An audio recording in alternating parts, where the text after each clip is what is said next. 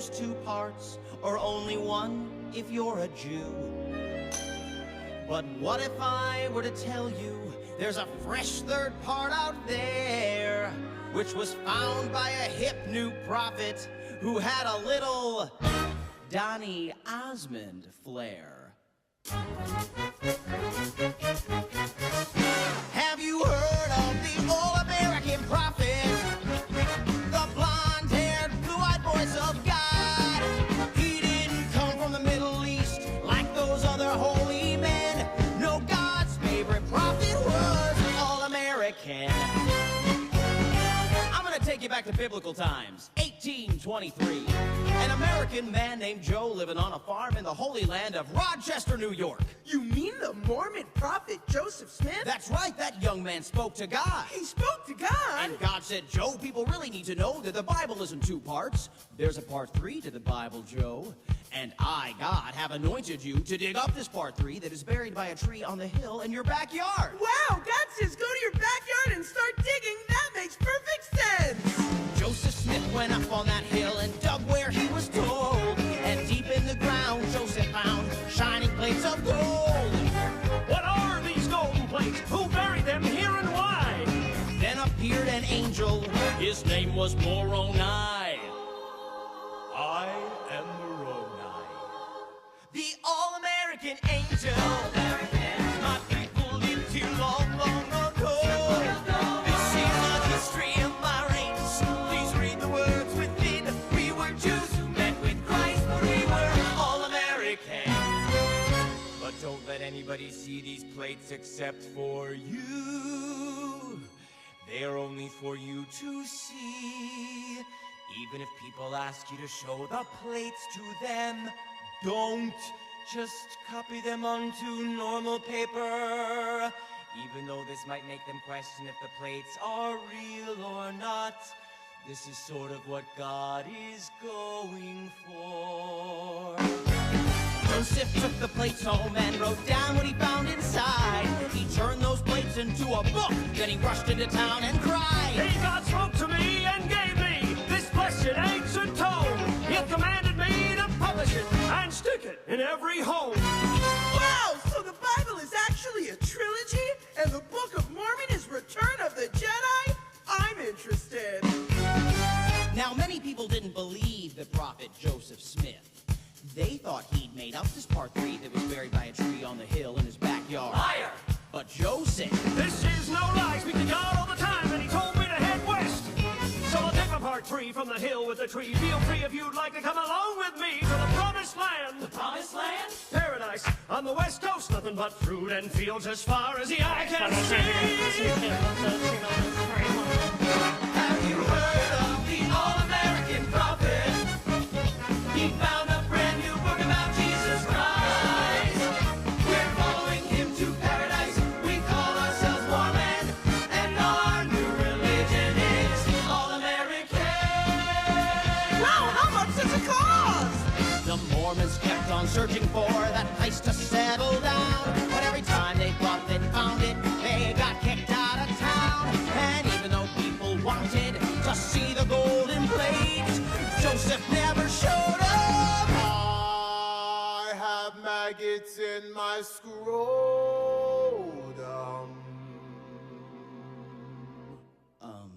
Okay.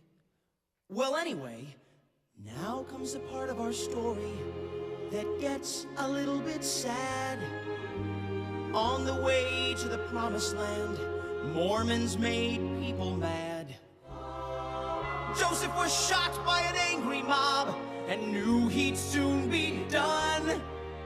You must lead the people now, my good friend Brigham Young. Oh God, why are you letting me die without having me show people the plates?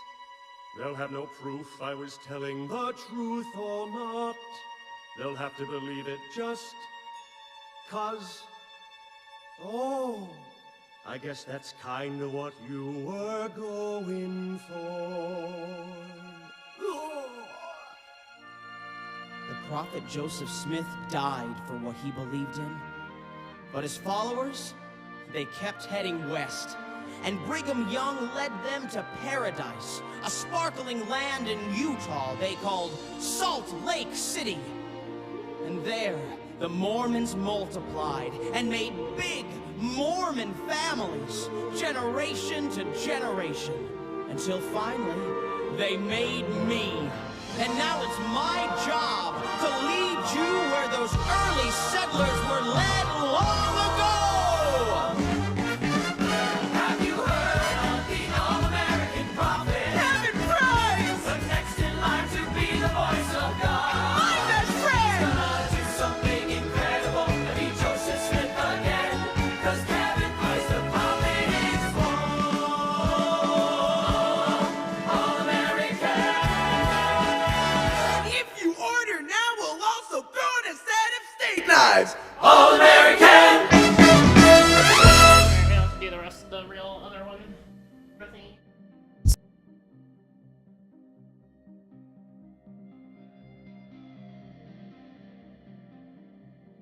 And when something happens, identifying as a you got Catholic. bullied online. It's so funny. It's so funny. It's You just so you embarrassing just on the think about left. how other people act to define your behavior. Your entire political ideology now is somehow defined by the people that were mean to you on Okay, I Twitter. don't know if I No, really it's wanna watch not. Cares about somebody who's No, grieving. I Then understood you tell that what- I need to see like the smallest possible.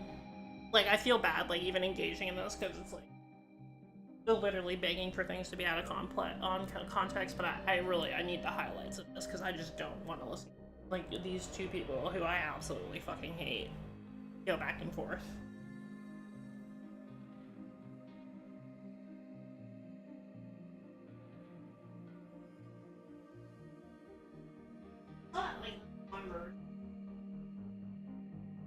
I don't even know what the f to say. Let's try this one. These are literally using that of me that right-wing groups. You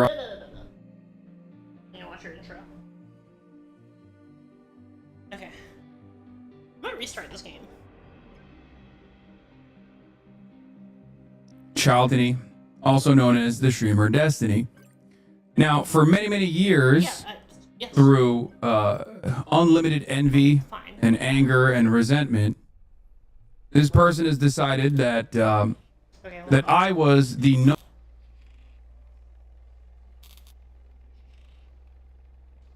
Shit's happening. Oh wait, nothing's happening. Oh wait, no, shit's happening.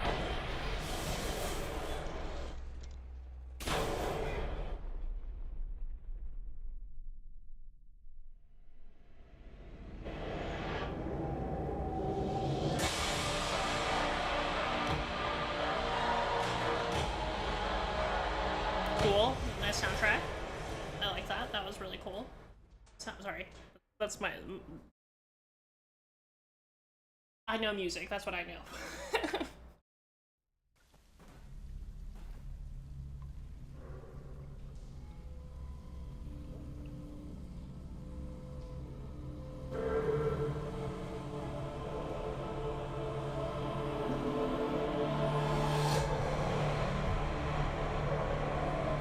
Oh god, I'm a zombie.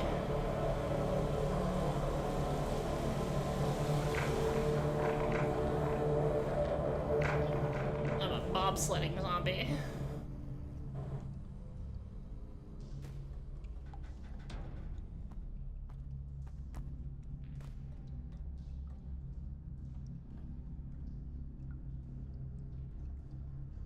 Okay, the art's really cool too. I don't know art that like I'm not a good visual artist at all, but I can tell when I like a style at least.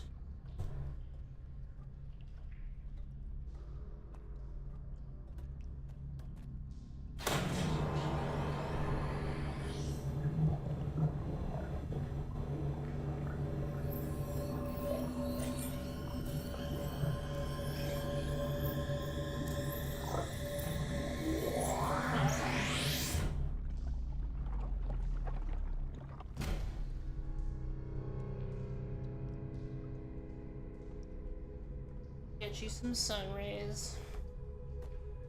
Or gamma rays, or whatever they got in there. Get you some rays. I'm getting a raise. Ow.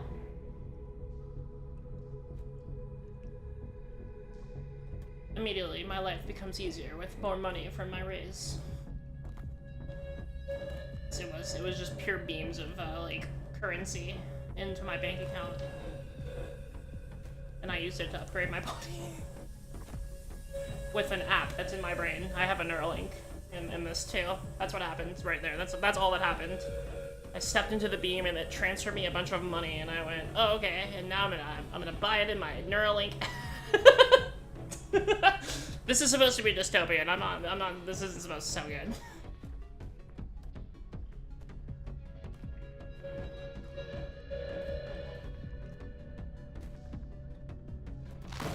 Ah! Okay. I kind of want to just do that again. Is the game have a lot of ragdoll physics? Because you know, I'm a sucker for that shit. I'm a huge sucker for ragdoll physics. That shit is so fun. I didn't even need your fucking roll. Ha!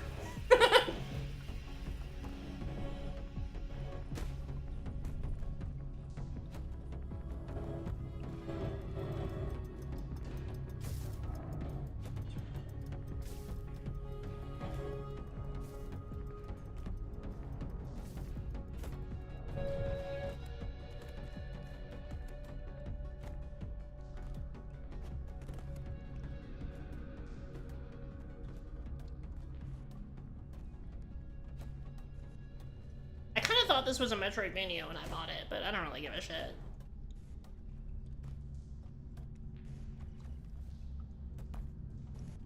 I didn't look into it very much. Like, I just looked at the screenshots and description. So I was like, okay.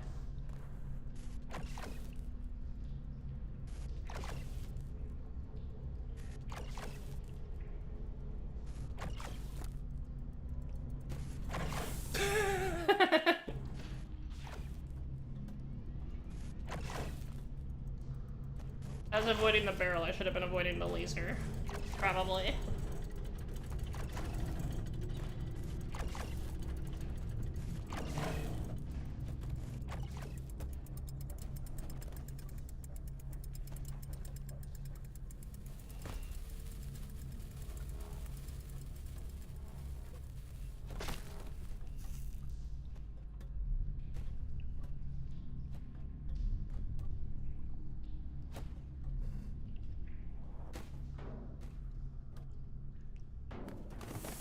Wait, what?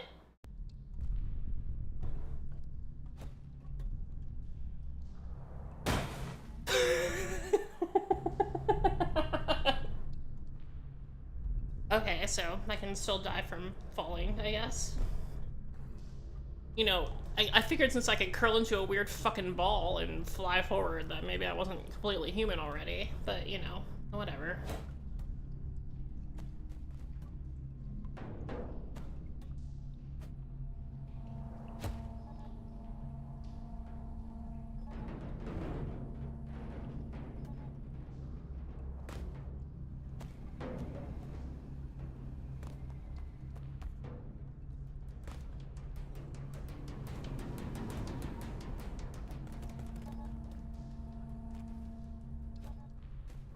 Oh fuck, I forgot about the video, yeah.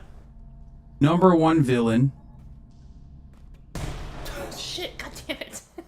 that was creating a real threat that might tackle American democracy. Okay?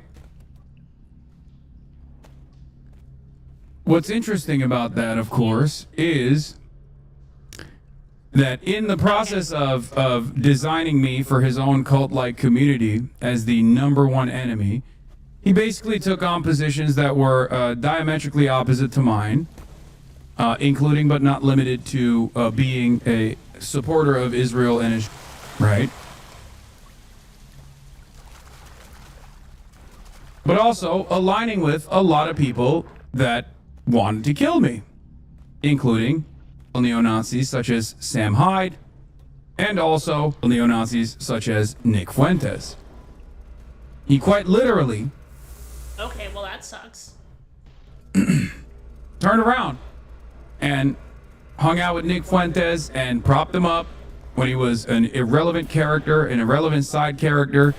He gave his phone number to all these other podcasts and whatnot. There? He didn't care because he is a debate mercenary, if you will. He didn't have any sort of real ideology. And while he was doing so, for years and years, he used this community to find whatever they could to negatively frame me, Whoa, you mean... Goddamn. Wait. to present me in a false light through a somewhat sophisticated smear operation. This operation also obviously took new light and a renewed strength when he associated himself with Zionist groups in this country that are also just as insane, but this time with a level of institutional, with a level of institutional control and influence. A big part of the clips that are flying are all around the internet right now about how violent I have been came from his community, right? They've been at this game for quite a while, to limited success. Okay, I'll give them that one.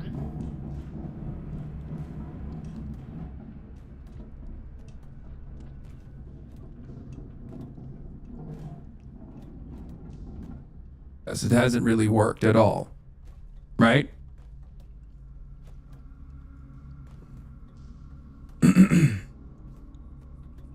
He's aligned with the likes of Ethan Klein. That backfired spectacularly on him.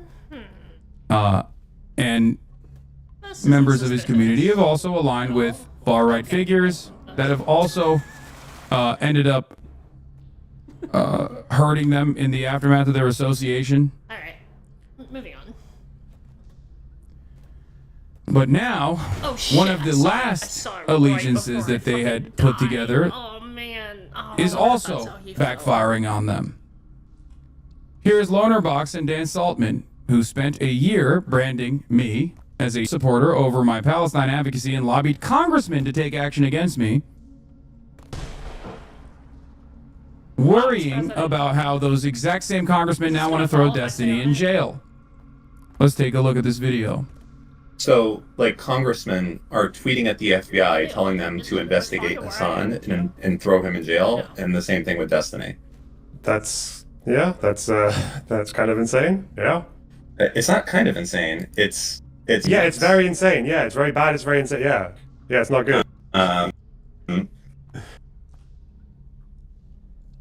They literally engaged in fascist censorship attempts when they thought it would eradicate the left. I was so slick. That it would eradicate my support, it would get me deplatformed.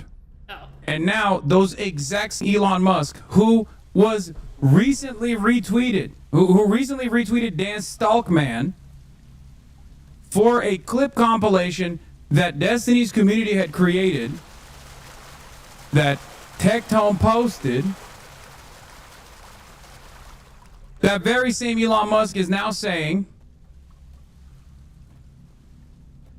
Destiny should be arrested.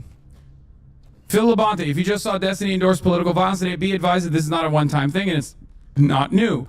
Let him say what he wants, but then also pay the price under the law. Elon Musk, I don't think this jackass should be banned, but Amazon should stop paying him to incite murder. That's insane. Separately, incitement to murder and domestic terrorism is a felony crime. For that, he should go to prison. He can resume streaming when he has served his term. The chickens are coming home to roost. Wait, he's already banned though. Wait, did I miss something? Hold on, I have to get a drink. They thought he got recently banned, by the way. Yeah, I saw this. He said, unreal, Elon Musk and other conservatives just got me banned from Twitch. My entire income is gone now. So much for the party of free speech.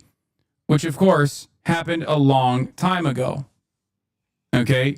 And it's ironic because the reasons why he got banned, if conservatives knew, they would probably actually defend him. At the time, they may have. I don't even remember. But it was an endless torrent of not so liberal commentary that he was engaging with. Whether it be attacking trans people or whether it be demanding that white supremacists drive over Black Lives Matter protesters because he was worried that BLM protesters were actually going to ruin Joe Biden's chances of winning the 2020 election. Of course, Laura Loomer is one of the dumbest morons out there and ate the bait and said, you should have thought about that before you decided to justify political violence.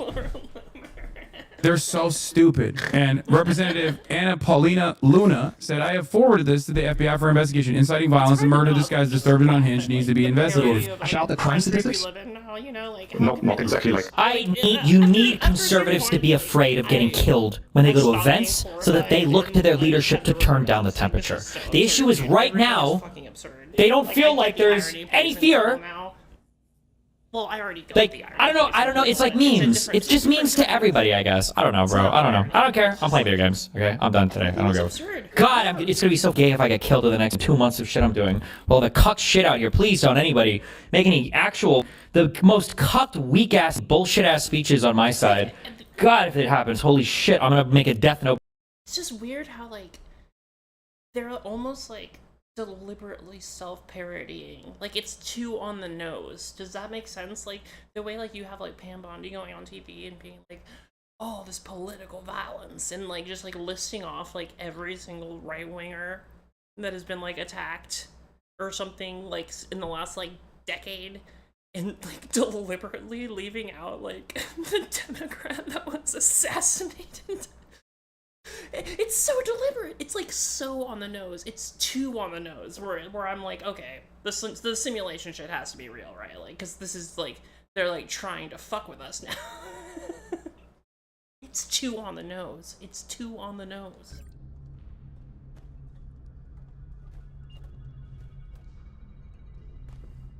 Before I go out to go live and not. God, it's so cucked. It's so optics cucked. After spending years and years Also, he's a debate lord. Like, that's like literally saying some of the most being a heinous, debate lord is insane, the unhinged definition of shit being over and over and optics over again, like, you and have literally routinely tried to also, make a to be career fair out to of him, optics giving it to the out Republicans of as well, sophistry. Which is including literally but the just firefighter optics. that got shot Rhetorical behind Donald optics. Trump in terms that really frustrated a lot of conservatives, and openly spending every waking moment becoming even more unhinged. Like when he went on the Piers Morgan show and said this. Destiny just said the quiet part out loud, this conservative says. I think that liberals need to wake up and finally realize that if they're not willing to do it, it will never come down. If you wanted Charlie Kirk to be alive, Donald Trump should have been president for the second term. Every time he's in office, this happens. People joked about when Biden came in, it was so boring, nothing was going on. 7 out of 10 of the largest protests in American history have happened under Donald Trump. I think that liberals need to wake. And now Tim Pool is farming him as well. Liberal calls for the death of conservatives following the Charlie Kirk assassination. He did 20 minutes on this. This is actually kind of cool because it makes Donald Trump Jr. is posting about it, saying this is the mainstream of the Democrat Party. Doesn't know the difference. It's bad either way. I don't even know what the to say. These are literally using Destiny's Community's clips because they couldn't find anything. They couldn't find anything recent of me saying anything that's even remotely advocating for violence or anything like that specifically. And I know they're looking. I know that right-wing groups are currently desperately looking for anything that they can tie me back to Charlie Kirk in a violent manner, right? Oh, it blocks off the spark. And DGG basically gave him all of the shit that, you know, is readily available out there. All this, like, false framing, all this out of context shit. I don't need to right now.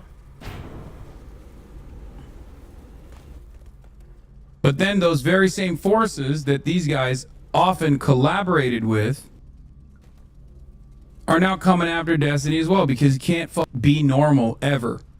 He always gets in his own goddamn way. At least the energy is spent not trying to kill you.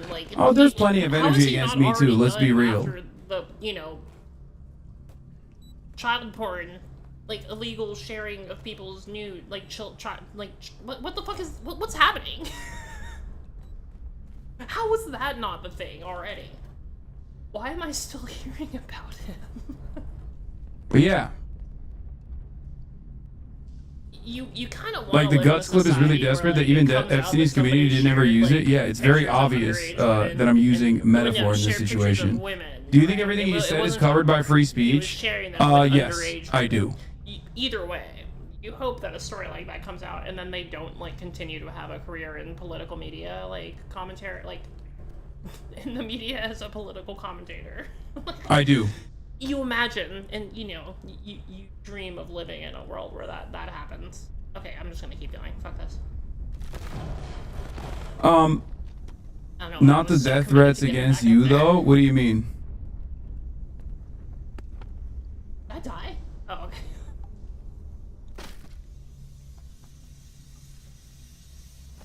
No, ultimately, I think like everything that Destiny is trying to say here is obviously very clearly.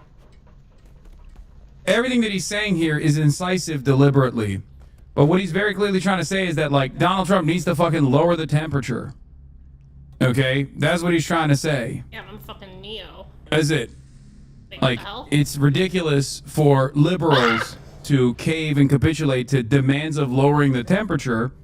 When the main figure in American politics, the goddamn president, is not doing so at all and is using this tragedy as an opportunity to fucking stamp out any sort of political dissent. Okay? Show this on stream so you take the unhinged hogs off your back. Yeah, okay, calm down. I don't care about this shit. Like that's what he's implying. Investigation has now established that he had been radicalized by a leftist ideology, which drove him to do this. Popular streamer Destiny refuses to condemn the assassination of Charlie Kirk. Says you need conservatives to be afraid of getting killed. On Piers Morgan, I won't condemn anything until Trump can go on air and say all of us need to calm down. On stream, you need conservatives to be afraid of getting killed when they go to events, so they look at their leadership to turn down the temperature. Yeah, I mean we watched both of these clips. That's basically what he said. Yes. And he said this recently, for the record. He said this recently.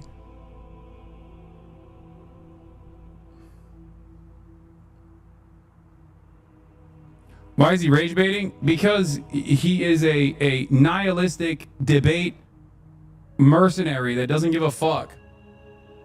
He thinks you shouldn't be optics cucked. Which, of course, in many circumstances, implies that you can, as a white guy, say the N-word, for example, okay?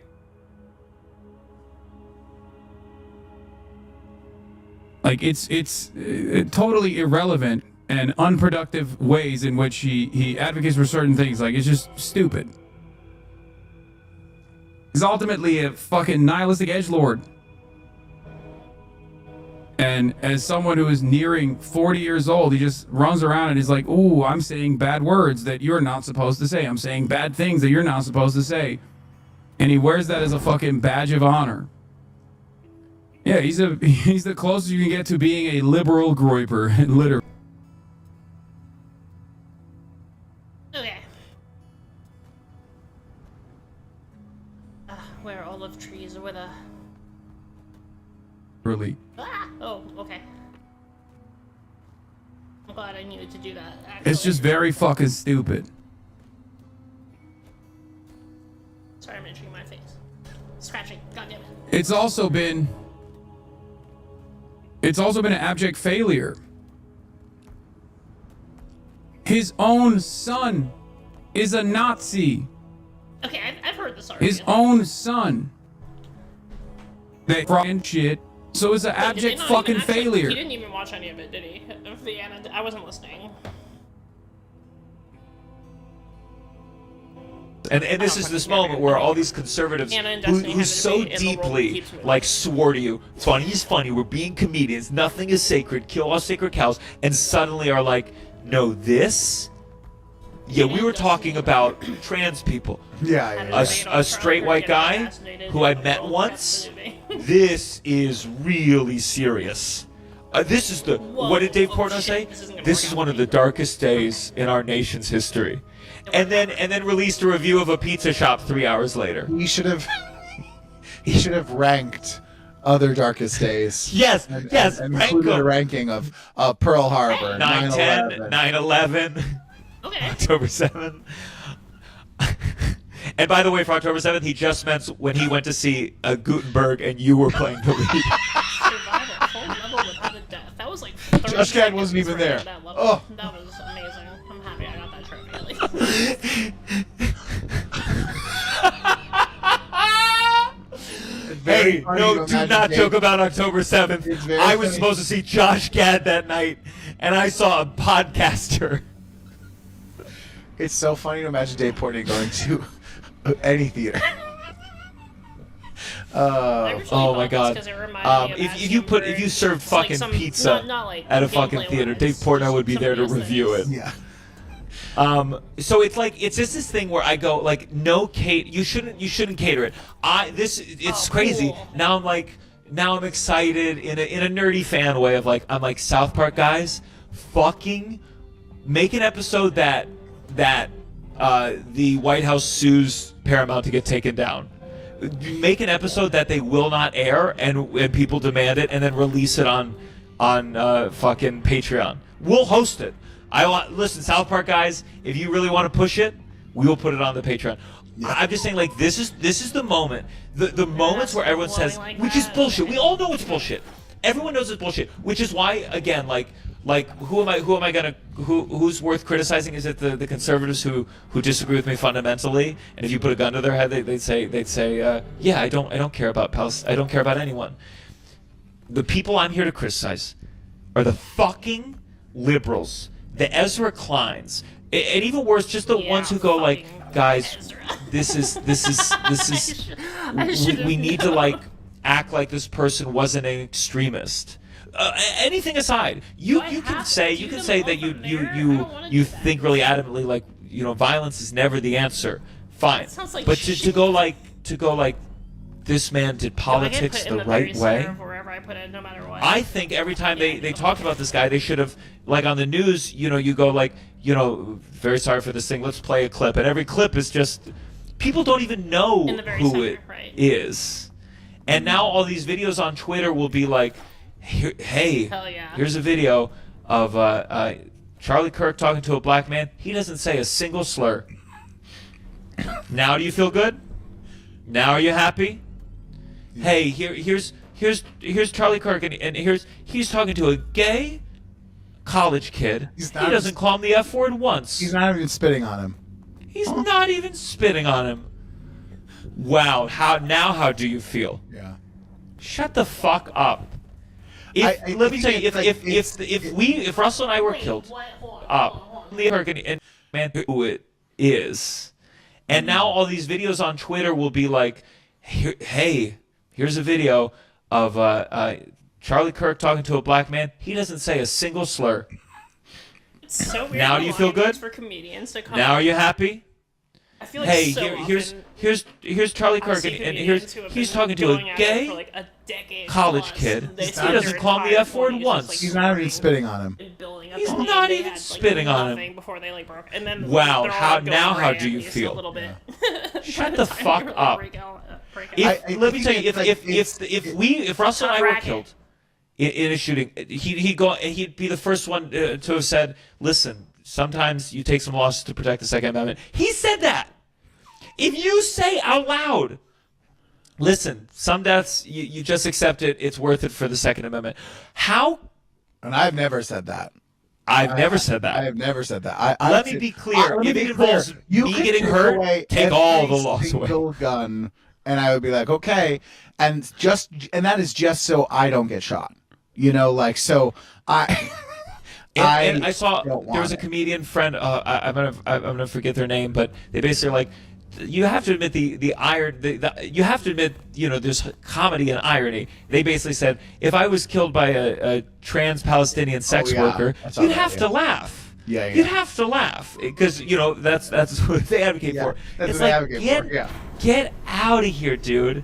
And then I said this the other day privately to you. It's not that I complicated. just kind of because I didn't I'll know put the thing fully on the weight when like I much. move. I really didn't on like the anytime I saw him talking It's about like things. So I was they're like, really I can't basic have that in my puzzle. life. So I really tried to avoid it. But it's kind of like that feeling of like when someone does like big game hunting. I had to ruin it. And then Yes. and then they Needing to and see then if I could a go lion over here. does something. You're like, Oh, and I that's don't think you should have been doing some of those things. It was dangerous, and it was bad, and I didn't wish it to happen. Why do you need to go out of your way? I didn't know You about didn't- it. I wasn't paying attention. I wasn't advocating for it to happen. Yeah. But there's only so much I can feel when you're like, oh, you shouldn't have been doing all that. Like that was dangerous and bad, and I'm not saying you deserved it. And also, it's not worth your, like, but it's not worth your breath. It's just not Yeah. worth your breath. I mean, again, it's like the problem with like playing into it for one fucking solitary second is like these people, the Whitney Cummings of the world, would see a video of a dad in Gaza carrying a plastic bag of his child's body parts and not blink an eye, and there would not be enough of an American gravitational pull for them to be held accountable for their not caring at all. And well, so, they're able like, to give it look to the around point of and like, they're able to be like, I would never live in an area that looked like that. Like, I'm not saying Yeah. this is conscious again. or they It go really with is- AI generated, it really or is, it's it well. really is being like not having the imagination to imagine your life in different circumstances, and Of being course. able to, like, so when you see like a college 100%, campus that you've that's seen like before 100% and the problem. like People think in they're your just country, fundamentally different than like other that people. feels so much more jarring, but By some you're like like miracle of we're never- all humans, and what we've seen for over the last few years on social media, it's not unusual to go on social. impossible. Sadly, it's People not just, unusual to like, go on what if social I media were and see that someone woman? die That every reminds me. day. Of course. And They just can't put and themselves- they can't separate. Yeah. And the You know what's pull really the pull hard, that they have. especially, like humans in general have this really weird inability to distinguish like the really superficial aspects of the human experience, like whether somebody's wearing a hijab or something, you know, like, or what the religion they follow, to like remove that from the fundamental aspects of the human experience that we all share and like have in solidarity, like the need to eat. Or have shelter, stuff like that, like just, you know, the bottom of the Maslow's hierarchy of needs type thing, which, you know, it's a little bit simplistic, but whatever. People have this inability to separate, and they have to be like, no, they must deserve this treatment because they wear the hijab or something, which is, again, it's like a very superficial aspect overall. Like, I'm sure it's very meaningful to people in their culture and stuff, but culture is superficial. That's the whole point of what culture is. It's superficial. And so people can't imagine, like, oh wait, I could literally have just been born in that place and be getting bombed right now. That could have been me, like, really easily. They just have to be like, no, I'm fundamentally different.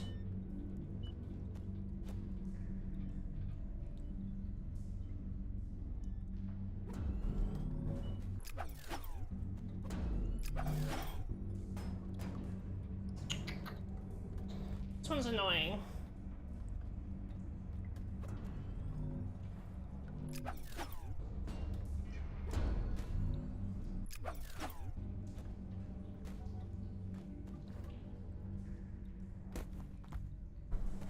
It's not just white, but there's a lot of when I see like the liberals go like, but this is really now the country's in a bad place.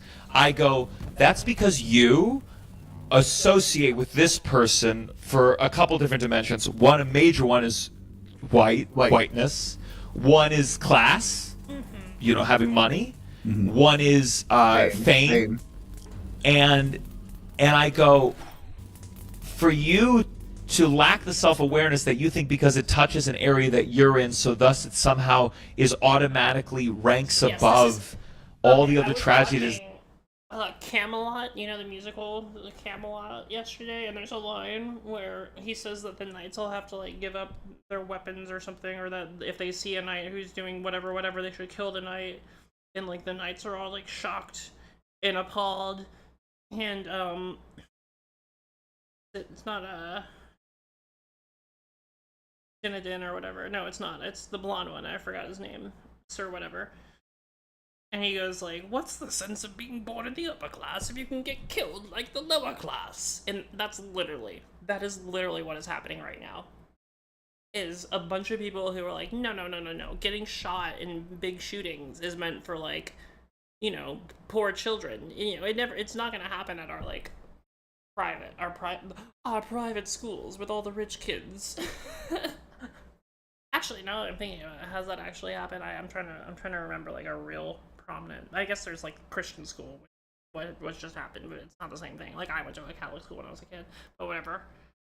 A little kid, not. I went to public school later, and then I went to a Montessori school for, like, kindergarten and shit. The point being, the violence isn't supposed to touch them. They're fine with the violence. They condone the violence. They say it's unnecessary, you know. It's the meme. It's the Farquaad meme. That's literally what happened. That's it. That's plainly speaking, that's what happened. Is, oh shit, I didn't think it would happen to me. And you know, you have to say that, like, this, removing it from, like, him being a prominent political figure, this is the exact same conversation we've had about every single mass shooting since, like, since some of my earliest memories. Columbine happened when I was a little kid, and then from then it's just been, like, a constant thing where, like, you pretend like this is a shocking thing that should never happen, but when people are like, but in the back of their mind, people are always like, no, no, no, no, this is a random thing, and it will never happen to me. That's the core. That's the core of the conservative view of everything, basically, is it will never happen to me. Simplification of the experience of life, where you are always the hero main character, and that's how they make political decisions. They make political decisions around those lines, where, like, I'm always the hero main character, nothing's ever going to turn on me, nothing's ever going to go, you know, like, the things that I set up to get my enemies, who are, like, the bad guys, obviously, because I'm the hero main character, and they must be the villains. All the things I set up to do that righteously, I'm setting it up righteously to get them. That's never gonna turn on me, because I'm the hero main character, so why would it? And then, you know what happens every single fucking time? It turns on them.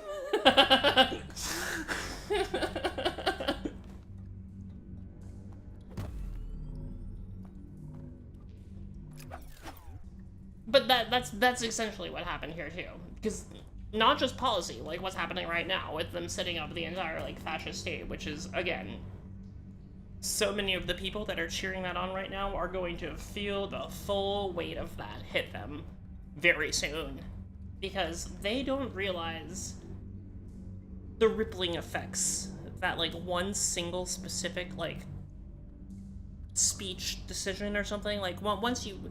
Speech is a very vague thing. It's very amorphous. Like, how do you regulate it? How do you legislate it? We have very specific cutouts for it, for, like, you know, inciting violence and stuff.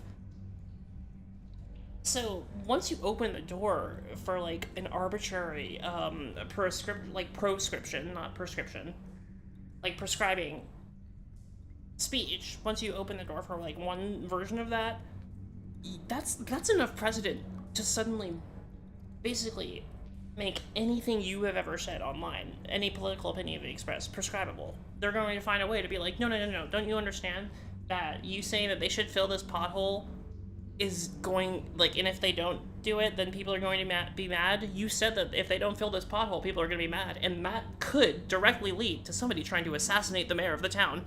Don't you get it? So you are inciting violence. You were inciting violence by saying they should fill the pothole, or people will be mad. Because if people get angry, they do violent things. So you see it. This is literally what's happening right now. They're like, we're going to investigate all these leftist groups. We're going to investigate all these people, all these groups. And it's not going to stop there. It doesn't stop there. It's any dissent. Any dissent is violence. Dissent is violence. That's what's happening.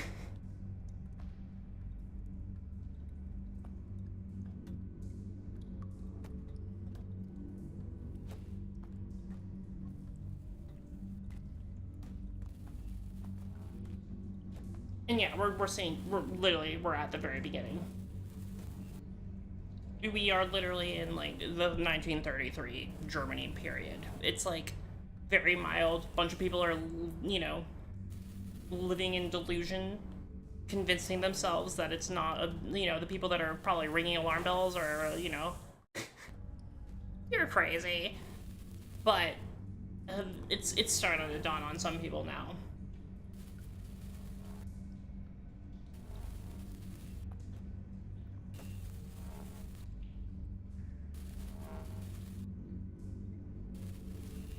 I think it's very fascinating how unwilling people are to admit that, like, the worst things can still happen. Like, they think that we're just, like, in some special period of time and everything bad that happened in the past, like, it just can't. It's very strange how unwilling people are to, like, accept that history does repeat itself.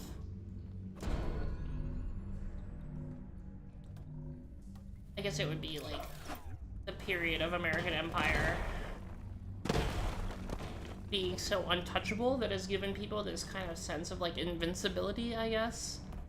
Or even inevitability, like, Thanos style. America is just inevitable. And you're wrong. You're just wrong.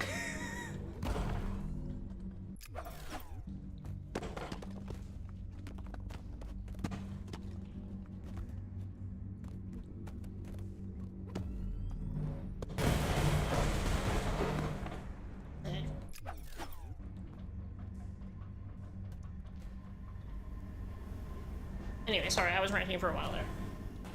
Has happened in this world that you don't touch on, and you want everyone to buy into your thing that it is actually the most tragic when there are people who have lost their fucking kids in a school shooting, or have family members, or live in Palestine, or live in any other place that goes through strife, including in America. You are demanding and threatening, like, those who don't buy into the seriousness of the thing that kind of just was in your orbit. You're full of shit. You're full of shit, and you should not be capitulated to. There was another shooting that day. If you don't equally talk about these people, then you hold no standing in my mind to tell anyone else what you should speak about. Go speak what you want to speak about. Flying flags half-mast, and then claiming by the way, all these fucking Republican cunts will never be held accountable that before there was any evidence at all, they were saying that it was a trans shooter. No one will ever hold it accountable. The news won't. No one will have the memory. No one will make it stick. They literally, with zero things going on, they tried to, like, test the waters, which, by the way, all of this is like a test. Hey, do we have enough pull here to finally send enough cops in to round up the libs in New York and fucking put a bullet in their head? That is, they're testing. They go, the fucking liberals, the left is out of control. Okay, we're not quite there yet. And then they find proof. They said that the bullet had pro-trans ideology on the bullet shells. It said TRN, which was whatever the company that made the bullets, like, thing. And no one's going to be held accountable for that incitement to mass violence. And it's not. And some of these people that I see liberals kind of giving credibility towards and, like, being, like, soft towards, and, like, they would round a lot of people up the moment they could without batting an eye. And whatever that impulse is that leads you to liberalism, which I do think is like some degree of empathy or imagination, even though I think a lot of time it lacks the awareness of one's privilege or whatever one prioritizes. It is being used to help people who have even less empathy.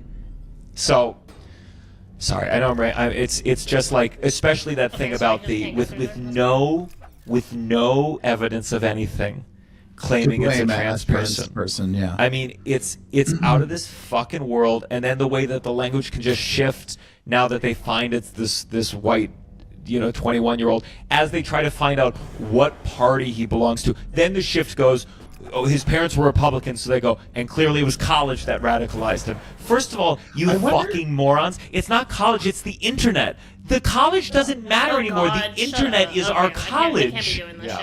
And good luck, this is also too simplistic, because you can't just be going like, it's the internet, because that's just such boomer shit. Like, yeah, fear-mongering about the internet is not going to solve anything. You need to be talking about specifically what is happening on the internet, where you have a bunch of fucking tech bro oligarchs who are deliberately designing the internet to make things like this prominent.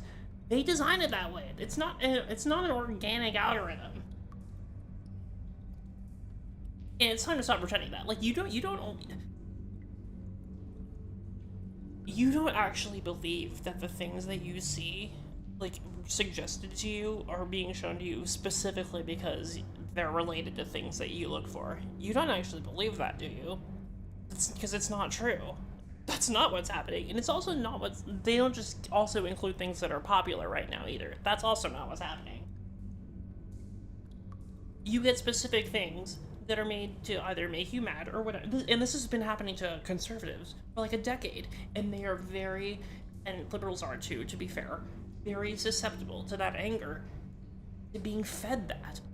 And we have let it be like this weird little, self-sustaining feedback loop. And it's unhealthy.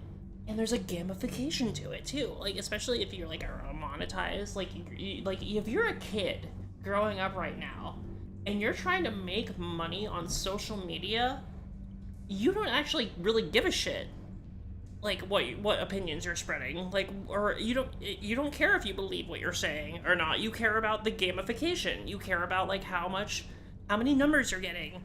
So, and this is exactly what happened with Charlie Kirk, by the way, too. This is literally his whole entire life story.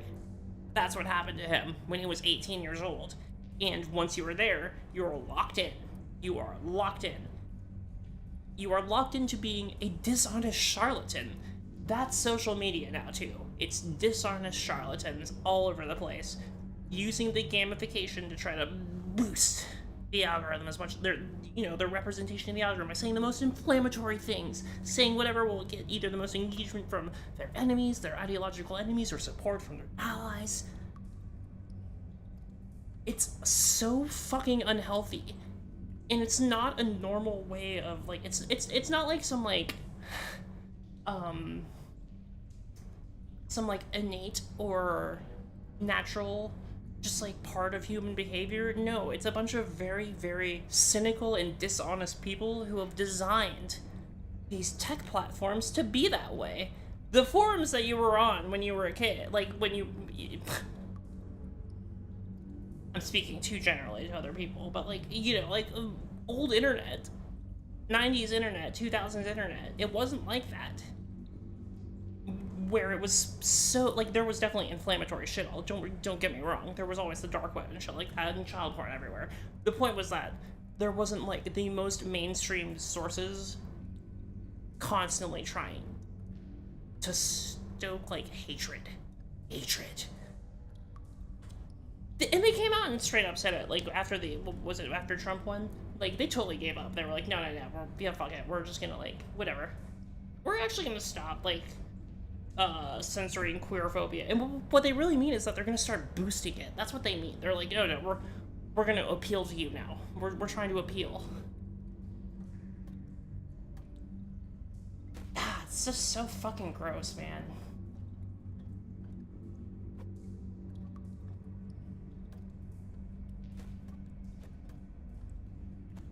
Alright, let's get out of here.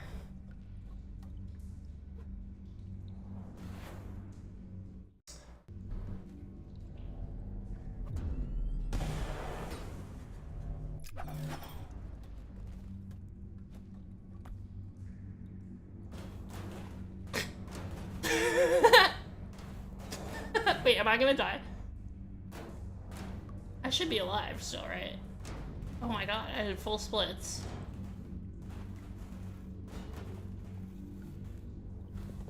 Oh, goddamn.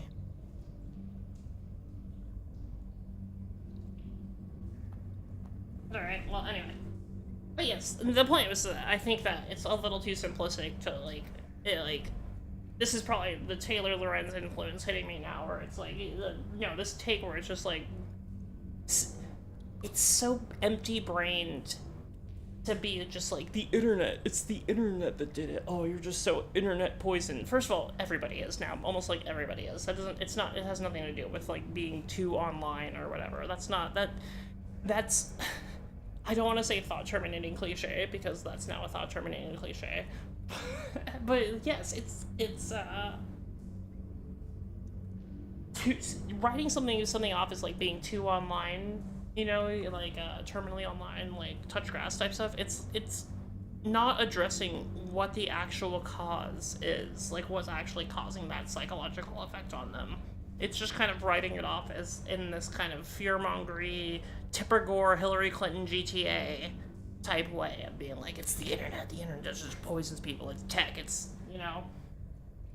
And again, no, you should address specifically why the tech is doing that to people. And that it's not like an accident.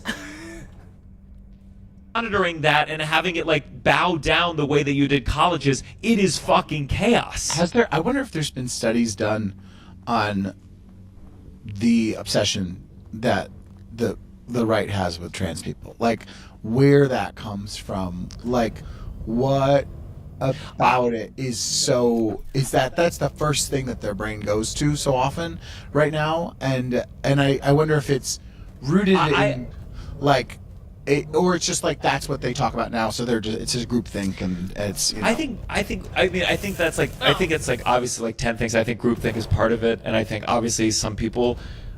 I ultimately think that like a lot of homophobia, transphobia, I do believe that a big chunk of it is like when you have gender very strict and the roles of gender very strict and the rules, it just allows you to maintain a kind of exact order with the levels of power that the patriarchy determines. And the moment you question those things, it's like the whole building of who's in power shakes a little bit. I think like it's the same thing with like because it requires them to porn, think about the thing that where they it's think the is sense of like, well, if sex isn't fully regulated and strict, then maybe we can't reinforce the exact, so the you know, I think it's all, it's to sound as lib as possible, like patriarchy related, just like it's the only, it shakes it up. It shakes it up. Yeah. Oh, that's interesting. Yeah, man. It's so nice. Okay, so let me just read. So nice. Whitney Cummings. Oh yeah. Oh, what were you saying? No, it's just really. I just feel so grateful to not have like. I don't like those sort of things. Those deep. It would be so tiring. I like look at how mad those people get all the time about like every little thing. All the while saying the First Amendment is the most important thing in the world, and freedom is the most important thing in the world, and it's just like, man, that is such an exhausting existence. It's so no wonder you can't watch movies and enjoy music, and it's just you're just I thought it was so interesting, and again, like it's weird to talk about because I don't want to come off as if I'm like, well, at least they're doing this, but I think it's interesting that some conservatives, like after that one shooter had detransitioned, but was trans at some point, where they floated the idea of like maybe trans people shouldn't have guns, and the NRA was like, no, oh yeah, we're not entertaining that. Yes. Guns are the most. I'm like, this, and they weren't wrong because they're on the right track. Which is basically that, again. It feels so silly to even say canary in the coal mine now. Because, like, the canaries are all dead. Like, the canaries are all dead already. And people are just like, well, I'm not a canary, so I'm probably not gonna die. Maybe we should just test out the gas. Maybe the gas only affects canaries, and I'm gonna be fine.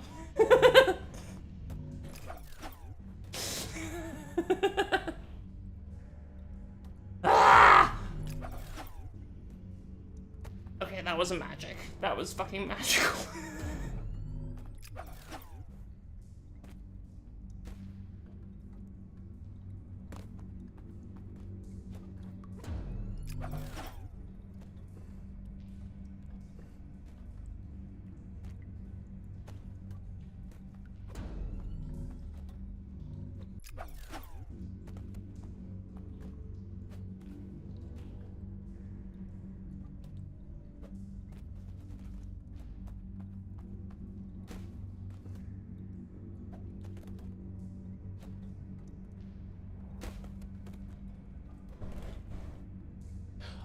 You know, all the free speech people, they caved pretty quick. Yeah. They immediately, like, they were like, but not criticizing Israel.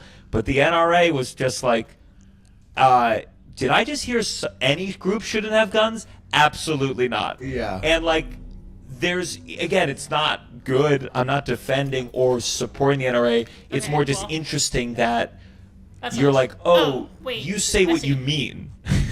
Yeah. You really say what you mean. Yeah.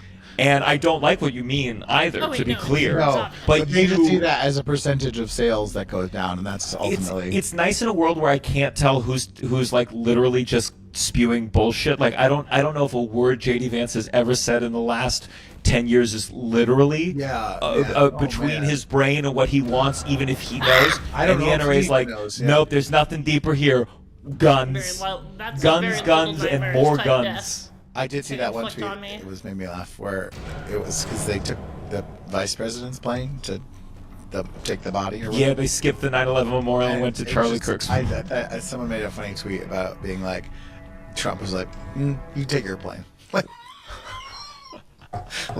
take your plane. It's do that. It's incredible to like.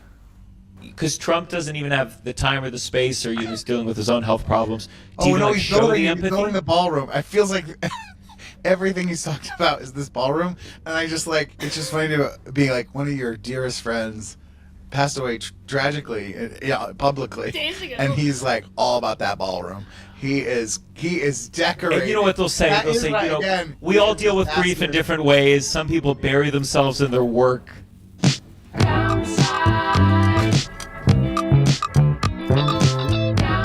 You're listening to The Downside. The Downside. With Gianmarco Cerezi. Okay, well, fuck that. I cooked my butt a little bit. That's it.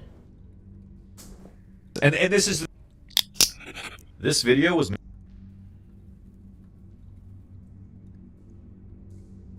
Anyone who has heard about the matter by this point knows about the Gaza Humanitarian Foundation, the GHF, the fake aid organization created by Israel and the US to monopolize the distribution of aid in Gaza and to take it over from the UN and other such neutral organizations that were running the aid operation there beforehand, to more tightly control the influx of aid to the Gaza Strip, and to provide them with like a convenient killing ground for Palestinians who went to their new supposed aid sites, where GHF mercenaries and IDF troops could have a ton of people all like crowded up, ready to be bombed and shot, and they have subsequently killed thousands of them at these fake aid sites. Now you might wonder, what sort of person would they hire to run these fake aid sites? You know, who would they get? Well, and we have a good answer for you here. What about racist, white supremacist, anti-Arab, anti-Islamic biker gangs? Does that sound like a sensical thing? It does, actually. It sounds like exactly who you would expect Israel to hire for this sort of thing. And that's what they did, because it came out this past week that anti-Islamic biker gang members have been hired to run security at controversial Gaza aid sites. Man, that is a fucking euphemism and a half. More than 10 infidels motorcycle club members have been deployed to sites run by US and Israeli-backed Gaza Humanitarian Foundation. This fucking guy is distributing aid, supposedly. Okay, that's not what he's doing. He's massacring people. This guy went to Gaza because he wanted a license to kill non-white people. That's why he's there. And he specifically was sought out and hired for that purpose. The leader of this racist anti-Islamic biker gang is Johnny Taz Mulford, who was kicked out of the military for committing bribery, theft, and making false statements to military authorities from the US military. From May to August, he was the country team leader running the GHF Solutions contract in Gaza. That's him, right there. I love the juxtaposition here. The Gaza Humanitarian Foundation said it has a zero-tolerance policy for any hateful, discriminatory biases or conduct in the next two paragraphs. Infidels MC was set up by US military veterans of the Iraq War in 2006. and members see themselves as modern crusaders, using the Crusader cross as their symbol, a reference to the medieval Christians who fought Muslims for the control of Jerusalem. The gang is currently hosting anti-Muslim hate speech on its Facebook page and has previously held a pig roast in defiance of the Islamic holy month of Ramadan. These are people who went to Iraq to kill Arabs. And after that, they had such a good time killing Arabs, they founded a biker club based around fantasizing about killing more Arabs. This is the average American military veteran who we're supposed to forgive and forget what they did, by the way. My God. And now they're in Gaza, like just firing their guns into crowds of Muslims for funsies. In addition to Mr. Mulford, the BBC has identified 3 leading members of Infidels MC who also have senior roles in the GHF's Gaza operation. Larry J. Rod Jarrah. Why do all these losers have fucking extremely lame fucking nicknames? What a bunch of like stereotypical like monkeys. J-Rod is in charge of logistics. Bill St. Steve leads the security team for one of GHF's 4 safe distribution sites. This shit sounds like a fucking parody. Richard A. Tracker Lofton, you're so fucking lame. Every single one of these people is the personification of a divorced mid-50s white man. Oh my God. And now they're in Gaza massacring fucking children for fun because they're Muslim. Richard A. Tracker Lofton, who is a team leader at another distribution site. There's like 5 total distribution sites, by the way, so each one of these guys has an extremely important role in this fake aid organization. In total, at least 40 of about 320 people hired to work for the GHF in Gaza were recruited from Infidels MC, according to an estimate by a former contractor. These guys are being paid $1,000 every day to massacre Muslims for fun in Gaza, to do genocide for fun, on behalf of Israel and the US. Here's a picture of them in Gaza with a banner saying "Make Gaza Great Again," and another one in the background saying like Mar-a-Lago. This AI generated shit that they all put on their patches or their shirts. Oh my fucking God. A post on the Infidels MC Facebook page selling 1095 hats says it signifies the start of the Crusades, a military campaign by Western European forces to recapture Jerusalem and the Holy Land from Muslim control. The Holy Land refers to the area mostly covered by modern-day Israel and the Palestinian territories. This sounds like a fantastic bunch of people to have distributing aid in Gaza, right? No, that's not why you get these people. You get these people if you want a bunch of people who will massacre Arabs and Muslims for you. That's what they're for. That's what they were hired for their aptitude in doing genocide, for their willingness to do genocide. That's what it's all about. And just to end this on something a little bit more lighthearted, the way that they found out who all these people were, the way the BBC found this out is that first they found out that the leader, Johnny Mulford, this fucking loser, this probably been divorced at least 5 times at this point, just you can tell by looking at him, they emailed him and asked him for comment on the story that they were making. And this fucking 5 times divorced loser, he meant to like send a group email to all the people who were in the organization telling them not to respond. But instead, he accidentally included the BBC when he clicked reply all and inadvertently disclosed the email addresses and names of all of his fellow Infidels MC members. And then through that, the BBC looked into the rest of them and found the ones who were in Gaza. Incredible. Just fucking, this is the caliber of person who they've got in Gaza supposedly distributing aid, but as we all know, what they're actually doing is helping do genocide, massacring people for their race on behalf of Israel and the US. So yeah, all more is there to say.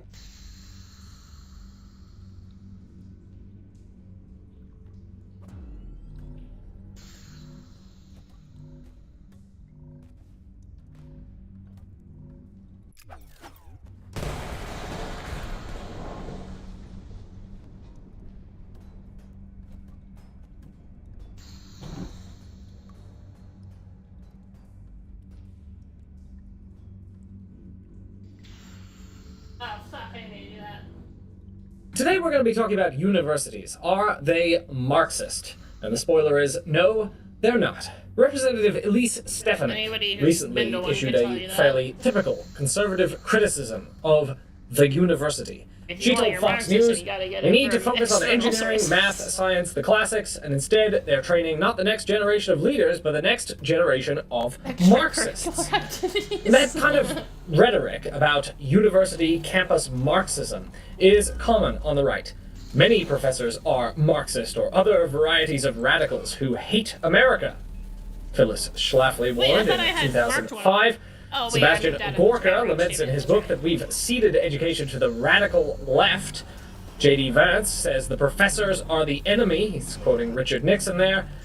And if you read the Sacramento Observer, you can read an editorial arguing that pro-Palestine protests are a part of a long-standing trend toward Marxist indoctrination within our universities. Now, I've spent a lot of time in universities, and I've always found it a little difficult not to laugh when I hear professors described as Marxist. It seems pretty out of touch with the reality of academia, which is a fairly apolitical place for the most part.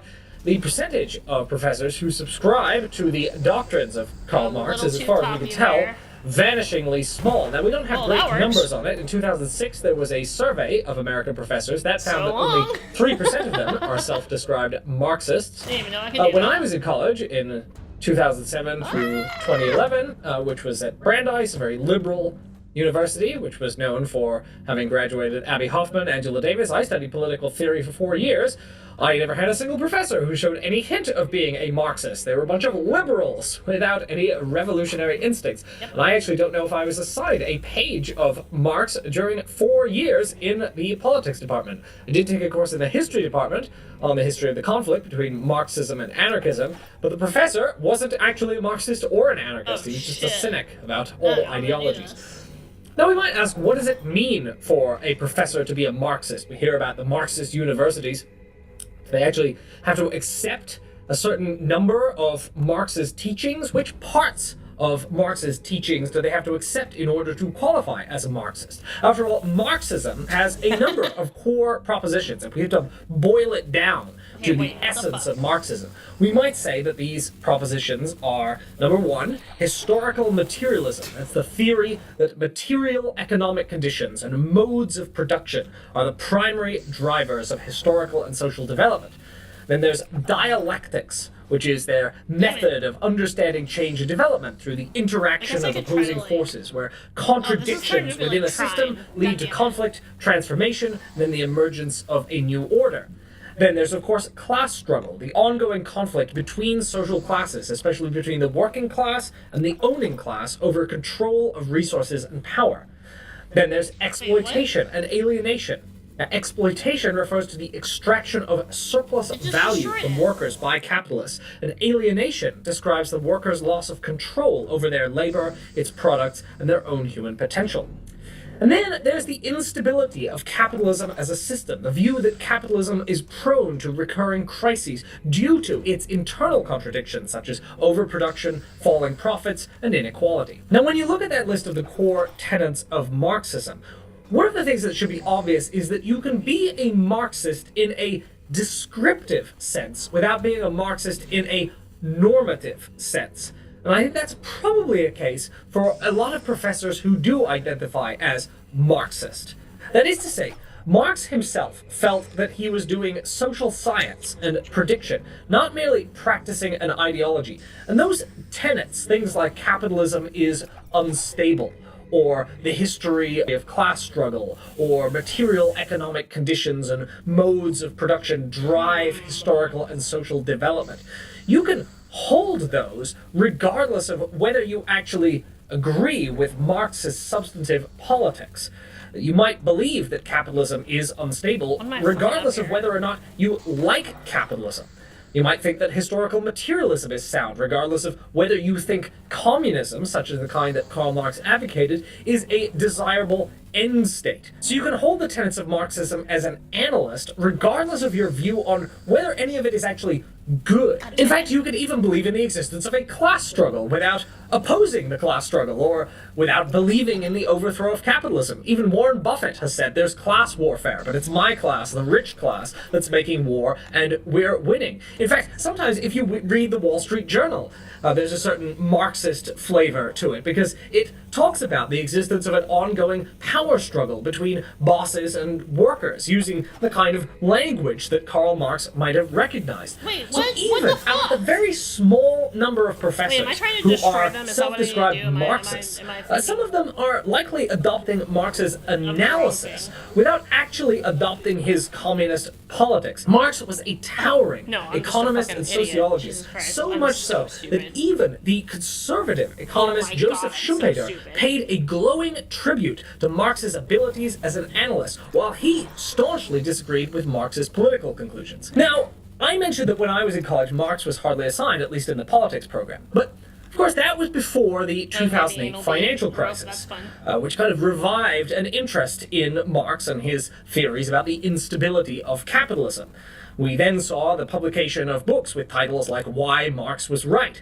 So maybe Marxism is more prevalent now, after that world-shaking economic event put some of his theories back on the map and led more of the American public to adopt a critical view of capitalism and a more favorable view of socialism. Well, I can't find a recent survey like the 2006 one, examining whether professors are more self-described Marxists now than they were 15, 20 years ago. What we can do is we can kind of look through the curriculum at different colleges. We can look through the course catalogs and we can see, is Marx being taught? Is a Marxist framework being used in classes? And in fact, when you do that, it's quite interesting. Again, you see most clearly that so much of the course offerings are apolitical. There are things like computer science, or there are things like French literature. But we can see that Marx is present in some of the recent courses at Harvard and Yale. These were the ones that I looked at because these are the hotbeds of radicalism that conservatives detest. And we can see that out of the thousands of courses that are offered, hundreds and hundreds of pages. The Harvard course catalog has 2,600 pages of course offerings. And you can find a few classes that mention Marx. So you can find, for example, there's a class called Philosophy of Technology, from Marx and Heidegger to Artificial Intelligence. And you can see here how Marx is being used. Is technology good, bad, or neutral? If it's good, should we make it central to solving all of our problems? If it's bad, should we radically change our ways? If it's neutral, then what else should be the focus as we look for solutions to global problems? So thinkers who have something to say about technology from throughout the history of ideas, people like Marx and the right-leaning, Nazi-affiliated Heidegger, are being used to neutrally, a professor is not taking a stand here on what the answer to these questions, is technology good, bad, or neutral. They're trying to provoke thought, and they're using the writings of people like Marx and Heidegger to stimulate thought. Now, it strikes me here that here's Marx in the curriculum, but it's studying Marx as an important figure in the history of ideas, someone who can stimulate insights on technology in a way that has nothing to do with whether you accept the prescriptions laid out in the Communist Manifesto. Well, so here's a class where Marx is taught, but is it radical indoctrination? It seems like Marx is just included here as one of many thinkers who've had ideas about technology. And excluding him from a philosophy of technology course wouldn't make much sense. You'd be kind of suppressing one of the most influential thinkers on the subject. So if you're going to teach anything about the history of ideas, you're going to bump into Karl Marx a lot. So we can expect Marx to be taught in universities. But so many of the courses that we see that actually cite Marx are striking in how they do not attempt indoctrination. They present Marx as one of many influential thinkers whose work should be grappled with. So there's a class, for example, on political theory and the economy, which says that it's going to take a whirlwind tour across the history of political and economic thought, from Aristotle to Adam Smith to Karl Marx to Keynes to Hayek, to see how changing notions of economics have constrained or expanded the horizon of politics. There's another class which is called Revolution. Now this is at Harvard. This is a course on revolution and radicalism. You'd think this would really be, if you could find anywhere where Marxist indoctrination was occurring, it would be in the Revolution class at Harvard. The American and French revolutions posed fundamental challenges to the nature of political authority at the end of the 18th century. What makes government legitimate? Should government be remade according to a design? What should we do when a government appears to be illegitimate? What are the promises and perils of thinking about government and society as constructs that should be remade to accord with human reason? Students can expect to read texts by some of the most influential political theorists of the era like Thomas Paine, Edmund Burke, Adam Smith again, the great theorist and exponent of capitalism, beloved by free market libertarians, Edmund Burke, the greatest of conservative philosophers, and then there's Karl Marx. Intro to Social Studies is teaching Hobbes and Rousseau, but they're also teaching Adam Smith, they're also teaching Darwin, they're also teaching Karl Marx. But in all of these listings, Marx is appearing actually alongside Adam Smith, patron saint of laissez-faire. Now, that's a distortion of his ideas. He wasn't really an exponent of laissez-faire, but we'll set that aside for now. The professors in these courses seem to be quite honestly trying to get their students to grapple with big questions, to turn on their brains, to critically examine the nature of society, economics, and government. Now, there are some courses in the course catalog on critical theory and feminism and black history. Harvard actually has one course that I would never take because it looks kind of awful. I don't like French theory and pompous jargon. It says it's going to examine the critical theorists who identify and rectify the pathologies of bourgeois modernity by examining systemic problems of capitalist society such as reification, commodification, repression, and instrumental reason, promising engagement with Lukács, Horkheimer, Benjamin, Adorno, Marcuse, Habermas, Jaegi, and Forst. I really don't fancy that myself. It seems like Chris Rufo's nightmare as well. Not that I care for him, but this kind of the French theory I've never much cared for. Continental philosophy, no thank you. But not everything in the university is for me. And like I say, there's 2,600 pages in the Harvard course catalog, so you can take a class with Steven Pinker instead. Although personally, I wouldn't do that either. So, but even if we zero in on the classes in critical theory or gender studies and say, aha, here's the leftism in the university, we've got a pretty distorted view of what the university tends to be like on average. The fact is that by far the most common undergraduate major in this country is business. Degrees in business, engineering, computer sciences, biomedical sciences are becoming more popular, while liberal arts degrees are becoming less so. The story of the university in our time is the story of the gutting of programs in history, sociology, philosophy, and the other so-called useless subjects. The neoliberalization of the university has waged war on the liberal arts, and it means students are less likely to take those big questions courses that might require you to read a few pages from Marx and Smith and think about how capitalism works and whether it's an entirely fantastic system. Now, I doubt that many of the business majors take classes where they'll be forced to ask those deep questions about the system they aspire to succeed in. Now, it's true that there aren't too many conservatives, as in Republican conservatives or MAGA types, among professors, which many on the right take as a sign they're being deliberately excluded from the academy. No, one of the requirements the Trump administration has tried to impose on Harvard is a mandate for viewpoint diversity, essentially affirmative action for conservative Republicans, making sure there are enough of them. But the absence of conservatives doesn't itself mean the presence of Marxists. Of course, many Republicans think anyone to the left of Mitt Romney is a communist or socialist or Marxist. Barack Obama, Nancy Pelosi, Hillary Clinton, all of them have had these words flung at them as epithets, even though actual leftists, like we at Current Affairs, spend much of our time harshly criticizing these figures precisely because they don't accept the basic principles of socialism that we do. You can make a case that the Academy leans Marxist, but only if you redefine Marxist to being center-left liberal, which isn't what Marx meant, and isn't what self-described Marxists from across the history of Marxism have meant by it. Well, I think there is a reason why there are more center-left liberals than conservatives in the Academy, and I'm afraid the answer is going to make me sound like one of those snooty, big-city elites. But facts are facts. The right doesn't really actually like learning, curiosity, empathy, and intellectual adventure that much. Yes, exactly. You think that's what I Donald was Trump saying a second ago. reads books for pleasure? Do you think Elon Musk wants coincidental. to There's a set correlation. aside his prejudices, engage deeply have with a the works of causation, too, thinkers he why might there's not disagree as with? many In fact, even the actual so-called right-wing intellectuals tend to be frauds who push lazy propaganda. Who are, after all, the great conservative intellectuals in our time? Charles Murray? Douglas Murray? Ben Shapiro, Jordan Peterson, those men are fools. We've debunked their work extensively in current affairs. And so if they're shunned by the Academy, it's not because their ideology is disfavored, but because their statements collapse when scrutinized. In fact, possibly the most respected right-wing political theory professor of recent decades, Harvey Mansfield, was brutally torn apart for his logical errors and prejudices when his work was given a serious look by a genuinely deep and well-read thinker, Martha Nussbaum. And as Matt McManus has noted, there is actually a long tradition of right-wingers explicitly prioritizing instinct over reason, being hostile not just to our existing intellectuals, but to the intellectual enterprise writ large.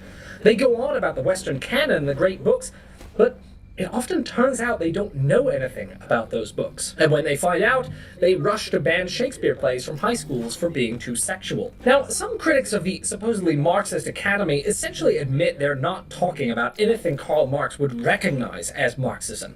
Mike Gonzalez, who is the author of a book called Next Gen Marxism, says he's not talking about a belief in historical materialism and alienation and so forth, but a set of ideas that have gone through what he calls a cultural distillation. The original economic orthodoxy has gone first through a cultural distillation in Europe, and then yet another here in America, with other features such as race, sex, and climate being added. Now, that editorial in the Sacramento Observer says the same, that other elements such as race, sex, and climate have been added to Marxism, but the oppressor versus oppressed paradigm is its essence. Now that's very interesting because it suggests that all talk, any talk, of oppression is inherently Marxist. So if you talk about, for instance, the oppression of black Americans in the Jim Crow South, you've adopted an essential paradigm in which the world is divided into oppressed and oppressor groups, and therefore you are doing Marxism according to this definition of Marxism. And so here we finally have an understanding of what they mean when they say the university is some kind of Marxist indoctrination factory. They don't actually mean that the university is breeding Marxists, that it's going through the tenets of Karl Marx's ideas. What they believe is that too many people come out of college believing that oppression is real and that it's wrong. So that's how they could call the Palestine protests the product of Marxist indoctrination, even though there's nothing in the tenets of Marxism that's being espoused by the Palestine protesters. The truth is, people join the pro-Palestine protests because they see something happening that horrifies them. The killing of tens of thousands of people by a heavily armed military backed by the world's most powerful country. Now, it's true that that bears a resemblance to Marxism in the sense that Marx, too, looked out at his time and saw something that horrified him. He saw people toiling themselves to death in the dark satanic mills of the British industrial system. People who did almost nothing in their lives but work and whose bodies and minds were being destroyed to produce profits for rich capitalists. He saw oppression, just as people do look at Palestine today and see oppression. But you don't need indoctrination in order to perceive that reality. All it takes is an open mind and a bit of learning, which can be a very dangerous thing to those who would prefer we swallow whatever dogmas we grew up with. And I think there we see what conservatives really mean when they say the university is Marxist. Thanks for listening. Head to currentaffairs.org/subscribe to our beautiful current. Alright, now, fine. Let's do a little non sequitur here. Not a lot of Kirkening coverage. I feel like I misled people with that. Maybe I'll put on some Kirkening. Although, this is... I think that is crazy, Gavin. I had no idea this was about to happen. I want to throw it up on screen just for a second. It looks like the Charlie Kirk shooting suspect has appeared in his initial court hearing. So it's happening right now. That's him? That's him right here. So we can go ahead and play it. It's happening live right now. I rolled it back a few minutes, but we can... No electronic usage is allowed unless pre-approved. Any disruptions... Fuck. Mr. Scortis. Good afternoon, Your Honor. You're probably already aware of my presence or why I'm here, but if not, I am not entering an appearance. I'm not counsel on this case. I'm working with the county to... For the court's information, we did file just recently, within the last few minutes, a notice of intent to seek the death penalty. That was filed by Utah County Attorney Jeff Gray. So that should be in the court's file. Wait, did I go backwards? Yeah, it's insane. Damn. Are they going to start debating about whether they condemn Hamas? But you condemn what you did. We know you did it, but you condemn it. Yeah, I wonder if he's going to speak. Lastly, I would just indicate to the court and to, at this point, Mr. Robinson, that we are prepared to collect all of the discovery in this matter and get that turned over to the defense as soon as possible. Rule 16 requires us to provide what we have relied on in charging the information and bringing these charges within 5 days once it's requested. So that'll be prepared to disseminate to the defense as soon as possible. Thank you, Mr. Commander. Mr. Robinson, what I also want to do is you have the right to have the charges read that you stand charged of, and I wish to read those to you at this time.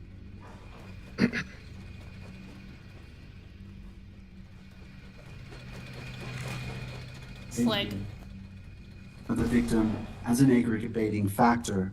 Violent offense committed in the presence of a child aggravating factor. The sentencing judge or the Board of Pardons and Parole shall consider as an aggravating factor in their deliberations that the defendant committed a violent criminal offense in the presence of a child. Count 2, felony discharge of a firearm causing serious bodily injury, a first-degree felony.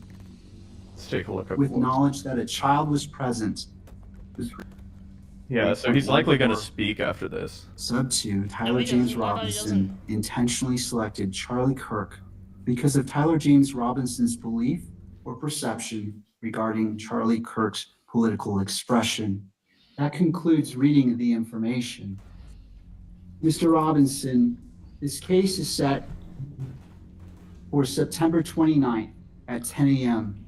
It will be a waiver hearing, and I will be the judge assigned to this case.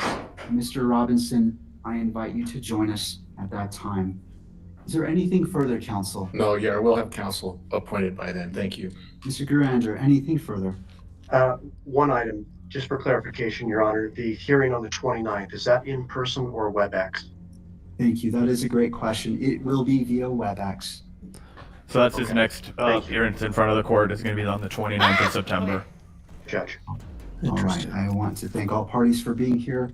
And that's the end of it. So that was his first court appearance. He doesn't say anything. He just nodded when the judge addressed him, and they read him all of his charges. They're going to seek the death penalty. It's very likely that this kid is going to, go down for this. Obviously, there's more information that's going to come out regarding motive. But the way that they were talking about this, it seems like the prosecutors are pretty confident in their case that they're going to get a conviction. Yeah, he's gonna get the death penalty. Really, really interesting stuff. We'll keep an eye on it. Obviously, we'll pay attention to the next hearing about, 13 days from now. So yeah, make sure to subscribe because we're going to be following the fuck out of this trial, assuming there is a real trial. Oh, there's going to be. Yeah, he pled not guilty, so there has to be a jury trial. Yeah, we're going to be covering that like flies on shit. So make sure to subscribe to the channel, guys, if you want to get more updates as we continue to pay attention to this case. Because I mean, as we've talked about, Zach, there's been so many fuck ups and fumbles and misstatements along the way that there actually would be a decent, like it wouldn't be the toughest, case ever for his defense to mount. They have enough crazy shit to point to for them to at least muddy the water.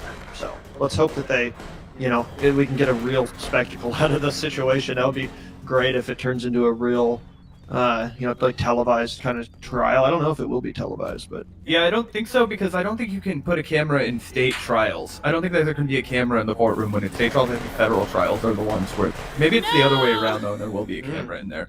But anyway, I hope that we fucking finally get the truth. That's my number one hope, because I just feel like there's so much shady shit that's gone around. I want everybody to have a legitimate, finite conclusion that we all accept a shared truth. Based on evidence and not based off of vibes. I know I've put out my vibes and my gut feeling, but I want to make it clear to everyone we will follow wherever the evidence leads us. Oh yeah, I mean, and there is a chance that he's a lefty. Yeah, there is a chance. Like I hope that's not the case, but yeah, There's no Obviously- evidence to suggest that yet. Right, but I'm just saying it's definitely possible. Sure. Definitely possible. The fucking crazy people are going to find reasons to get radicalized, to get motivated to do shit.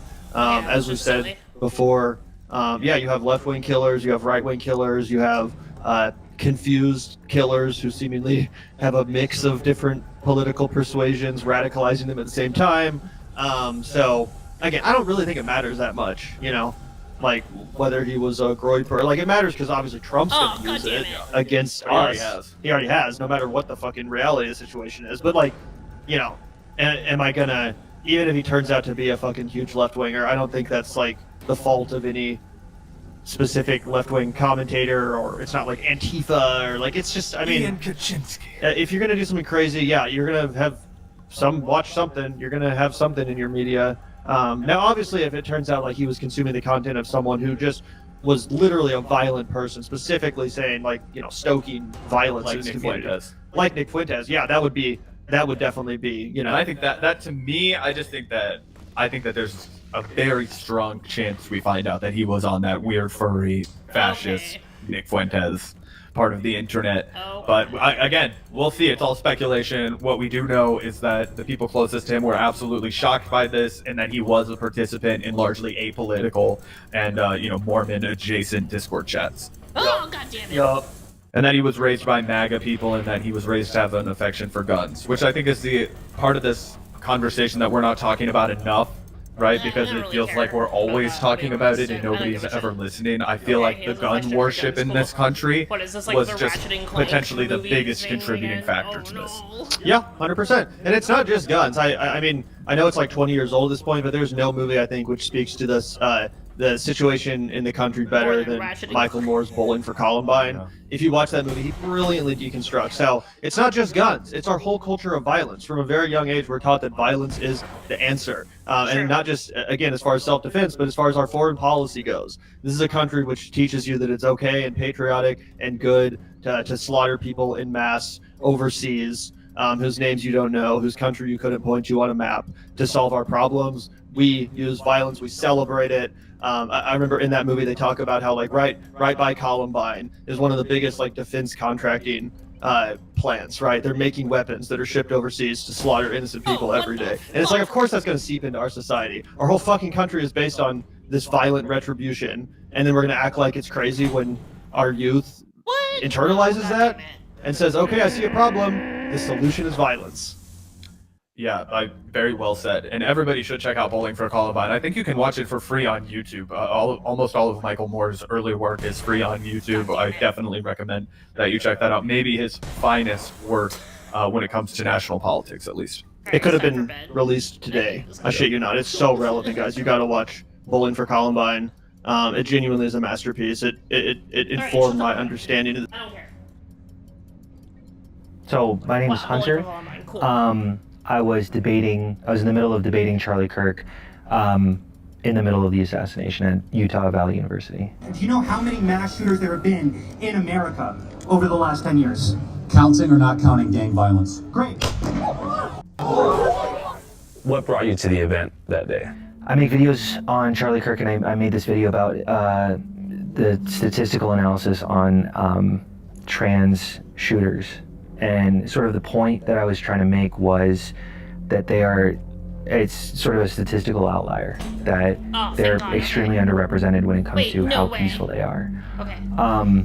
Obviously, that question, pretty ironic given when it was given. Okay, well, at least now I know there's nothing more complicated. Yeah, so I mostly came in there because Charlie's very open about having some sort of dialogue or some sort of conversation that he believes in engaging, and I'm pretty on the record of how much I disagree with him, but I do definitely respect how much he's willing to platform voices to ensure that at least some semblance of a good conversation can come out of it. Mm-hmm. And as far as these statistical anomaly thing when it comes to trans shooters, is that in response to the way that him and Turning Point were framing that as a big issue? So it was about 3 weeks ago. There was a trans shooter at a Catholic church.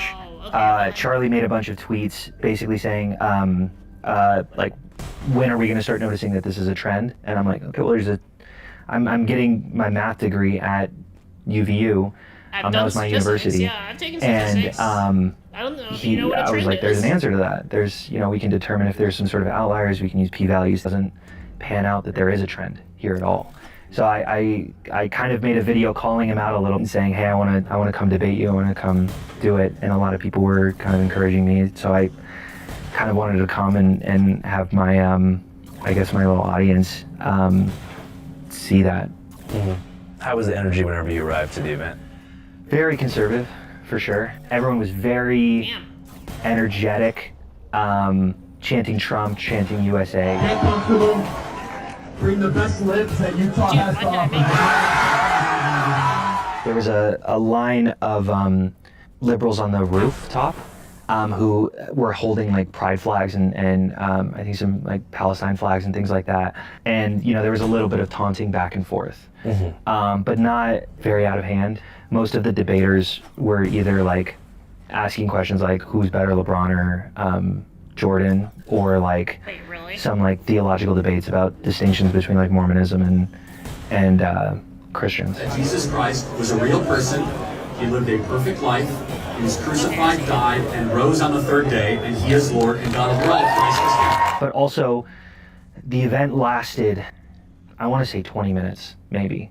Like, I really didn't get a good finger on the pulse on what an event would like. And rose on the third day, and he is Lord and God over a perfect life. He was crucified, died, and rose on the third day, and Is this why so many of them are like making posts like about like what if Charlie rises on the third day, like that kind of shit, like just like completely batshit insane? Are they like those kind of writers? They're like the like really religious writers. They're like, hell, Charlie talked about how Jesus Christ was killed by Pontius Pilate and then he resurrected. He talked about that, and so he was basically like Jesus. He invoked Jesus, and so he basically was Jesus.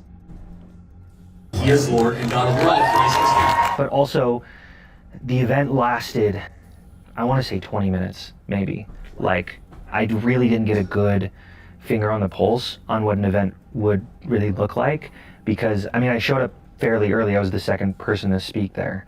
So, like, the first person was maybe 10 minutes, and I maybe got, like, less than a minute in. So. Can you give us kind of a recap of how that conversation with Charlie went? Sure. Yeah, this is working. Hey, Charlie. Hey, hopefully we're gonna have a little bit more disagreement. So it was, I came in and I said, hey, there was a shooting that happened maybe a few weeks ago in Minneapolis. And ever since then, about 3 weeks later, the Trump DOJ said that we should start talking about revoking gun rights for transgender Americans. Do you think, is that, you agree with this? Is that a fair assessment or something like that? And he said yes. I'm sorry, I can't listen to that. I can't listen to them all cheer knowing what happened. I said, So, do you know how many transgender Americans have been mass shooters over the last 10 years? Guess you shouldn't have been worried. and I said, there's 5. And I said, do you know how many shootings there have been? I think maybe my memory's a little hazy. I haven't rewatched the videos, honestly. But it was something like this, which I knew the answer was a little under 6,000. He said something like, we need to account for gang violence. And I think I was like, I was in the middle of saying, great, did you run a statistical analysis on that? Right, like essentially saying you have the burden of proof. And I think I was in the middle of saying that when he got shot. Do you know how many mass shooters there have been in America over the last 10 years? Counting or not counting gang violence? Great. I went down pretty immediately, and everyone near me, everyone in the rest of my line, who I'd been talking to for the last few hours, dropped down with me. I remember, I have a brother who was in a school shooting, and I was talking about Jesus Christ, America. Jesus Christ, America. Like, what the fuck am I... Like, the guy who was talking to Charlie Kirk when he got shot has a brother who was literally, experiencing it. Like, what the fuck is happening? the statistical likelihood of that is just so wild. It's fitting that he's talking about statistics right now. But that has been increasingly the case, hasn't it? Like, every single mass shooting that happens now, and it's gonna happen more as, like, these generations get older, too. Like, every single new shooting that happens, you're gonna have people that are in it that were like, yeah, I was at Parkland. Yeah, it was pretty wild, too. Yeah, this one was kind of wild. It wasn't as wild as Parkland, but it was pretty wild. But, you know, like, I heard the gunshot and I was like, oh yeah, that was like when I was at Parkland. I was like, oh my god, that's the same gun. I recognize that gun. Oh my god. That's the gun. What is happening?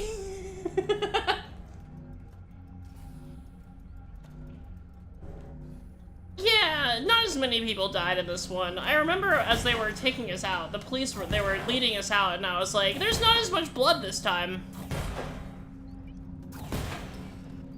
Oh yeah, I was at the assassination of that political figure too. I was also there. I was there and I was happy that they didn't shoot anyone else.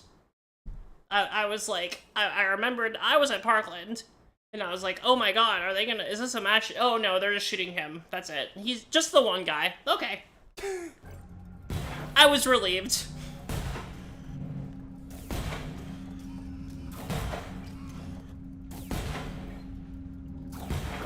Thank god, this is a political assassination. This isn't a mass shooting. Okay, well, that's fine. Woo!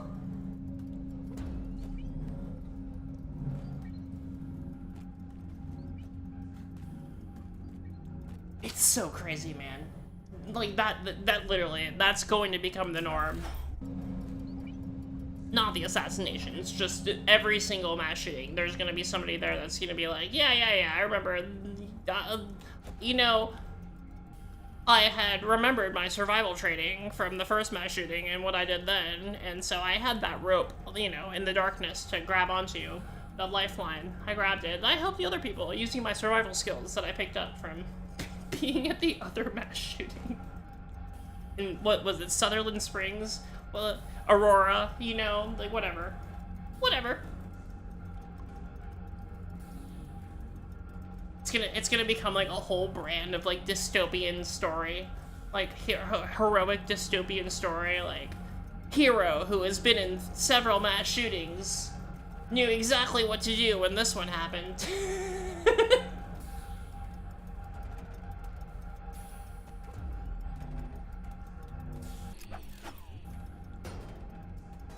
Whoa, okay, wait.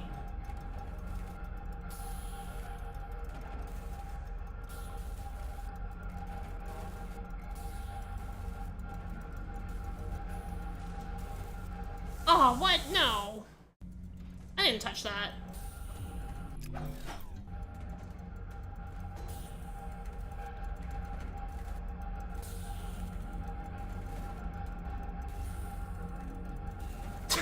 Shit.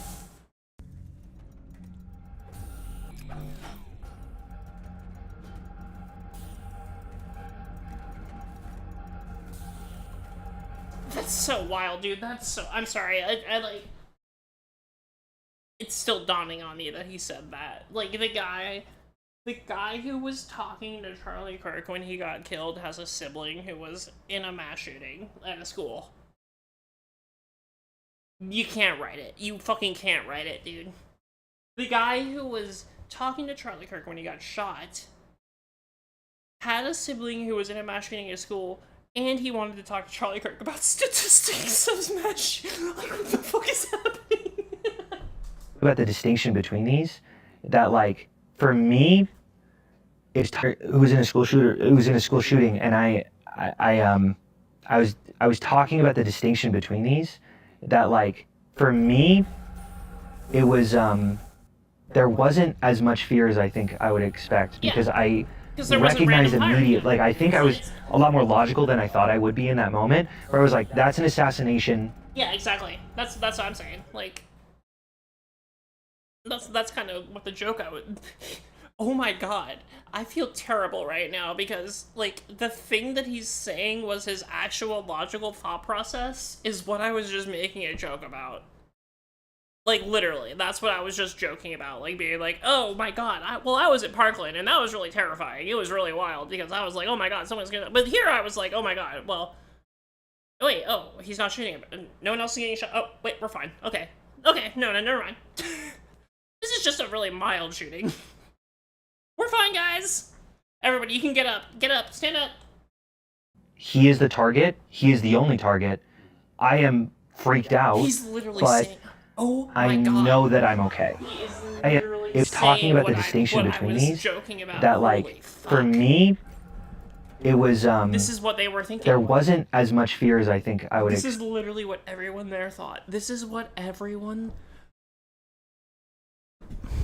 I need to... Everyone at the assassination of Charlie Kirk got on the ground and then thought, oh, okay, they're just killing him. Okay, never mind. It's okay, it's not a mass shooting, guys. Don't worry. I thought this was like a random act of mass shooting violence and 60 of us would get killed, but they're just after him, so okay. That's literally what everyone in that crowd thought. Everyone that was like a fan, everyone that was a fan of Charlie Kirk. Literally, like, the people that are like worshipping the hardest online right now, who are there to watch him debate and like own the libs. Those people, when that shot went off, fell down and then thought, oh, okay, they're just targeting him. Oh, this isn't a mass shooting. Okay, never mind. That's what they thought. That's literally what they thought. They said, oh, okay, I'm fine. Never mind. Oh, shit, I thought this was a mass shooting. Okay, no, this is a target assassination. Never mind. We're good. Get up. expect, because I recognized immediately, like, I think I was a lot more logical than I thought I would be. It's hard for me, because, like, that same thought has happened in a ton of people's heads, except that second thought didn't happen. It was, oh no, this is everybody's dying now. That's what happened in Las Vegas. That's why a bunch of people got injured, but didn't literal deaths happen from people just being like trampled to death and shit? Like, I might be misremembering that, but I remember injuries at least for sure happened. That didn't happen here. I wonder why. It could be because, like, this giant crowd of right-wingers who think that kids dying in school shootings are, like, a necessary sacrifice for the Second Amendment freedoms. It could be that they all got on the ground and then thought, oh, wait, never mind, it's fine. They're only targeting one guy. Never mind. This is targeted assassination. I'm fine. Okay, they're not just randomly firing on the crowd from, like, a window somewhere else. Never mind. That's what I thought. I was a little worried. When it happened. When I heard the shot ring out, I was like, oh god, this is it. This is it for me. This is when it happens. This is when I'm at the place that it happens. I thought it would never happen to me, but this is it. This is when it's happening. It's happening right now. It's happening. They're shooting. It's happening. I'm in one of them. I'm one of the people that's in one of them. Oh my god, what the fuck do I do? Do I get it? And then they think, oh wait, no, there's only one shot. Wait, oh, never mind. It's only one shot. Oh wait, this was an assassination. Oh, okay, wait, no, I'm fine. Okay, get up. In that moment, where I was like, that's an assassination. That's literally what happened in the head. He is the target. That's what happened in the head of everybody there. I am freaked out, nation. Like, I think I was a lot more logical than I thought I would be in that moment, where I was like, that's an assassination. He is the target. He is the only target. I am freaked out, but I can't fucking believe it. I can't believe it. I made a glib joke about that. Like 5 minutes ago, and he immediately after I made the joke, he just went like, yeah, that's literally what I was thinking the entire time. That was 100% my thought process. Wasn't as much fear as I think. I was talking about the distinction between these, that, like, for me, it's fascinating. It was there wasn't as much fear as I think I would expect, because I recognized immediately, like, I think I was a lot more logical than I thought I would be in that moment, where I was like, that's an assassination. He is the target. He is the only target. I am freaked out, but I know that I'm okay. Whatever. It definitely became chaotic. My wife was in the crowd. Shit. I tried reaching her. It took me like 20, 30 minutes. 100%, exactly what I was just a lot of chaos, as, like, all all those people that are wearing like little red hats in there, they all have that same thought process too. They were like, oh no, I'm here, I'm here, I'm here, weird I'm place here, that I I'm had in the to middle wrap of back around, and I I'm in couldn't the find middle her, of and the her one phones of the weren't more really things. working. This is what I never thought would happen, but I'm in the middle of it. Oh my god, oh my god, oh my god, wait, no, Very right, it's an chaotic, and it assassination. took a while Okay, we're fine. to really That's what orient myself. But it was a strange environment because people were kind of milling around afterward. I think a lot of people had this similar idea that it's like, this is different. An assassination is very different from a mass shooting, where a mass shooting you disperse, right? Everyone's a target. But when it comes to an assassination, it's everyone just sort of was there, and I heard a number of people say like, so much for the tolerant left, right? Like 2 or 3 people said that as they walked by. And what do you think about that assessment? I made this video a little while ago. I've been following.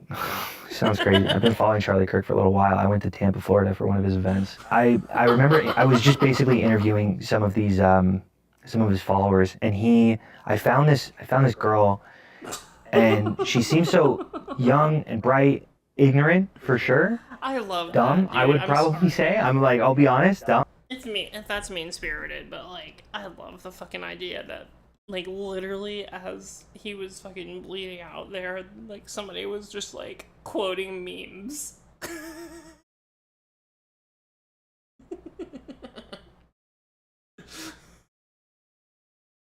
Cool, bro.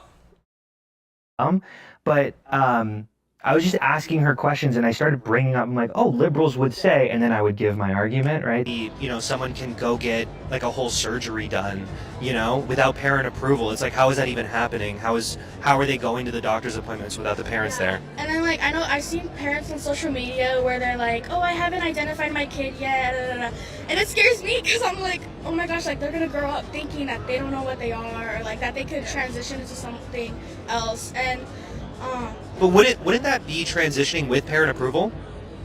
yeah, that's what I'm like saying, like, to take away. Does that make sense? But if they have parent approval, it sounds like you're talking about parents who give approval that they should be trans. She was like, that's such an interesting thing. I've never thought of that, right? She gave, and I was like, I was like, cut. That's so perfect. I'm so glad I captured that like the conservative person was so clearly just kind of needed to hear the right thing and maybe got bumped in the right direction. And I posted it feeling so confident, and 90% of the comments were about how fat she was. And I really felt Jesus like Christ. what am I contributing to in this culture? And like, in some ways, I'm extremely proud of the left. I'm extremely proud of the people that I've met, organizing and being in these conversations. And I don't want to throw out the baby with the bathwater. And I would also say that the right definitely has its issue with violence, right? We talk about political violence, like, you know, Gretchen Whitmer, Josh Shapiro, Paul Pelosi, you know, I could go on and on. But like, I am startled very often by how quick people are to grab onto like righteous violence. And I don't know. I understand his assessment when he says so much for the tolerant left. Like, that's kind of in some ways, a lot of things that I've seen. Was there something you saw in particular that you were like, man, that's too far? Yeah. Yeah. About Charlie? Or, I mean, yeah, I saw someone post like, proud to be a UVU alum today. And like, it's also people in my hallways, right? Who are just maybe a little bit terminally online. Good for you. But like, I don't know. I've for sure seen some. Off his neck, and we saw other people still say that person died of fentanyl overdose. What was some of the rhetoric you saw online that was like particularly?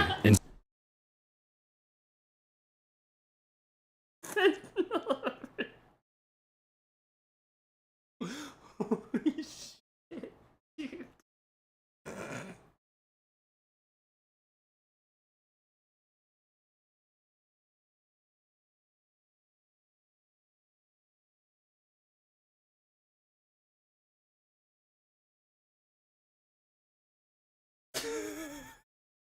I feel bad for left. I don't feel bad. That was fucking hilarious.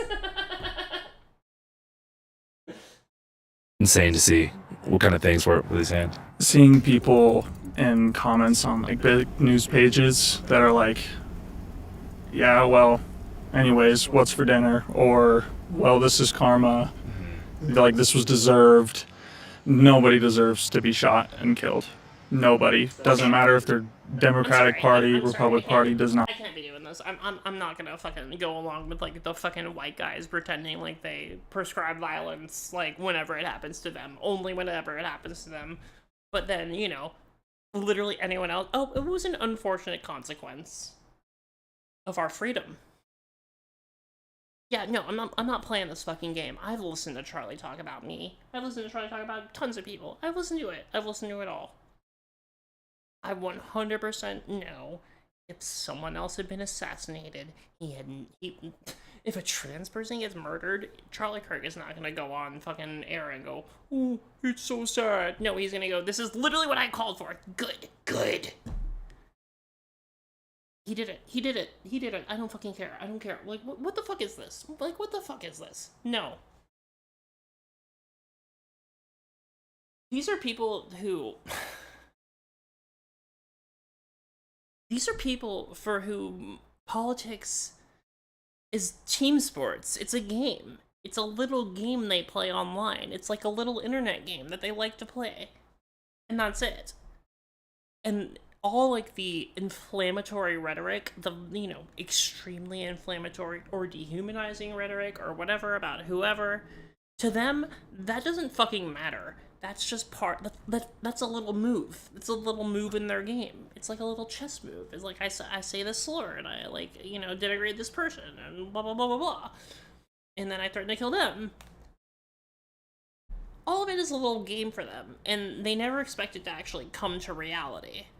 And so once that happens, even the people that are ideologically opposed to Charlie Kirk, but are the exact same type of person, the Dean Withers is, for instance, this is when I go, oh my god, no, this is all going way too far. Like, this reality was only supposed to touch you, the people, the marginalized people that the rhetoric was affecting. That's who it was supposed to touch. But now, it's touched one of us. It's tragic. And I'm so sickened that you would celebrate when literally you've seen them celebrate tons of your peers getting fucking killed in the past. Tons of them. Non-stop. And then it's, oh, well, it's pretty hypocritical of you to celebrate the death of the person that, like, wanted you dead. No, it's not. That's literally not true. That's just not true. Like, if somebody, like, literally, if somebody texts me, like, somebody I've never met, texts me and says, like, oh, wow, I found you online or something, and you seem like someone I really want to kill, and I'm working on killing you right now, and I'm making plans to kill you, here I come, and they, like, send me my address and shit, and they're like, I'm coming to kill you, right? If I then hear from, like, the police that, like, they died in a car accident or something, like a drunk driver hit them or something, I'm gonna be like, cool, great, awesome. That's a totally normal, natural reaction to have to that, by the way. And it's the same fucking thing for somebody that goes and says to millions of people that you should be dealt with.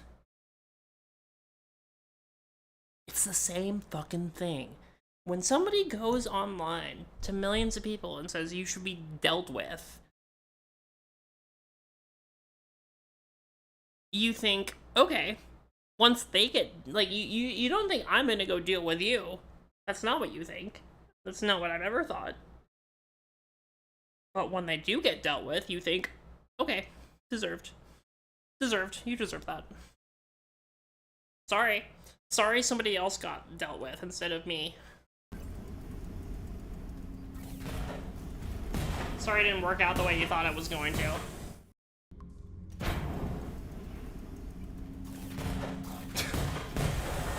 I don't think I'm totally off base saying that. This is literally like literally, if somebody threatens to kill you, you think, okay, well then I'm gonna kill you instead. That's just self-defense. And if you're not the one that kills them, if you think I'd like for you to just die before that happens, it's not even self-defense, but it's like logical self-defense. You're like, okay, well, that defended me. I'm now defended from that happening. This applies equally to people calling for your death. It 100% does.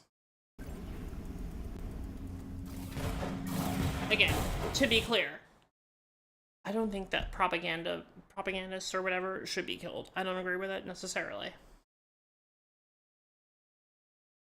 I think at the Nuremberg trials, only the propaganda minister was actually executed, right? Was it Goebbels? I don't remember who was the propaganda minister. I think he was the only one that was actually executed. The rest of them were just jailed. Imprisoned, I think for life. So it's like, you know, like, I understand the notion that, like, death is a high toll for what he was doing. And that's why I wouldn't say, like, no, I advocate for that to happen. It's all, like, you know, like, no matter what, it should always happen. No, it already did happen, and I'm happy. I don't care. I don't care. I don't give a shit.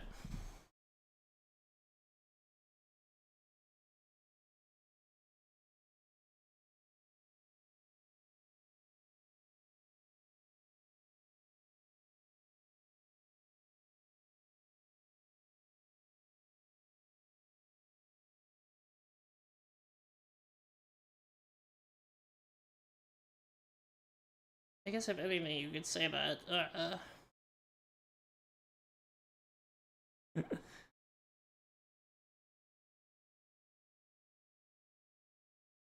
forget it.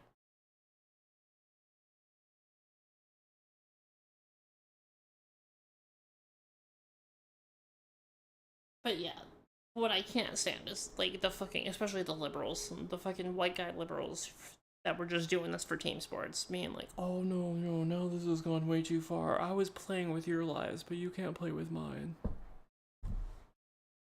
Not matter. Yeah. Nobody deserves to be shot and killed in front of their family. Yeah. No one. How do we get to this point? What about Hitler? Where it's so divided we can't even look at the other party, you know? Does he just So be it's shot and killed? I think he does. it's disappointing, you know, it's Yeah, sure. Why not? shocking. So you monitored the online No one- discourse in the immediate so- aftermath of the see, shooting? This is the problem, is that, like, when I say that, it seems like a ridiculous thing, like, oh, you're taking to an extreme, but, like, now I don't think it is. No, because that's been normalized now. Those views have been normalized now. So now I'd be like, no. You have to think, like, oh, man, what if he had kids? Do you really want his wife to watch him die? All he did was have a difference of opinion with the Jews. And he just believed in free speech and debate.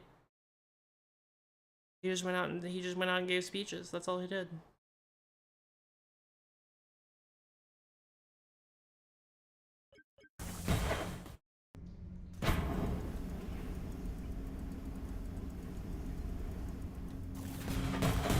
God damn, I just keep getting wrecked right there.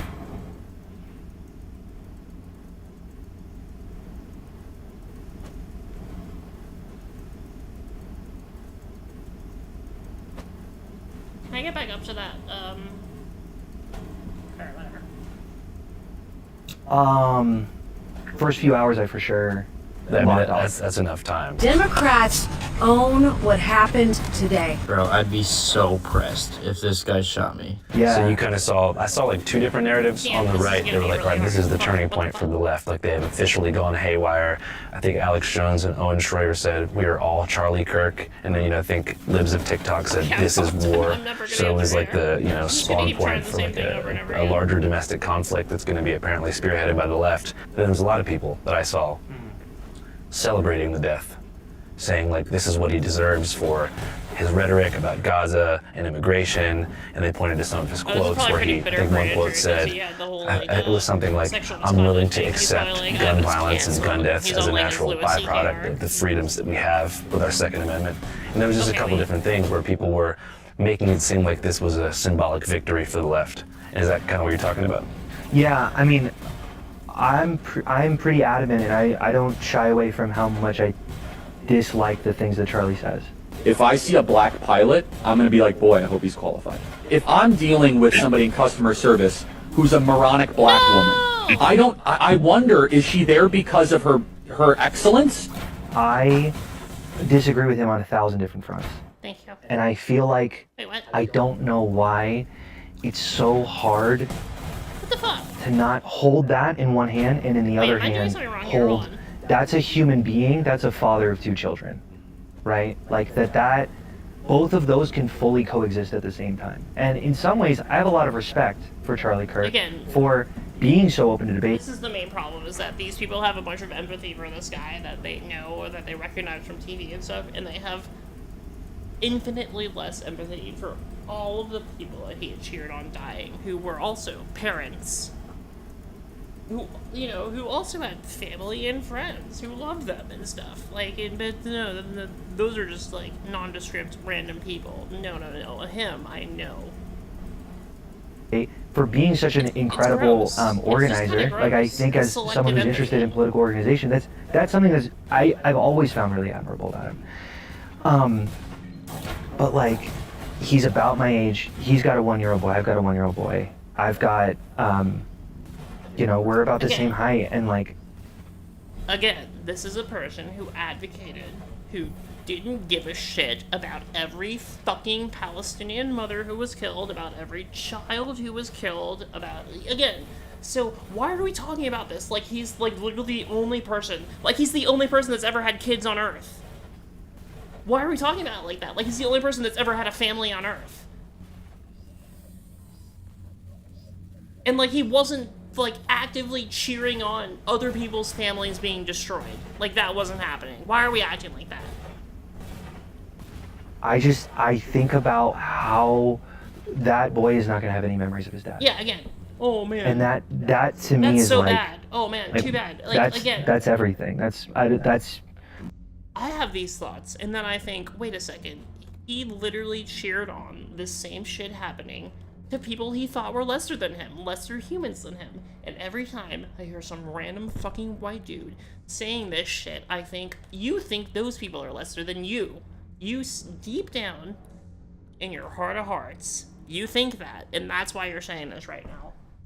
They don't understand that outside of the TikToks and Instagram reels that they see of him disagreeing with what they believe is you would have already been saying this for a long time. a father of 2 kids and a son, a mother, that their kids are going to bed tonight, his kids are going to bed tonight without a father, and his wife is going And to bed again, without this a is husband. tragic. It's sad. And it's that, really sad. to me, But is it just, doesn't deserve any it's special sickening. recognition.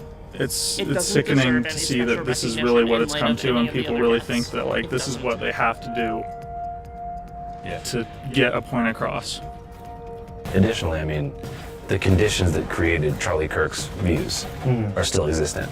Yeah. The undercurrents that led to all of the opinions you disagree with and that the left disagrees with. No! You know, it's Okay, you can eliminate Charlie Kirk, you know, but it doesn't take away the rhetoric that led to Charlie Kirk. I think that's what's so irritating about this. Like, on the one hand, this is evil, this is tragic, this shouldn't have happened.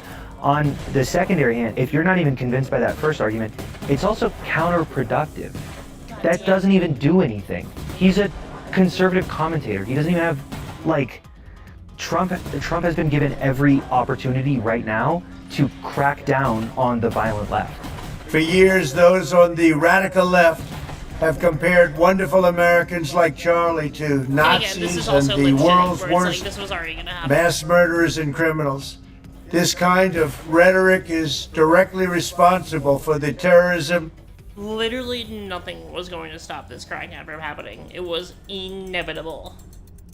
Like other people were saying, they were going to use Cracker Barrel or whatever the fuck they needed to use for it. Any excuse.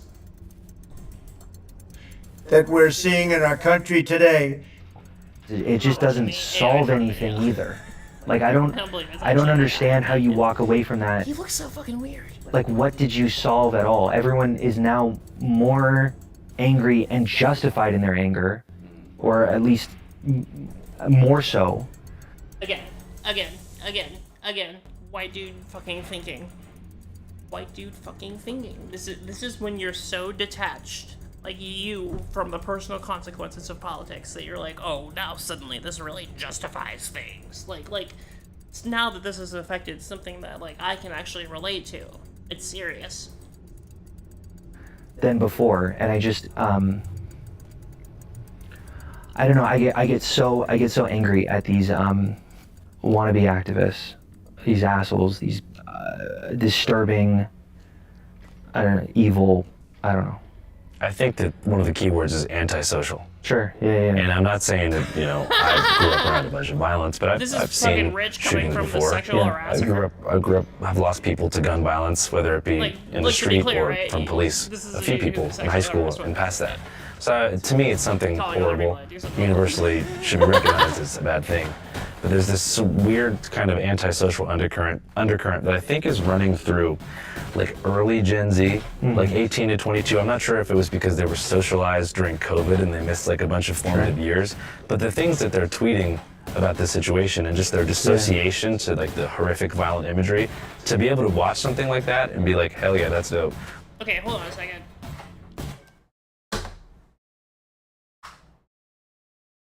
Bro, I can't listen to fucking, like, random white dudes speculate on this shit anymore. It's so fucking annoying. It's so goddamn annoying to listen to people that don't actually experience any of the consequences of things. Just, like, try to reflect on, like, the influences of certain, like, factors when they are just completely writing off whole things that have never affected them because they never affected them. It's disgusting.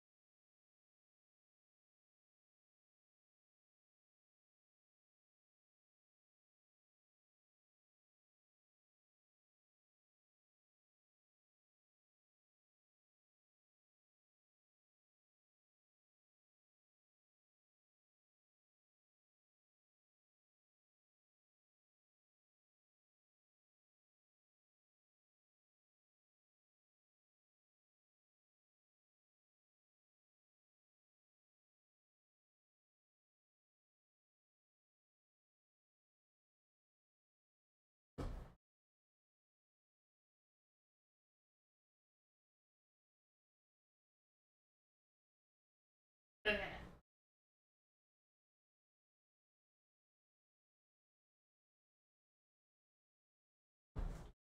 I'm gonna put on Shauna Black because I need to hear some fucking sanity on this shit. Like some. Actually, you know what? No, let's do Ole first. All right, YouTube.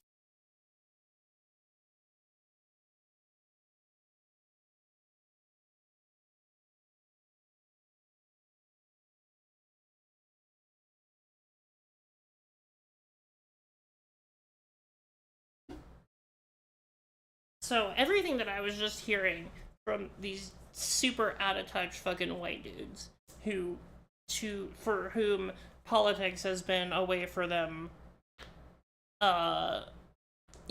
first of all, it's been team sports for them. It's been a little fun team sports hobby for them and a way for them to make money.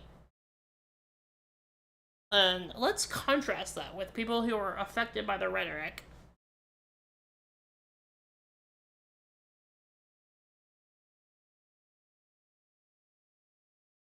How does that sound? Does that sound fun? Let's do it.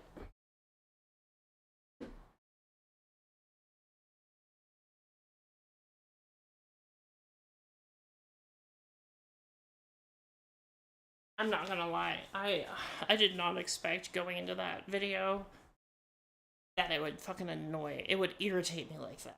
Jesus Christ.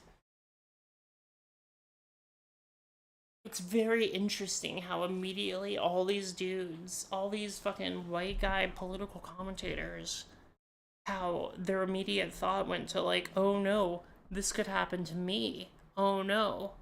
No, we have to tamp this down. This could happen to me. As if they hadn't been gleefully participating in rhetoric that was encouraging violence against other. They didn't care about, like, when they were saying that about other people, he didn't stop and say like, no, we have to stop this. No, this is dangerous. No, it was a fun little game for you until you thought it could start to affect you.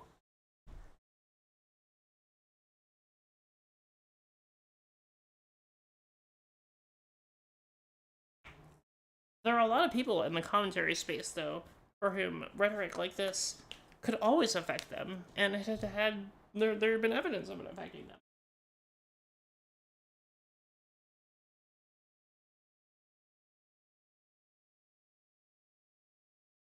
Just read Hassan Piker's New York Times article where he claims that he did not stifle free speech in his chat.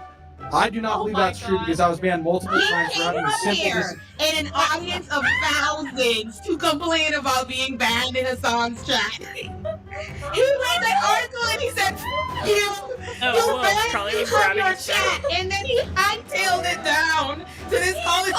He literally paid for gas money to go to this random campus.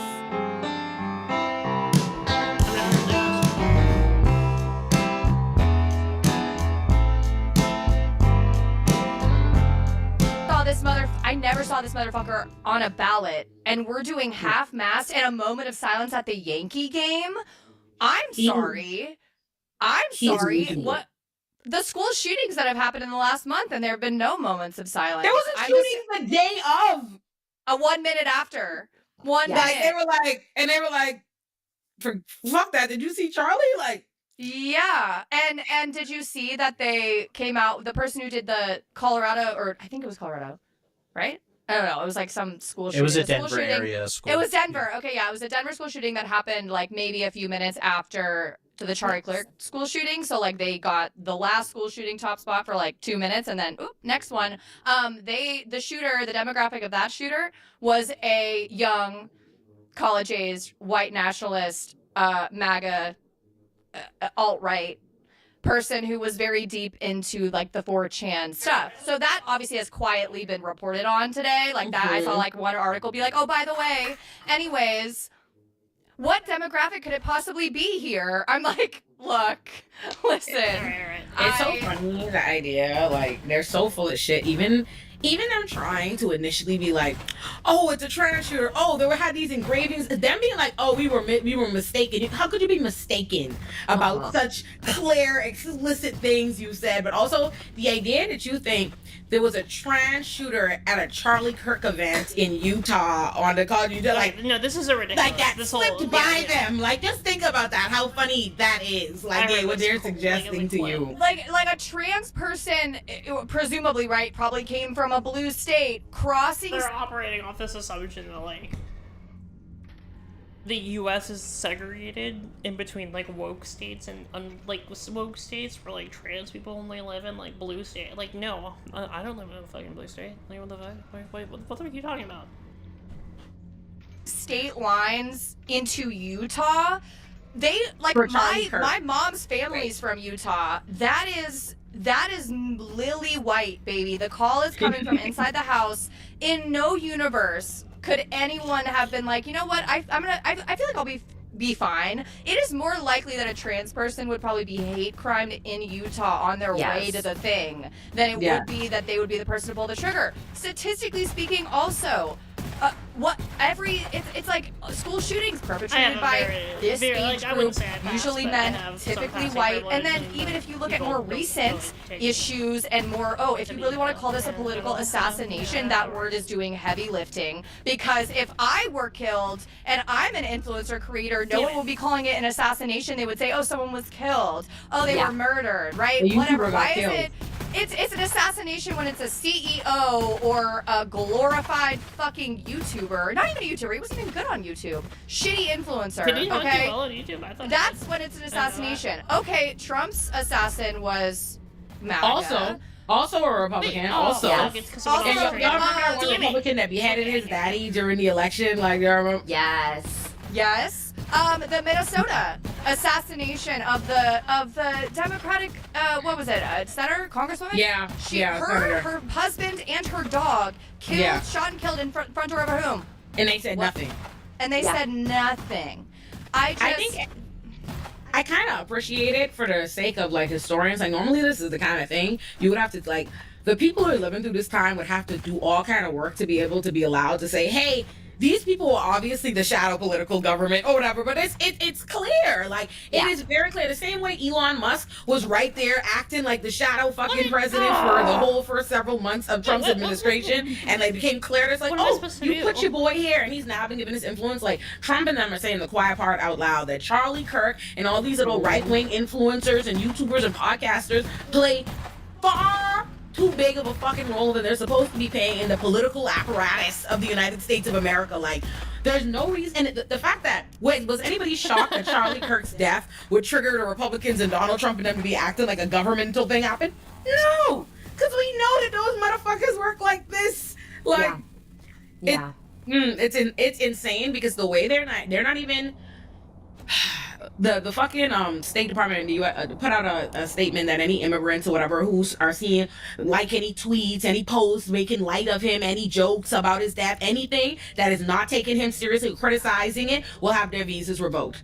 I'm like, there's so many levels to the way the United States just is no democracy anymore, and they get off on making immigrants, like, letting you know immediately anything that happens to first people's rights we are going to say don't exist. There's no free speech, there's no anything for immigrants. Like, that's the control. Did you see that, like, within a few hours of the shooting, MSNBC fired their senior political analyst who worked for George W. Bush because he... Like, listening to her, she's been on Taylor Lorenz a few times, and, like, listening to her and Taylor go back and forth is wild. It's like, literally, like, a legendary showdown of vocal fry. It's wild. He said on air, he was like, hateful thoughts, hate leads to action, hate leads to violence, and they fired him for that. And I'm like, you learn this stuff in grade school. You learn that, like, hateful thoughts lead to hateful actions. He didn't say anything crazy. He literally he didn't say, he was a white supremacist piece of shit and he got what he deserved. He didn't say that. He said, Oh wait, no, I have to do the hate begets hate. Like, hateful words usually breeds hateful action. That's what he said. Like, and that's why it bothers me so beyond much that, like, the amount of, and I know, I mean, it's not necessarily false, but all of these massive big accounts online, all of these people, commentators anywhere, are like, it's about to get real bad, folks, as if this hasn't been a very obvious side effect and another point in the timeline of a descent of our government and society into what it is. Why didn't you change at all literally anything about your we've positions had or beliefs? This type of rhetoric and commentary and incitement in our government. I mean, I would say for a very, very long time, but the difference is it used to be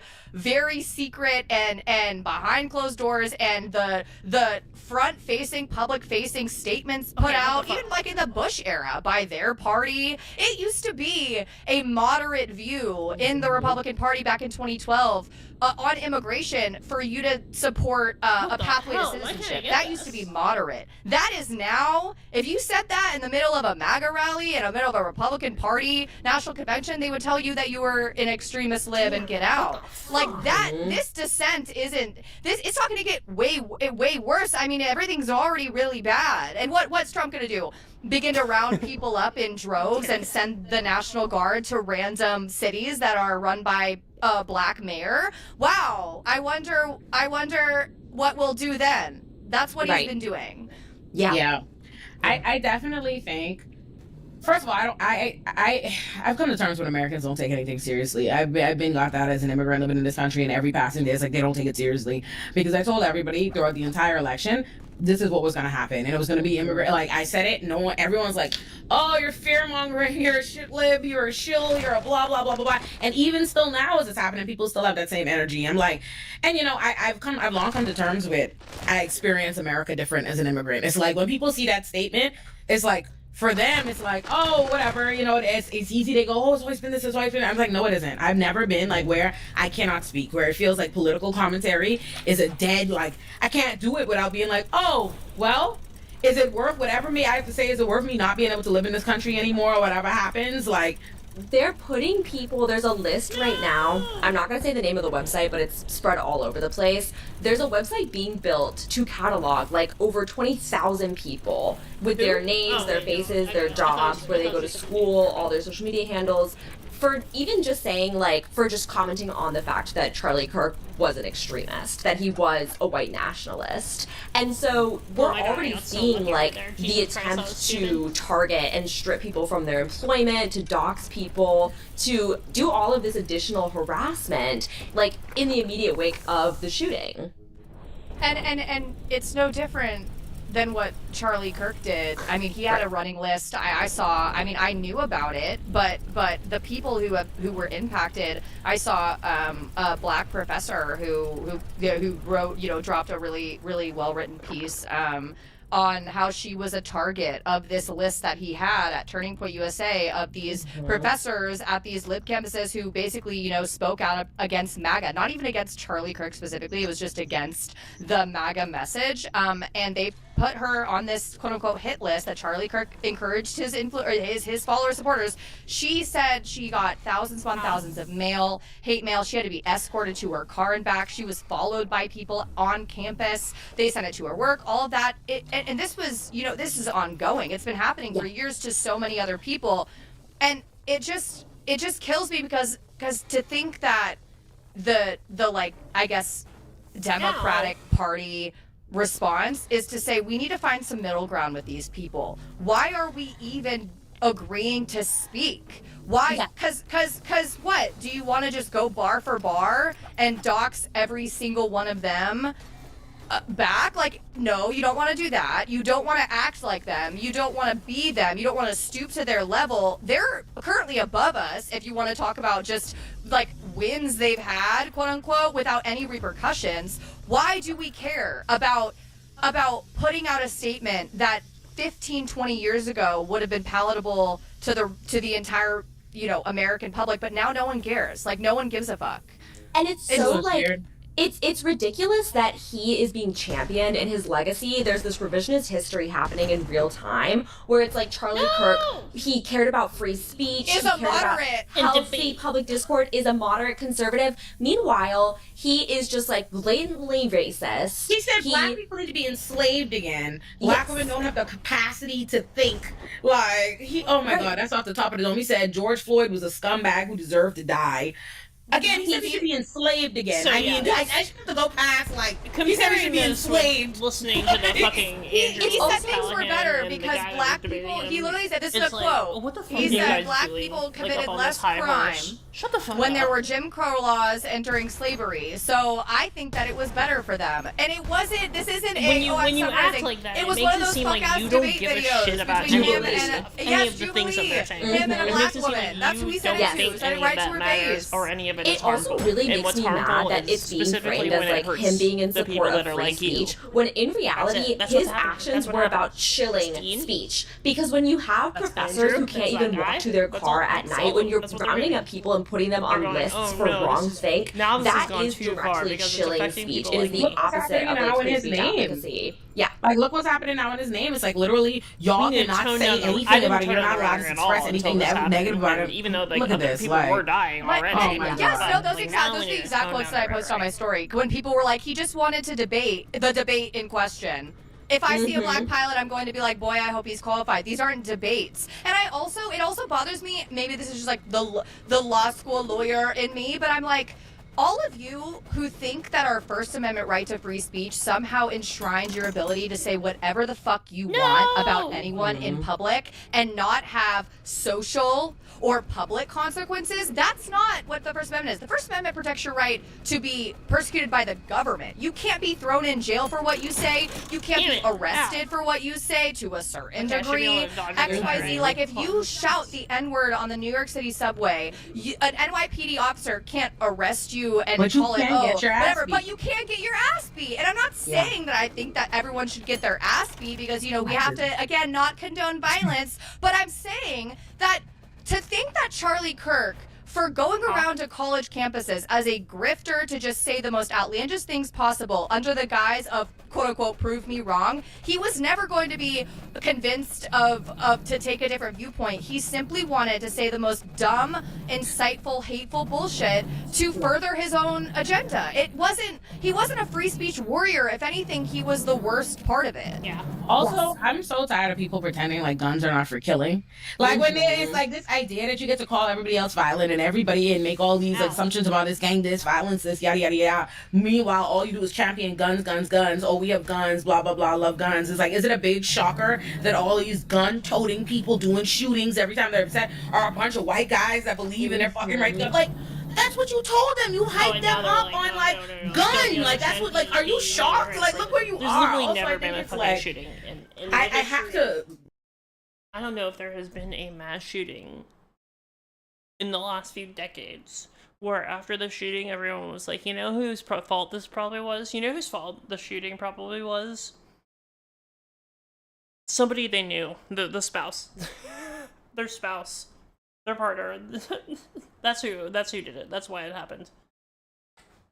Like, I feel like it's so important what they're doing on college campuses. Like, when you see the focus on one, all his radicalization, where he's doing all this stuff, they're touring at college campuses. Like, oh yeah, these older people, these other people might not know them, but they are deliberately going there. It's because Republicans have always had this idea that that's where all this liberal shit is happening. That's where people are getting educated out of being bigots and they hate it. And that's why they have these lists devoted to attacking college professors. Or I noted that the minute Trump got in, like the first, like I've seen immigrants who we don't know, who they're like grabbing for like being politically outspoken. It's like they wrote a blog on a college campus or whatever it is, or something. And I'm like, what are those people's reach in comparison to any of, you know, we creators of, but it's specific. They want to use college, like the college campuses is like a breeding ground. Like they want to incubate, they want to track there. Like that's why like, let me get rid of the professors, let's harass them out of every position, let's like get rid of all the international students, let's go after all like DEI from the doctrine. They're trying to make these campuses basically like, oh, they want all these white people to be sitting ducks. So they want them on this campus, like there, for us to be able to indoctrinate you in this little bubble. And it's also enemy. Sorry, go ahead. Oh, I was gonna say, it's not also a debate, because what he was doing when he would go from college campus to college campus is he was creating content with like a very specific slant in mind. If you go look at his YouTube channel, these are not like staged as debates where they're on equal footing. It's staged as like, watch Charlie Kirk like destroy liberal arguments, whether that's what's happening or not. So this idea that like he's seeking to create connections or just like convince people of what's right, that's not the case at all. What he's doing is building his own platform and showing people who can identify with him, aka other young white conservative men for the most part, that like the way to succeed in life is to just like bully, harass, intimidate, and just like seek clout. And like that is the message that he was sending. And the enemy of alt-right extremism is education. It always has been. The enemy of fascism is education. We learned about book burning during Nazi raids when we were in elementary school. Why? Because they didn't like that people could read about their own histories, that they could write their own commentaries and their thoughts before we had the internet. When people, that was how people were blogging. They were sending letters back and forth, and newsletters and all of that, going, this shit is fucking bonkers.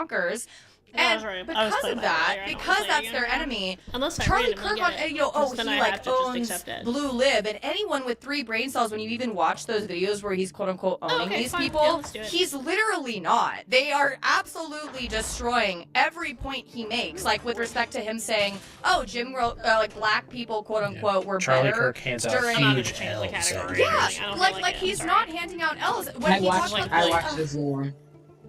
Wait, play for a few minutes more. Did y'all see this one where this guy, clearly his real dream is actually called?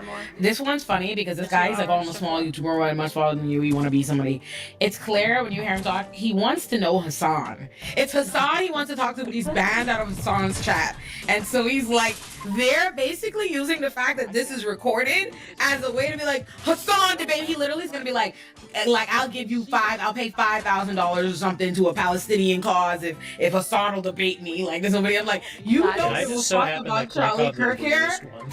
It's so funny though, because like there's so much. He's like an example to me of what I think a lot of these people are in these people's audience. Because you'll wonder why There are these people who follow the Hassans, but they follow the Joe Rogans and the Anti-Tates and all of them at the same time. And it's because it's almost like they want to be accepted by Hassan, but as they're making it itself. Yeah, they want to be in the Hassan and them's crew, but they don't like.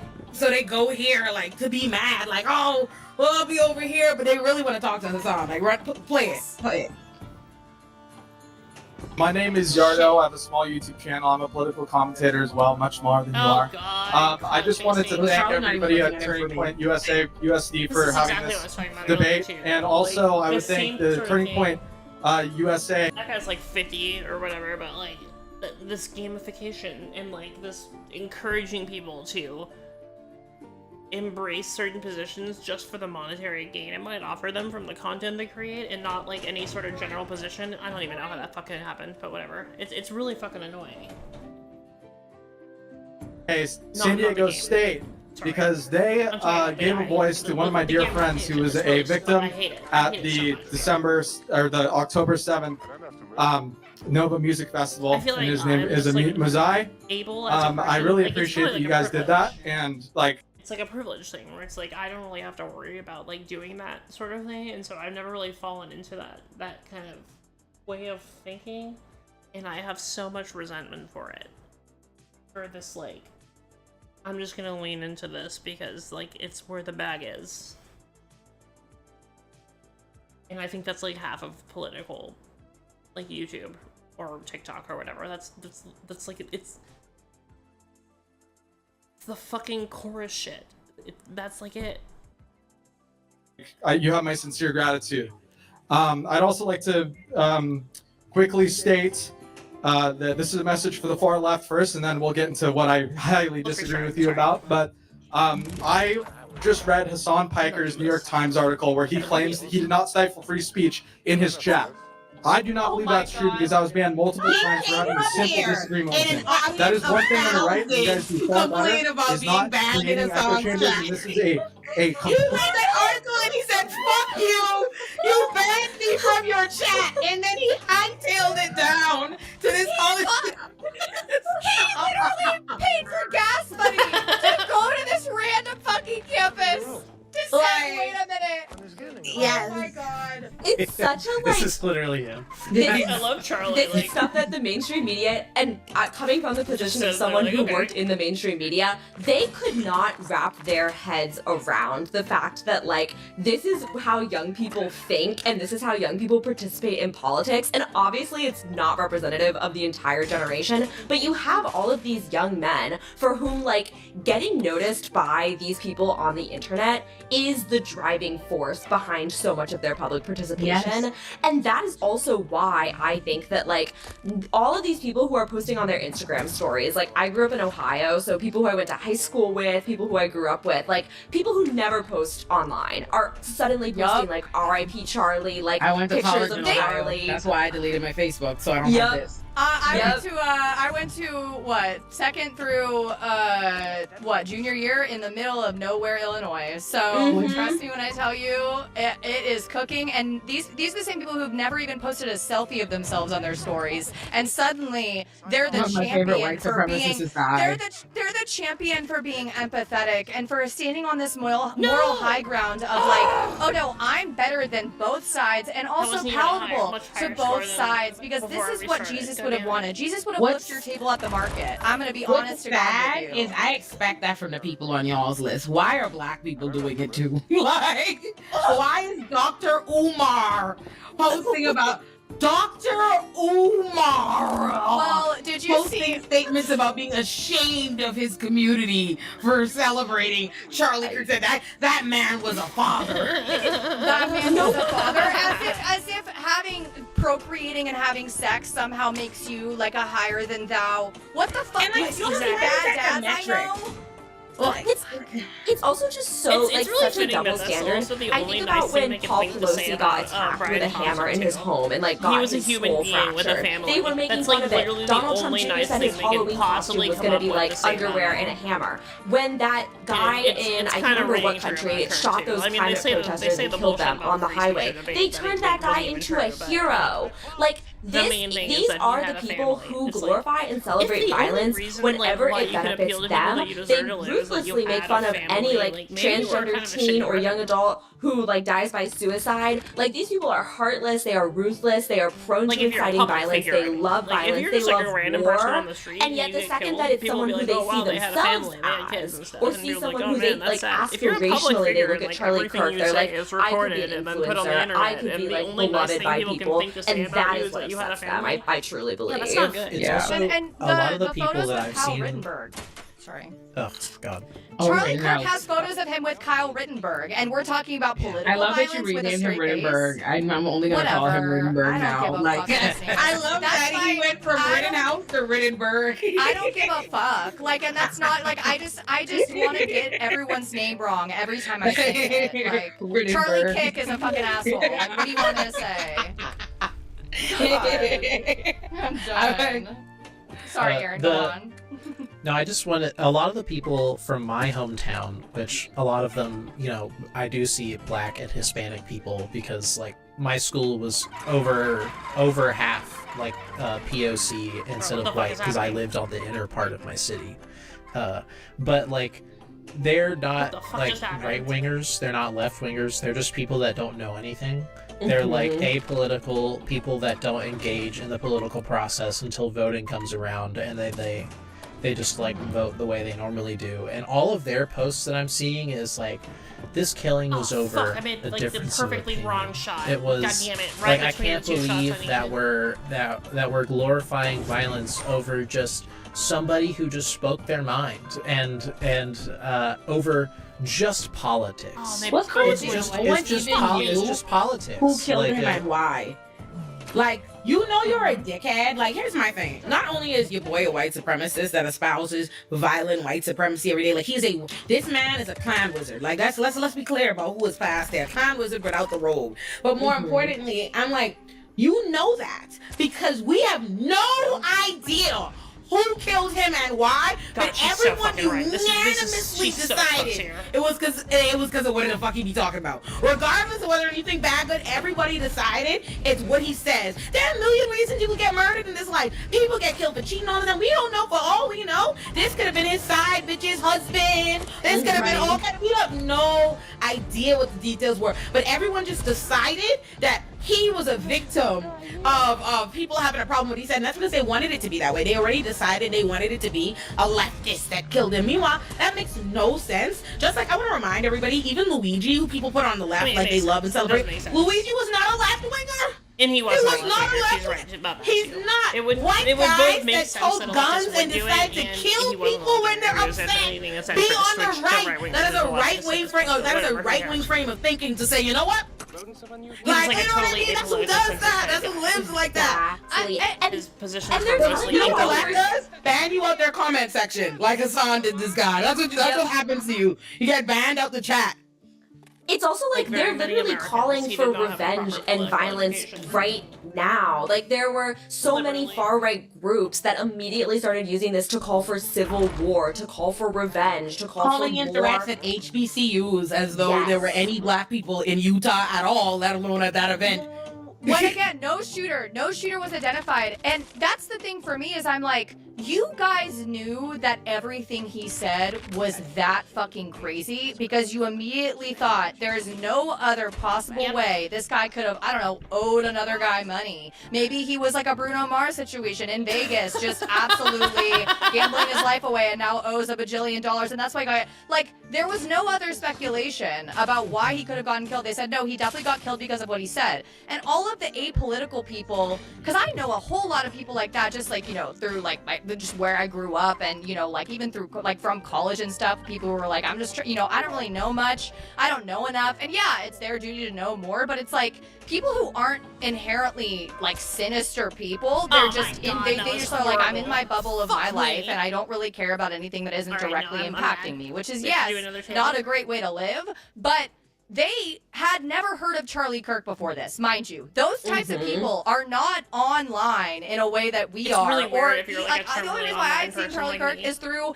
leftist circles online, like quote tweeting him and saying, "Isn't this guy insane?" Years and years ago. There are people, and they don't so know these who people Jordan just now Peterson learning is, about him through whatever probably right wing media, because a lot of these people are like, oh, I just They follow literally all just the they accounts. wake up in the morning, They're they assuming drink without coffee, and they ever go to trying work. to look it up that this The guy was Baileys, just not really. Republican. He Yeah. wasn't. He was just But no, some for random real, like, they kid. wake up He's and just they a kid. He's a they just go about their 31-year-old life, kid and who they looks don't think, 45. That I goes need to to college access the internet right now campuses and and find out what's happening says in Republican the world. things. They just don't That's really give a not shit. what that was. That's why all and these I think people, I people guess, like I think why it's so upsetting for people who know Like I said, exactly this what is he how I feel says and about what he AI. stood Like, for. I get how That he there's, wasn't like, just like a boomers and Bush shit era like that, where they're Republican, just or like, you I being never needed that don't be the like, internet. come I on, never like be needed a serious. He cell wasn't phone, that and at now I all. don't He need wasn't one moderate. anymore. He I was don't need it. extremely I don't far need it. right. That's why it's so upsetting when we see stuff like that, because I think that we're giving people too much credit. They actually don't know what the fuck they're talking about when they post stuff like that.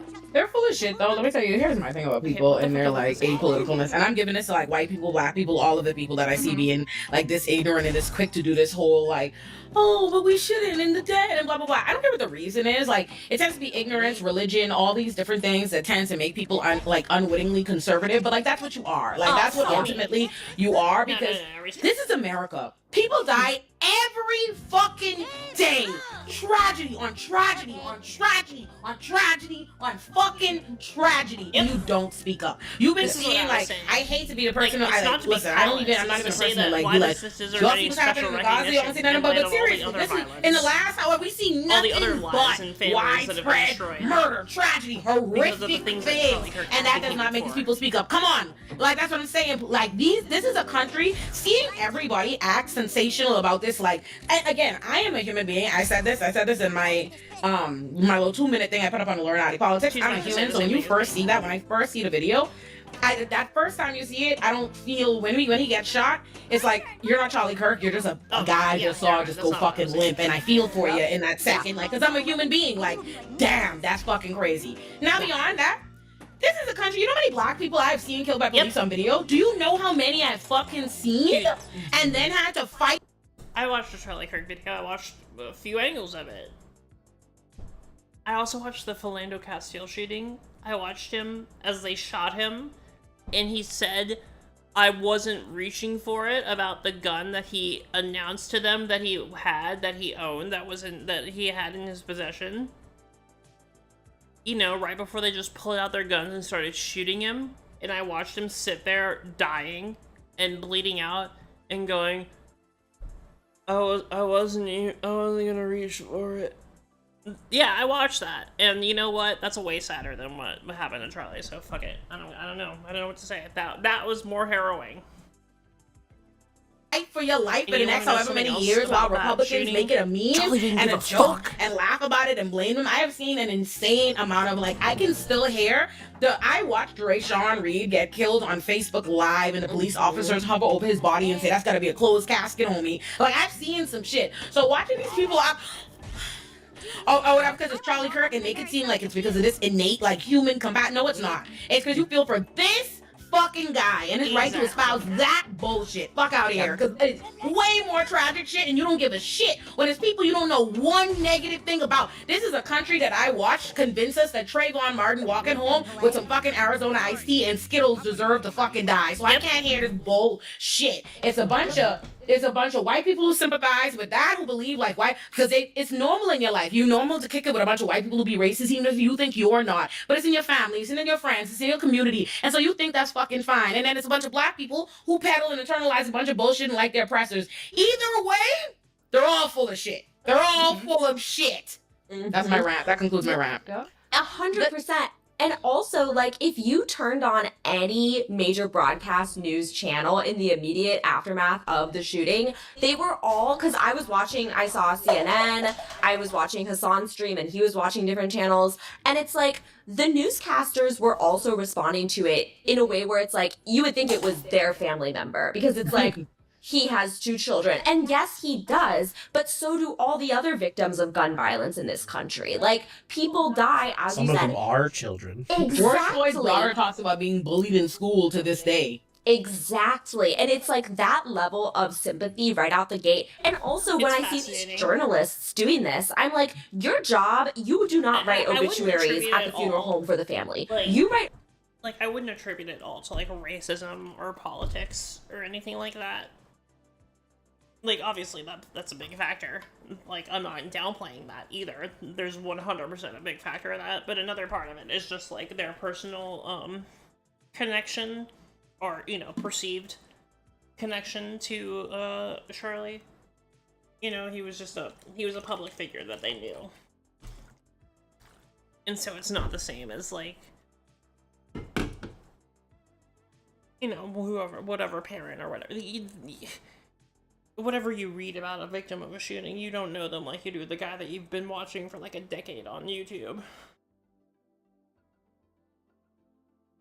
But either way, you kind of do have a responsibility to be aware of that emotional bias. Obituaries as the first draft of history, which means that you need to actually lead with who this man is, what he believed in, and the consequences of those beliefs. And you're seeing so little of that in the coverage. And I think a big part of it is like people who are in the mainstream news ecosystem still to this day do not quite grasp like what happens on YouTube, what happens on Twitch, like they what happens on all don't these take platforms. it serious when that's where the political. I'm telling you, they have such a skewed version of things. Like they put so much emphasis on TikTok and places like that, and it blows my mind because most of the political influence is happening on YouTube and these streamers enjoy it, and I just don't. To me, it at this point, it feels like willful ignorance. Like that's what I'm coming to the conclusion because there's no way you don't fucking know. Right. Well, they don't want to do the work because it's like being in these newsrooms, being in these environments. I get it that it's like you have people who never really use these platforms in this way, so they are very unfamiliar with it, but there is no excuse. Trump has been a political figure held aloft by this online culture for a decade now. At any point in the last 10 years of your life, you could have spent some time familiarizing yourself with this political landscape and what these people actually say and believe. I don't have an encyclopedia of what Charlie Kirk says and believes, but I go Google it before I figure out, like, okay, what were some of his most insane, extreme And they'll beliefs. put it in a cute infographic for you on Instagram. Exactly. I saw about Right. 25 come up on my Google images search. I mean, it also, with respect to, like, the rhetoric and the revisionist history and the trying, like, they couldn't even put a highlight reel of his events on any type of tribute on a news channel. They had to put a still image of him because nothing that he ever said out loud on camera would have sounded normal and fine Right, they don't and even want to play totally his great. last statements before he got shot. Exactly. And he what was bothers talking me, shit up until his very last breath. Right, and what bothers me is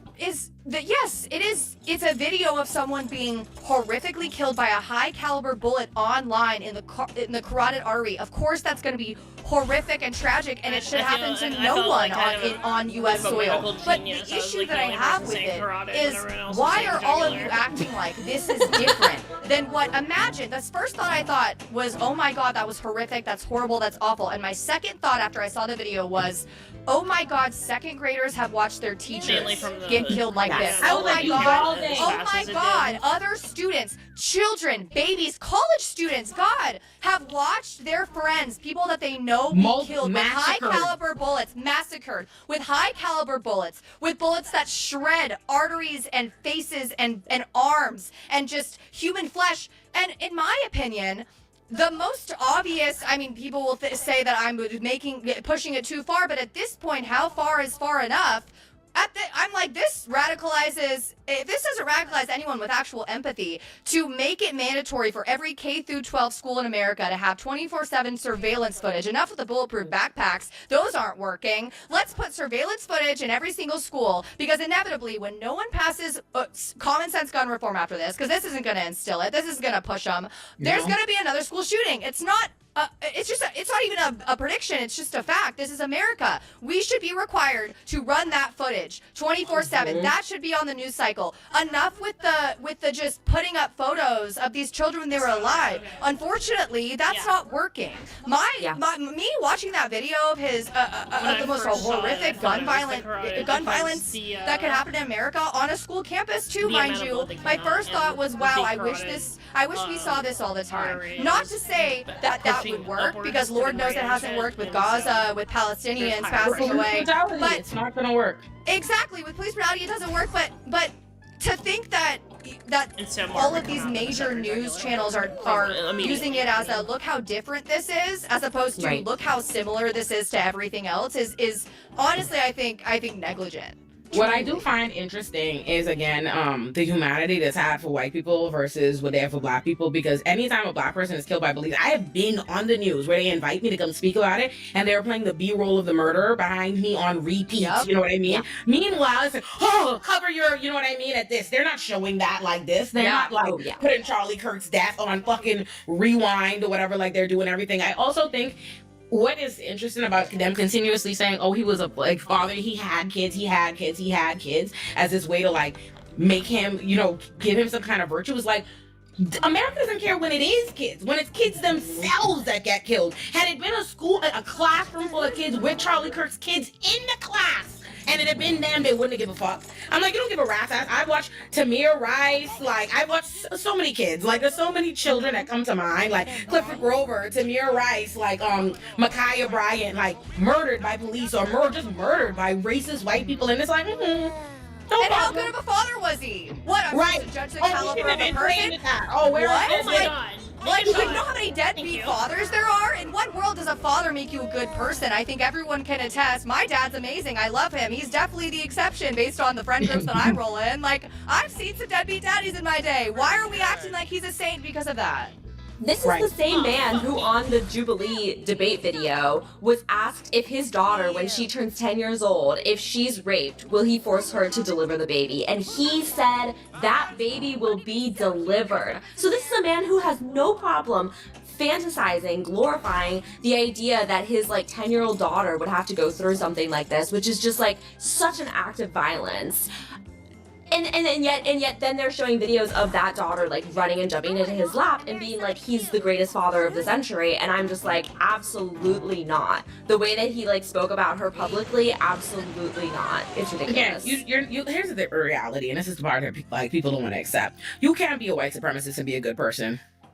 Yes. You're not a good person. The way that's that's a radical statement. The way that's like a wow, can you believe it? Exactly. Meanwhile, I Yeah, could have it's written like that on my you AP US DBQ about 15 years ago. I would have been like, and now you say that, and the boys might come to your door. Like, it's like, oh, can you put up this episode? Like, yep. Right. Mm-hmm. Obscene. No,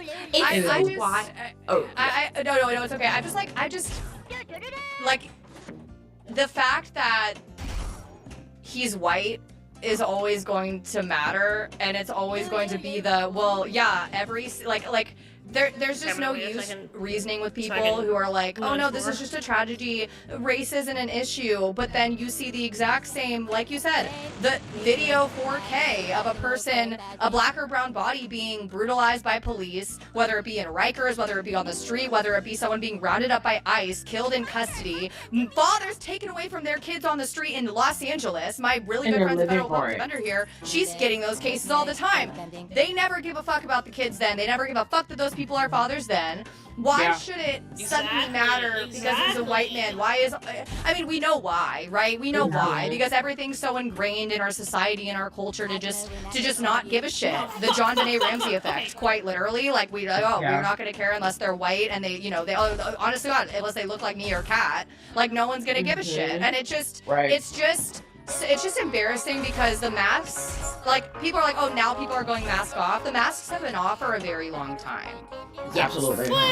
Yes. Absolutely. And South Park on there. So and the masks don't look like this. Yeah. God.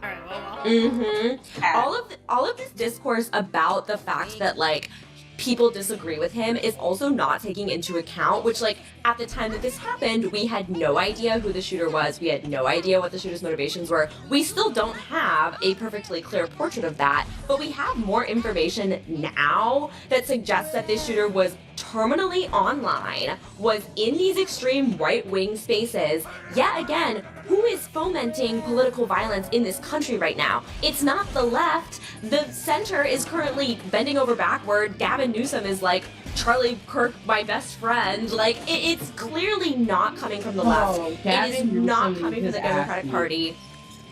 It is coming from the right, and these are the exact same people who repeatedly make light of or minimize or just ignore other forms of political violence when it's not someone on quote-unquote their side. Like, this is the problem that people need to be paying attention to, is not just the fact that people disagreed with Charlie Kirk, but rather that there is an extremely popular sect in this country of extreme radicalism, radicalizing young people, and literally telling them to commit acts of mass violence. Like, that is the problem. Right. But they just, and as someone in California, Gavin Newsom, like every time he opens his mouth, it's literally rolling the dice on whether it's going to be one way or quite literally the opposite. And I'm honestly not surprised, like, by Gavin Newsom's statement. He hates Trump more than he likes being right, but like that's pretty much it. Like, he just hates Trump and he hates MAGA, but that doesn't mean that he's not also extremely awful as a person and a politician.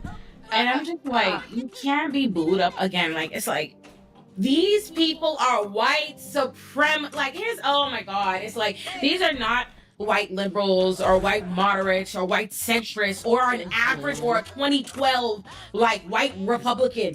These are Klan members. Like, I believe these are KKK dues paying members. Like Charlie Kirk and Fuentes and them are in the same circle. Like, I posted that on my story earlier. I was like, cause I was like, why the hell am I seeing but he was a father type shit. The second Grand Wizard of the KKK was also a father. Were you saying that when he passed away in whatever 1930, 1940? I literally just posted quotes back to back for Charlie Kirk quote.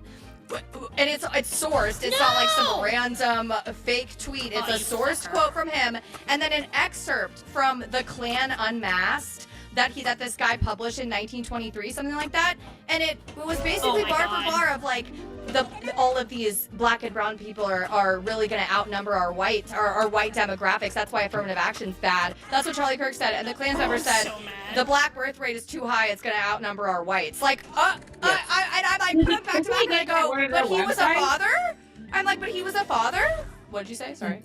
I said the KKK got rid of their website. I'm looking right now. I promise you the KKK I promise you the KKK fully had a website. Like, well, at least when I was in college, the KKK had a website. They had that's crazy. What you call it, like a show. They had like one for children. They had like a whole up and running like website. And I'm like, let me see where it is, unless Google just doesn't want it to show up, because I promise you they do. I'm like, they are a still bustling organization with community chapters. And I just sent you the comparison, if you care to put, like, you don't have to put it up. Yes. Let me look. Where'd you send it? I gotta get in the top 100. To the email, the top. Send it to the chat. The chat room. Oh fuck, I'm a moron. Oh, Aaron will find it. I also it's think literally about on my Instagram stories right now on Reddit. So I'm like, I don't know what to do. I also think about how Charlie Kirk said that we should do Nuremberg-style trials for doctors who provide gender-affirming care to trans people. Nuremberg trials resulted in like state-sanctioned executions of Nazis. So essentially what he is saying when he says stuff like that is like, we should give people the death penalty we should give doctors the death penalty. And I'm like, those people have families too. All of those professors who he put on those lists, who were stalked, who were harassed, who were threatened, who quit their jobs or were forced out of them, like, those people had families too. The to empathy, which is a word he doesn't even believe in. He's Right. like, don't have empathy for school shooting He said that was some victims. shit made up to make things more complicated. That's some new shit we made up. You seen that clip grab where he's like, everything's made up? Do a random Yes. like. But then people were like, well, I go to church and Jesus says to love even the most evil people, but you can't even love I just children wanna who play are dead random by people. school I don't wanna shootings. Like you can't even post challenge. about Right. them, but you're posting about this guy. Right. Oh, okay. When you Aggressive voice mentioned, of balance wait, and did I empathy. send that? You did I send haven't played this. this one very much. Oh, period. Oh, okay. So So, infuriating, like- yeah. I mean, when you mentioned about how black people were posting about this, I was like, oh, I'm gonna one up you really quick. Rachel Dolezal, literally saying, if you want to hear a progressive voice of balance and empathy on Charlie Kirk, here are my thoughts. She links her YouTube video and is in full braids. Jesus. Like, It's infuriating. Like, here's the thing that's so upsetting to me about this, like, this administration and all this. Like, I only put up 2 minutes worth of thoughts on this on my Illuminati politics, and I'm trying to be as mild and keeping it cute as possible because reality is, it's like, I can't. I'm an immigrant. Like, you know what I mean? And it's like, but then also like people don't take that into consideration with what they expect from me in political commentary. I'm like, I cannot be the person to be like, he deserved that shit. I can't say that. Right. Like, you know what I mean? Like, I can't say it. So it's like, oh, it's so infuriating because you see these people like bending over backwards. It's like everybody and their mother is bending over backwards to run defense for like. This is again. It's so. What I think was upsetting to me is like when I was in college. You use stuff to like get statistics and a magnifying glass to try to explain to people why something is racist or why somebody's bad or why somebody. The man said slavery and Jim Crow. What is Jim Crow? It's like, are we serious? Like, do I have to point out that he literally wants motherfuckers dead, like gone? He's a whore. It's like I shouldn't have to say anything past the minute somebody be like, I'm pro-slavery. MLK was a terrible fucking piece of shit person, which he did say. Like, oh, I'm for Jim Crow. Black people can't think. And like, he said that school shooting victims were just the price we had to pay, and now he is a school shooting victim. So like, he has already put out there what he believes should be said and done about the exact type of violence that took his life. Right. Oh, because it's the victims he never considered could be him in If a this country was where the other way around. Yes, the ruling class. If this would have been like, no, all you would hear every right-wing outlet around this country and you know what? Fuck it, don't even say right-wing. Every outlet across this country, okay? Because MSNBC and CNN would join in too. All of these outlets would be talking about, oh, the sovereign to defund the police. That's what the conversation would be about. It would be about, oh, these radicals didn't want da-da-da-da-da, so let's let that killer run free. No punishment for him because that's what he wanted. You know what I mean? They'd be keying and they'd be celebrating the person who killed him like a hero. Trump would pardon him. Yep. He would get a national day, and him and the January 6ers would be kicking it if it were the other way around. And Trump would have said, well, this is what happens when you speak out against me. Well, And Trump would have said, a very hateful YouTuber was killed today. That's what he would say. That would be it. He would not be that. He would not be talking about Hassan like a political figure, like a martyr, asking for moments of silence. They're just showing up at army bases, preaching to people about Charlie Kirk. They're like, oh, that was they want horrible. They want to have his casket held in what, like the Capitol? Like something that they only rotunda. do. Yes, Yeah. something that they only do for former presidents and like Supreme Court justices. They want to do that for a grifter, alt-right wing YouTuber, podcaster.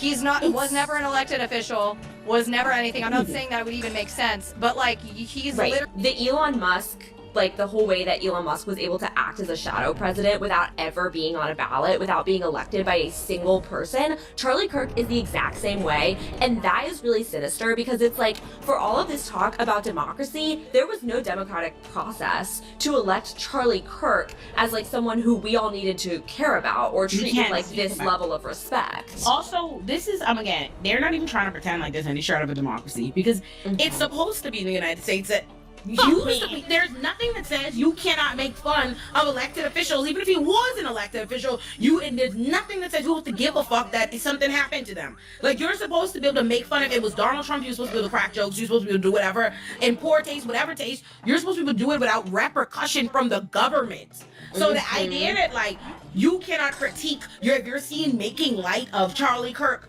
there will be consequences to pay, in and of itself is proof that there is no democracy. That's done with.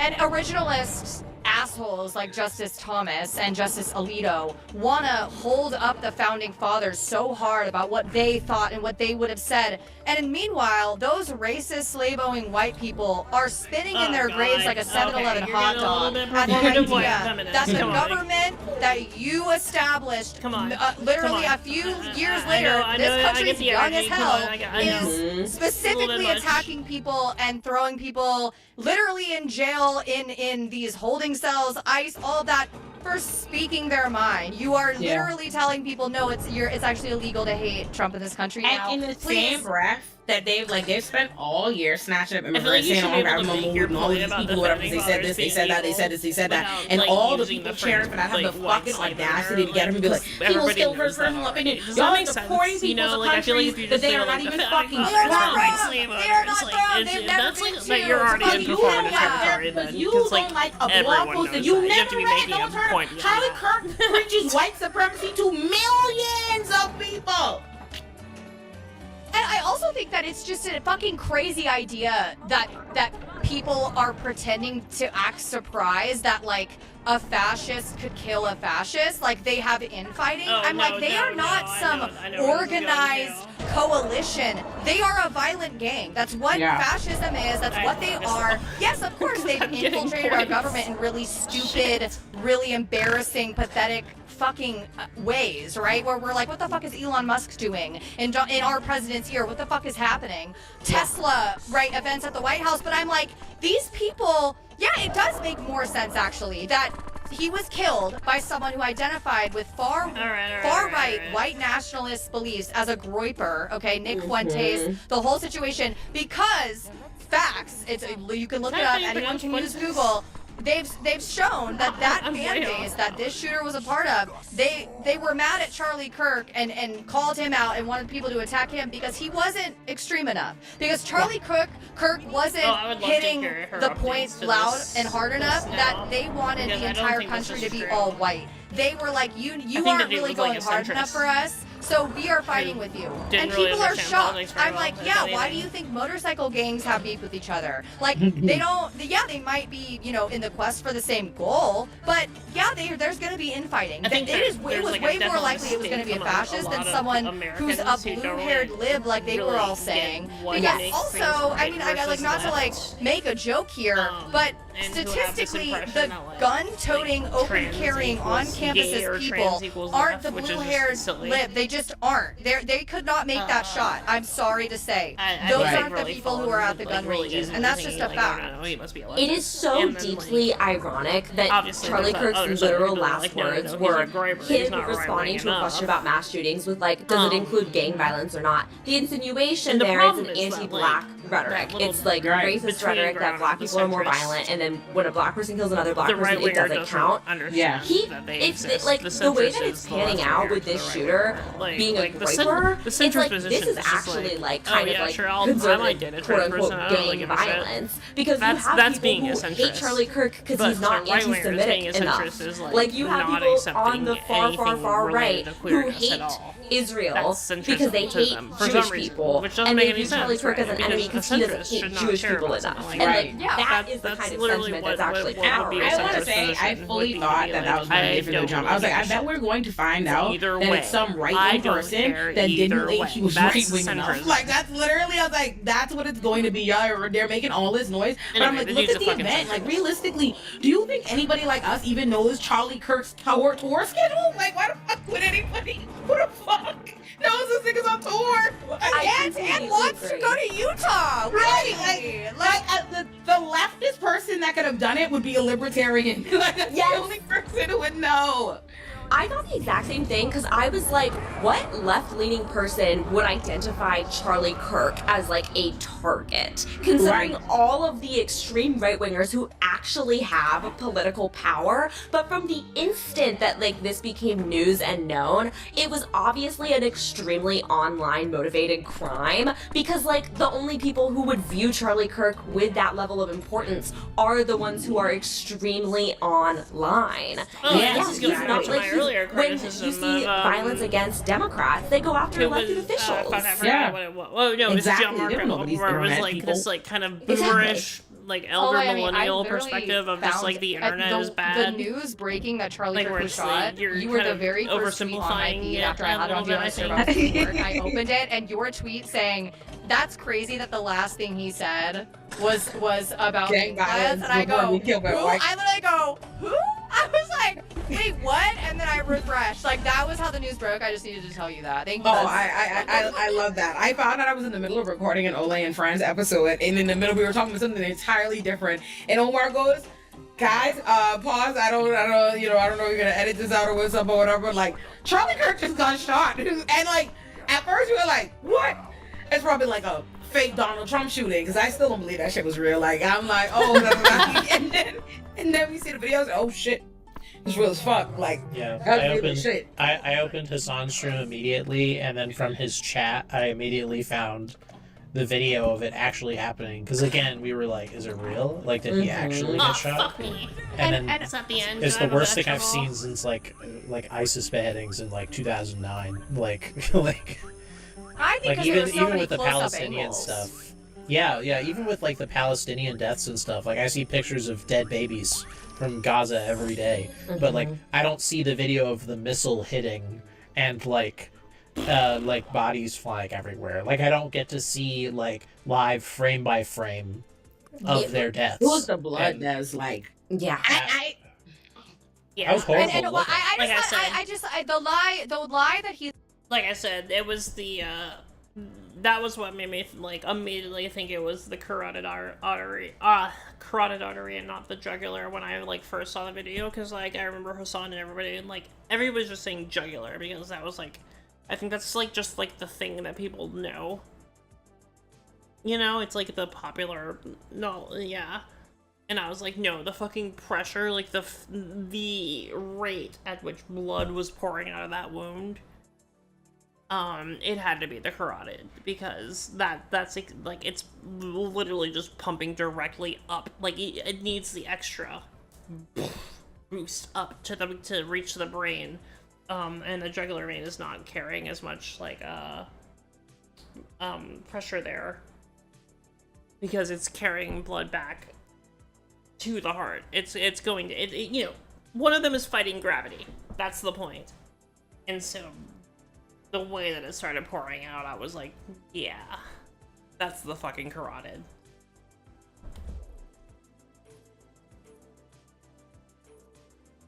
Tomb Raider Pinball, Adventures of Lara Croft.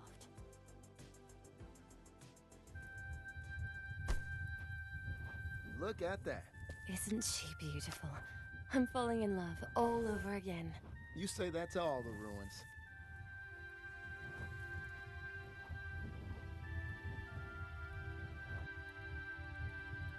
He's a moderate. Now, like, right, that's the things that are being pushed by Republicans, or just like the things that were being pushed in the very beginning, especially that were just so bizarre to me, is like the biggest lie is one, that he's a moderate that we're now pushing, but the second biggest lie everyone was saying, 200 million, especially like the FBI, like everyone in like, I guess Trump's camp, the Republican camp, was that he was in critical condition for an hour. I can prove I got the like, score. why did we I was so pretend fucking like that? mad. I mean, I understand, right? Like, you don't want to jump to conclusions, but then Trump, I saw someone post Trump and was the first person to break that he died. Like, Trump got the call. I don't want to lie, bro. He was speaking in the past 10 hours I see the before. video. He was dead on impact. I'm so sorry. Why would you lie? It's true. Yeah, exactly. She's like, it's really fucking weird. It's almost weird. Because like I was saying, like as soon as I saw that, I was like, fuck, dude. They literally hit it, like whoever, like that hit him right in the fucking carotid, and it is pumping out, like straight out. He literally lost consciousness almost like immediately. Just because the fucking pathway between blood in his brain had been so effectively disconnected.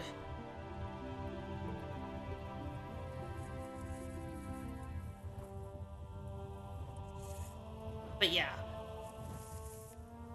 The second I saw that, I was like, yeah, no, he's fucking, like, you don't live. There's two possibilities when that happened. Like, literally, just from, like, whatever the 5-second clip that video was. There's two possibilities from there. which is that, one, you die, obviously. You just bleed out and die.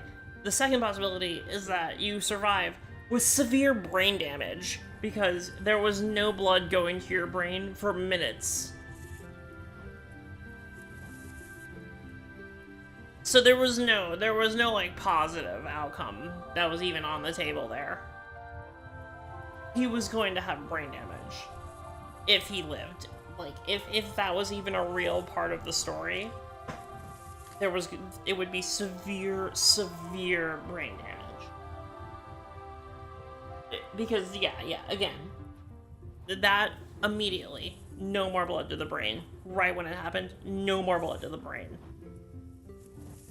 No more blood to the brain, and all the blood also, because I think they said that it like simultaneously severed the carotid and the jugular, so there was no more blood to the brain, and all the other blood was just draining out, and so he was probably like, you know, he's like quickly gonna go into shock too.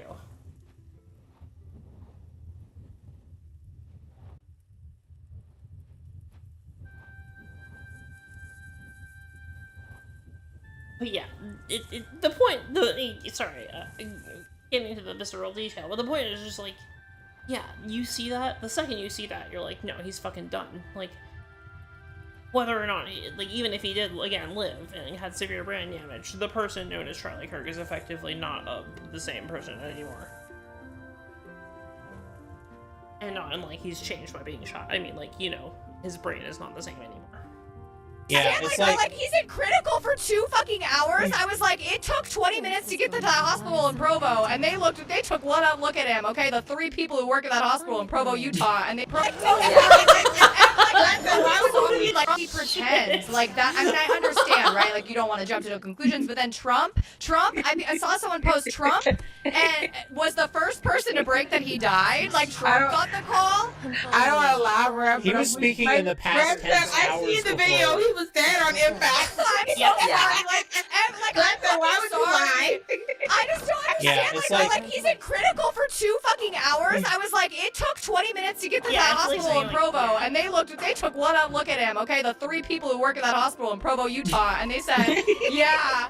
This guy's dead, and it's not even just like, oh, how dare you, like, make light, but I'm like, no, like, why are we have it in 4K from 8 angles? Every doctor in the chat, regardless of politics, was like, so that's the carotid, so that he didn't even feel it. Like, he they don't wasn't care even about him, they care about the office. Yeah, exactly. I know, it's just like, the whole panic around him dying at 2 hours was just a scramble. Like, this is one of those things where it's like, it's not about how much they love Charlie Kirk. It's I don't think people really appreciate this just happened like in Utah. That's like, at this event, we know it's a white guy. It's probably gonna be a right when it's not. It's like the whole shadow puppetry of your body and your cells keeping up this little charade that's known as you.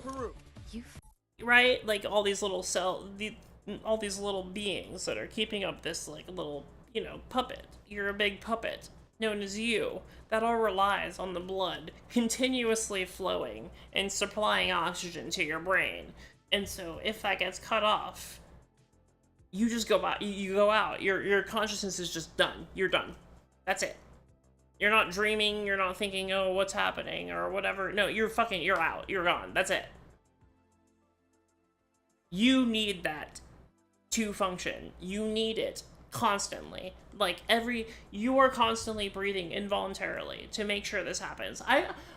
Maybe I'm the weird one here, but like I think about this a lot. I think about like this like fragile, tenuous ground that we're constantly stepping on of breath, and like especially when I learned about like the partial pressure of carbon dioxide when I was in biology, like in how your body is like instinctually like there's like all these different things set up to make sure that the partial pressure of carbon dioxide like stays the same, and like your whole when you're drowning and you need to breathe, your body is basically just responding actively to that partial pressure of carbon dioxide going up. Like there's too much carbon dioxide in your system and your body's like, oh my god, we need to breathe even though you're like deep underwater and sinking or whatever.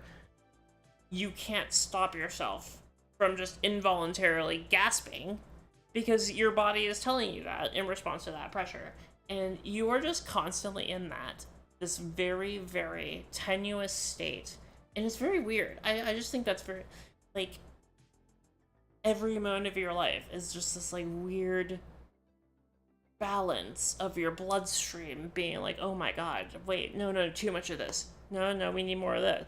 Oh, no, too much of that. Like, I don't know. I'm sorry. It freaks me out a little bit. I'm sorry. Anyway. That had very little to do with what was going on with Charlie getting shot. But the point was that, yes, he once that's cut off, you are in this tenuous, fragile state constantly. Your consciousness doesn't just keep going. Like, you don't have like a period of like grace. You don't have a grace period there. Once it's done, it's done. That little tenuous balance gets cut off, you're done.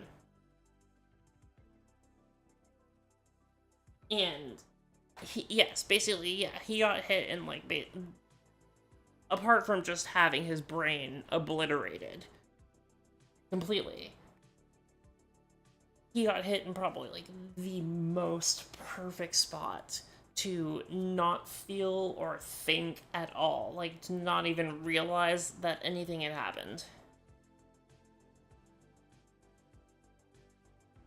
And I don't really care like about how he felt. I don't know. I'm just saying that's just how it went down. Did you see the statement from one of them today that said they stayed up all night praying to God it was someone from another country, that it was an immigrant? The Utah governor said that. The Utah governor's video today. He's in tears at a fucking press conference. You can send it out. Let me find you. I'm gonna send it to you right now. He said, you guys, I was praying that it wasn't one of us.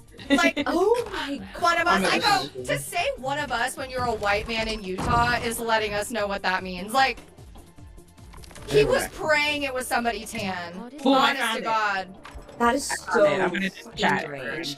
It also really got me that, like, you know, Trump obviously wants to be the one to announce this, because, like, Trump is, like, a clout president. Like, he's like, I want the likes, I want the shares, I want the attention. So Trump is the one to put out the statement first. And then you have coverage in, of course, the New York Times that's like, this was an intensely personal loss for Trump. The next day, he's at the baseball game going, duh, duh, duh, duh, duh. Like, I'm just like, he doesn't actually, he's not mourning, he's not angry. Did y'all watch Scandal? Did y'all watch Scandal back in the day? Yes. Y'all did? Okay, so y'all know B613. Is he dead? Mm-hmm. If I were a conspiracy theorist, I think... Oh, I'm gonna think that, like, I gotta stop watching TV. But the way I'm genuinely like, Trump them did this shit. Like, I'm like, this is a distraction from whatever the fuck you don't want people to be paying attention to, the Epstein files. And it, like, I'm like, I think it's a 2 birds, 1 stone distraction. Distract you from the Epstein stuff and give you permission, like permission to start doing a bunch of wild shit in the guise of retaliation and all this, da da da da da. But in my mind, I'm like, fuck me. Damn it. Y'all decided to sacrifice that young man.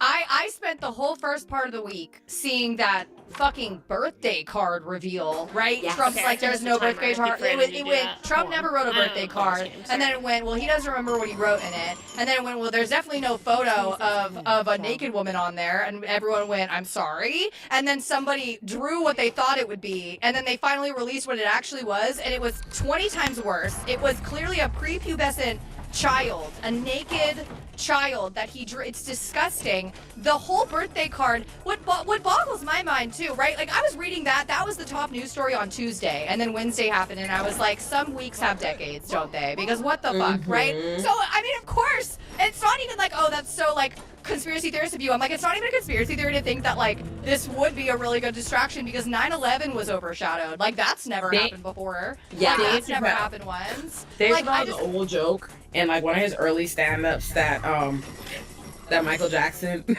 that George Bush used to go to Michael Jackson and say, Michael, I'm gonna need you to get into a little trouble again. They're talking about these wars too much. That's so funny. In my mind, they were like, It's gotta be Charlie. Honest to God, like okay, yes, of course, right, but maybe not, whatever. But why? Like now we're never gonna hear about that again. Now we're never gonna hear and have more discourse on. Hey, so even if I did have birthday cards from people, why is every birthday card to Jeffrey Epstein literally just a poem about how they definitely have a big secret? Make a shot. They definitely have a big secret that's weird, and also I love you so much and we're best friends. Like that's what Trump wrote in every single note to him, and now we're just gonna ignore it. I mean, whatever. Like, whatever. Just release the fucking files. You'll never release them. If you needed to shoot one of the far right pundits that's I guess disposable to get us distracted from that, all right. Like that's the world that we live in. That's what kills me when people are like, things are getting real bad now, folks. It's like I feel like this isn't even out of the realm of possibility. This one never was. Good. I'm glad because I fully believe my conspiracy. I mean, that was actually like one of the first things that a friend of mine said was like, they were like, has Charlie spoken out about the Epstein files recently? Like, and I was like, actually he did, and then Trump personally called him, and he was like, no?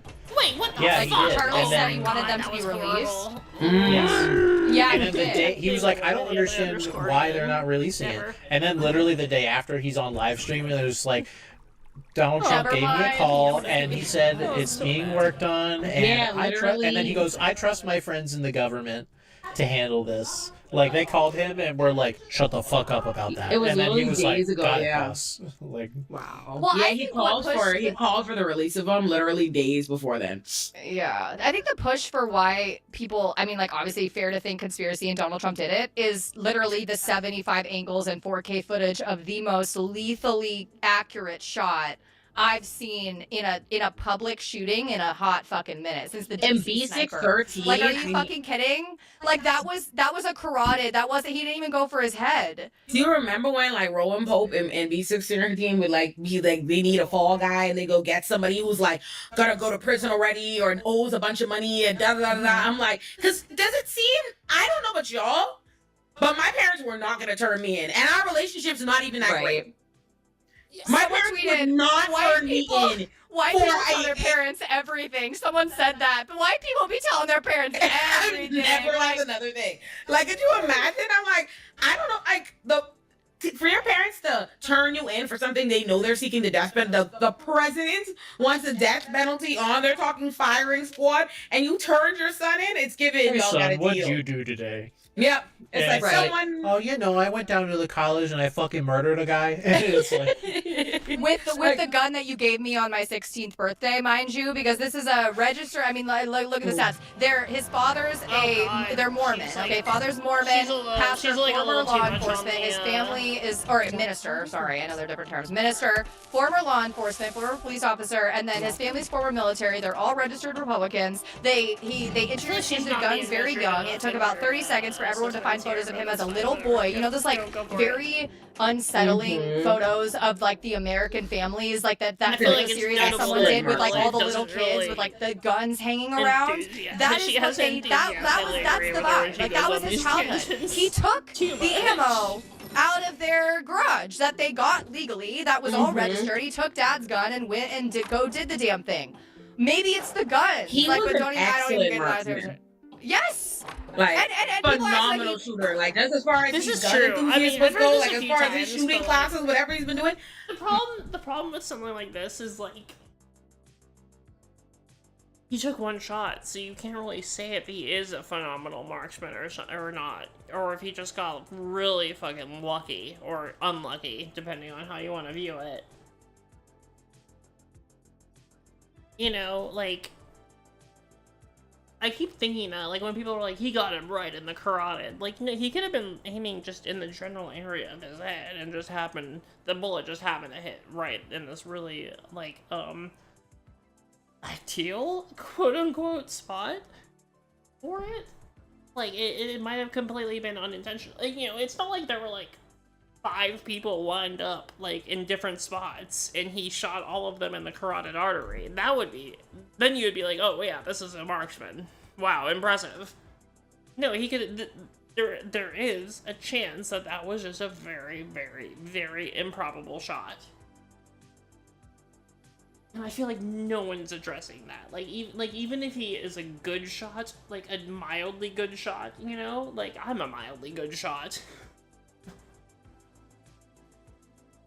Even if he's a mildly good shot, like, think about it. If you're okay, if you've never fired a gun before, if you like, even if you've only ever played a video game or you fired a gun before, and you've had like a really good moment in like an online game or something where you got like a bunch of headshots or something, like, there's a party that recognizes that like you're not always on that zone, or that like they happen to be like in the right areas at the right time and stuff like that, and everything lined up to make the perfect scenario for you or whatever. And it's not necessarily like your own individual skill every time. Does that make sense? Like, you must have some awareness of like the situational benefits that come with certain. Okay, come on, right? Yes. And you also have to recognize that like that same thing applies to everybody else on the field, too. And so think about, like, if you started playing a game, and I am literally trying to separate this from real life as much as possible right now. Imagine that you started playing a game, and you have one chance to take one shot, right? And it's exactly like any of those situations, right? It's just like a completely like, and you have to account for wind and shit like that, all of this, right? And this is your one try. You have one try in this game. You're a good game player. You're good at FPSs or whatever. You're a mildly good shot or whatever, right? I don't know if like, again, I don't think the one shot, like, if it's successful, I don't think it's enough to say that like he's like a really skilled marksman. Like, it's, again, I don't know if I can say that it's not just like a little bit of luck.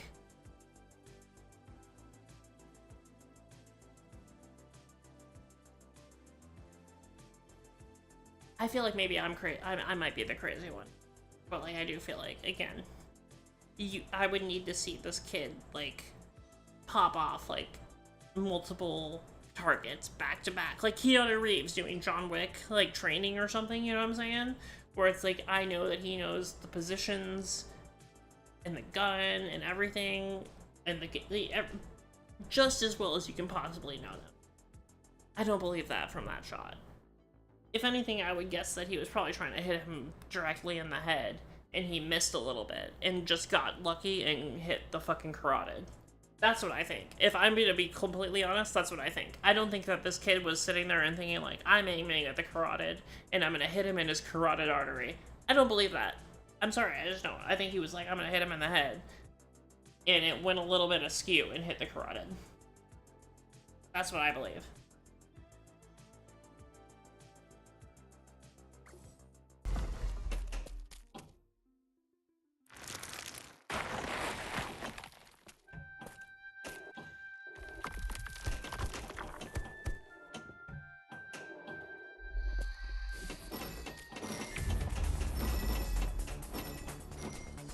Or to be clear, I think that if I'm gonna be honest to myself and I was using it like an Occam's razor perspective about it, I think that would be the most reasonable thing to assume.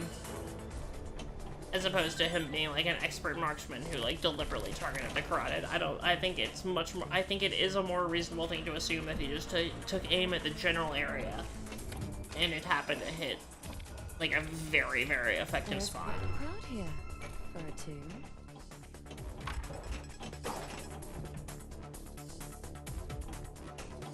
I think not.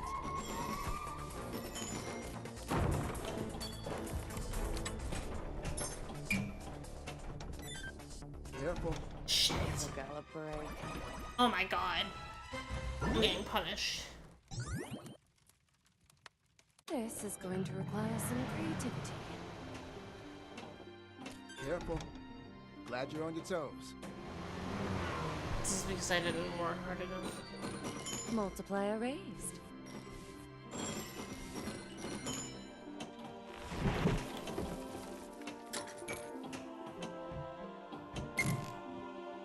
Careful. Oh my god. Okay, fuck me. This is going to require some creativity. That's a phenomenal shot. Phenomenal. Right. Also, can we talk? They said that I've seen them be like, oh, there was a bunch of casings. Suddenly, there's a bunch of casings with a bunch of different random engravings. You know, they said a trans ideology groups. I don't believe anything they're saying because they're saying there's a bunch of casings, but I only seen one efficient shot. I don't think that Where it was are a these other deliberate casings phenomenal shot from? They were so. Well, he wrong. left the gun in the woods, Okay, so they found his extra bullet casings and his gun in the woods nearby. Why would he have done that? There are so many things. You see what I'm saying? He's 22 and he's He's 13. Yeah. He's 22 years old. He had to know that, like, he was already throwing his entire life away by doing this, because it's like there was no way he was ever gonna, like, completely escape. Rittenhouse, Kyle Ritten, True. he didn't have his life thrown away. He was That's right. Well, he shot I said this at in the black sauce chat people, so earlier it's too. He's a white person with a And he said it. That like, it's just so fucking weird that like you would do such a great setup, or like you perfectly plan like your setup and getting away cleanly, and then you would leave all these like stupid little clues all over the place, like, you know, like to your partner, and like you just look. Why do you do like? Why would you do this? Like if you you have like a real possibility of just like doing this and just like getting away clean and just denying it to the cops and shit. And you know, like even if your dad goes like, oh, he kind of looks like the guy, you just be like, nah. You know, it like realistically, that's what you're supposed to do. Like, why would you just leave all these fucking like little notes and clues around being like, oh, I'm gonna kill her, and then like the shit with Cash too, it just makes it so suspect. It's so weird. It's very weird. It's so hard to be like, to believe anything from people who are just like, oh, we have this, but it got destroyed, but we can totally recreate it, so it's fine. I'm like, how do you trust people like that? You can't. Survival skill.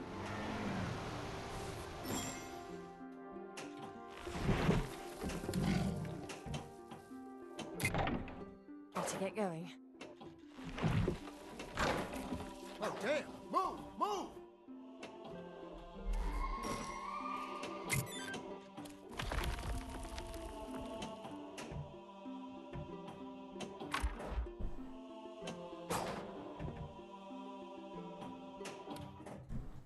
a white man with a gun in America. I don't think like, it's. I think he probably thought he would be fine. Rittenhouse's own was at, you know, the Black Lives Matter protest, so they were automatically on the site. When we killed like some white Black Lives Matter protesters, they were Black Lives Matter protesters. So, whatever. But this guy. Oh my god. My theory is that. Why do I keep doing that? The dad set him up. Like somebody is working with B613 and Trump and them or whatever, and they forfeited him. Like, you know what I mean? That's my like thought process. Like, it's got to be you. Somebody can get some money. Somebody owes somebody something. Something's gangsta.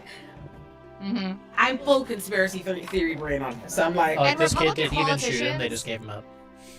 Oh yeah, the Republican politicians are so fucking stupid that, honest to God, if we made some fuck-ass Gmail account, clearly fake, okay, yahoo.com, cold emailed and said B613, this is the tip from fucking Scandal, they would start tweeting that shit. They would be like, ATF source just confirmed, we have a B613 conspiracy, liberal ties, and like, honest to God, like, I have not only do I not have faith in anyone saying anything serious anymore, I like it goes for. I mean, it's not like a whole sides thing, but it's like everyone's speaking out of their fucking necks. Fucking from Gavin Newsom to Nancy Mace. Like, I don't really give a fuck what any of them have to say about this stuff anymore, because unless anything's gonna come of it that's good, shut up. Like, I don't need to. I'm gonna block all of you. Like, I'm done. I don't need to see what you have to say anymore. no, you're absolutely right.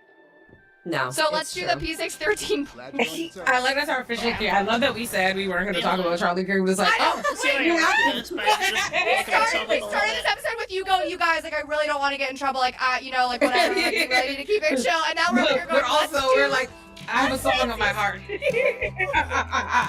Stop what you're doing and listen up. You just watched a video on one of my channels, but the Illuminati verse is huge, and I want to tell you what everything is and how to find it. Stream should be live. And it is.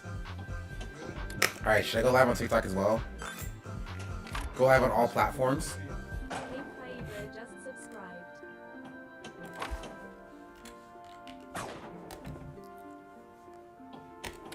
Alright, I need to grab my stream key real quick. Don't lick my... Don't stay!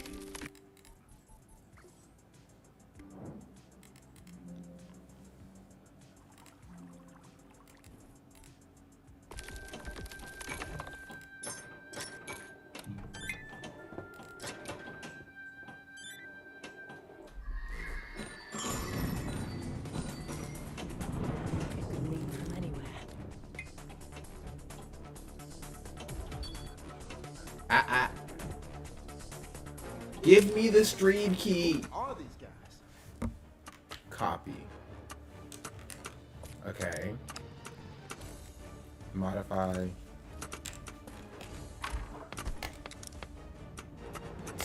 Start. Okay, I should be live on TikTok. Okay, I'm not live on TikTok. Damn.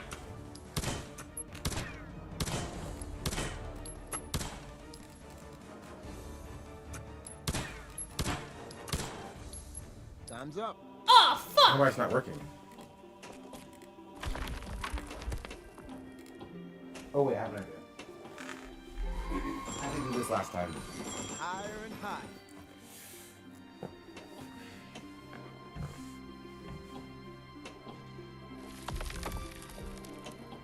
Reopen. Hold.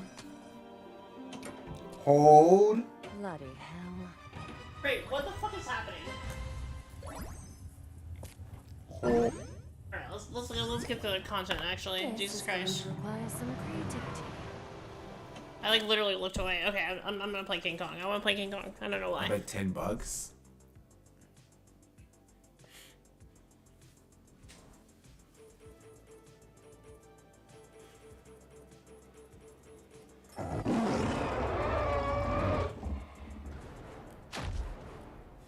This is Holloworth Launch Station.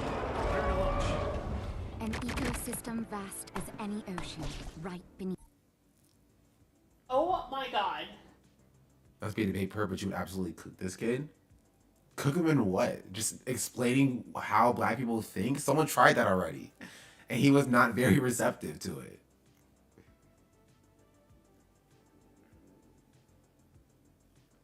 If you mean that we could have a conversation and I can come out being correct, sure. But if you mean like I can change his mind, I doubt it.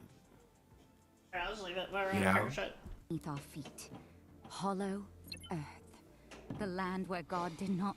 I'm gonna go back. I'm gonna find the next point that D. Wait, nobody did a prediction? You know what? I'll do the prediction myself. Gosh darn it. What would I not pay you for? Do you think he will? Yep. Finish creation. Been going on as of recently, and my response to a lot of the claims and statements directed at me, made in videos, on top of my thoughts and where I need to take accountability. This And doesn't it looks look like like me. everyone can Wait, hear what? me over on YouTube now. We are good over on TikTok. We are going to go ahead and allow it another moment. Oh my god. Now, If he's live and trying to explain these with chat. Okay, brief aside. To see FD try to explain Twitch to his freaking chat.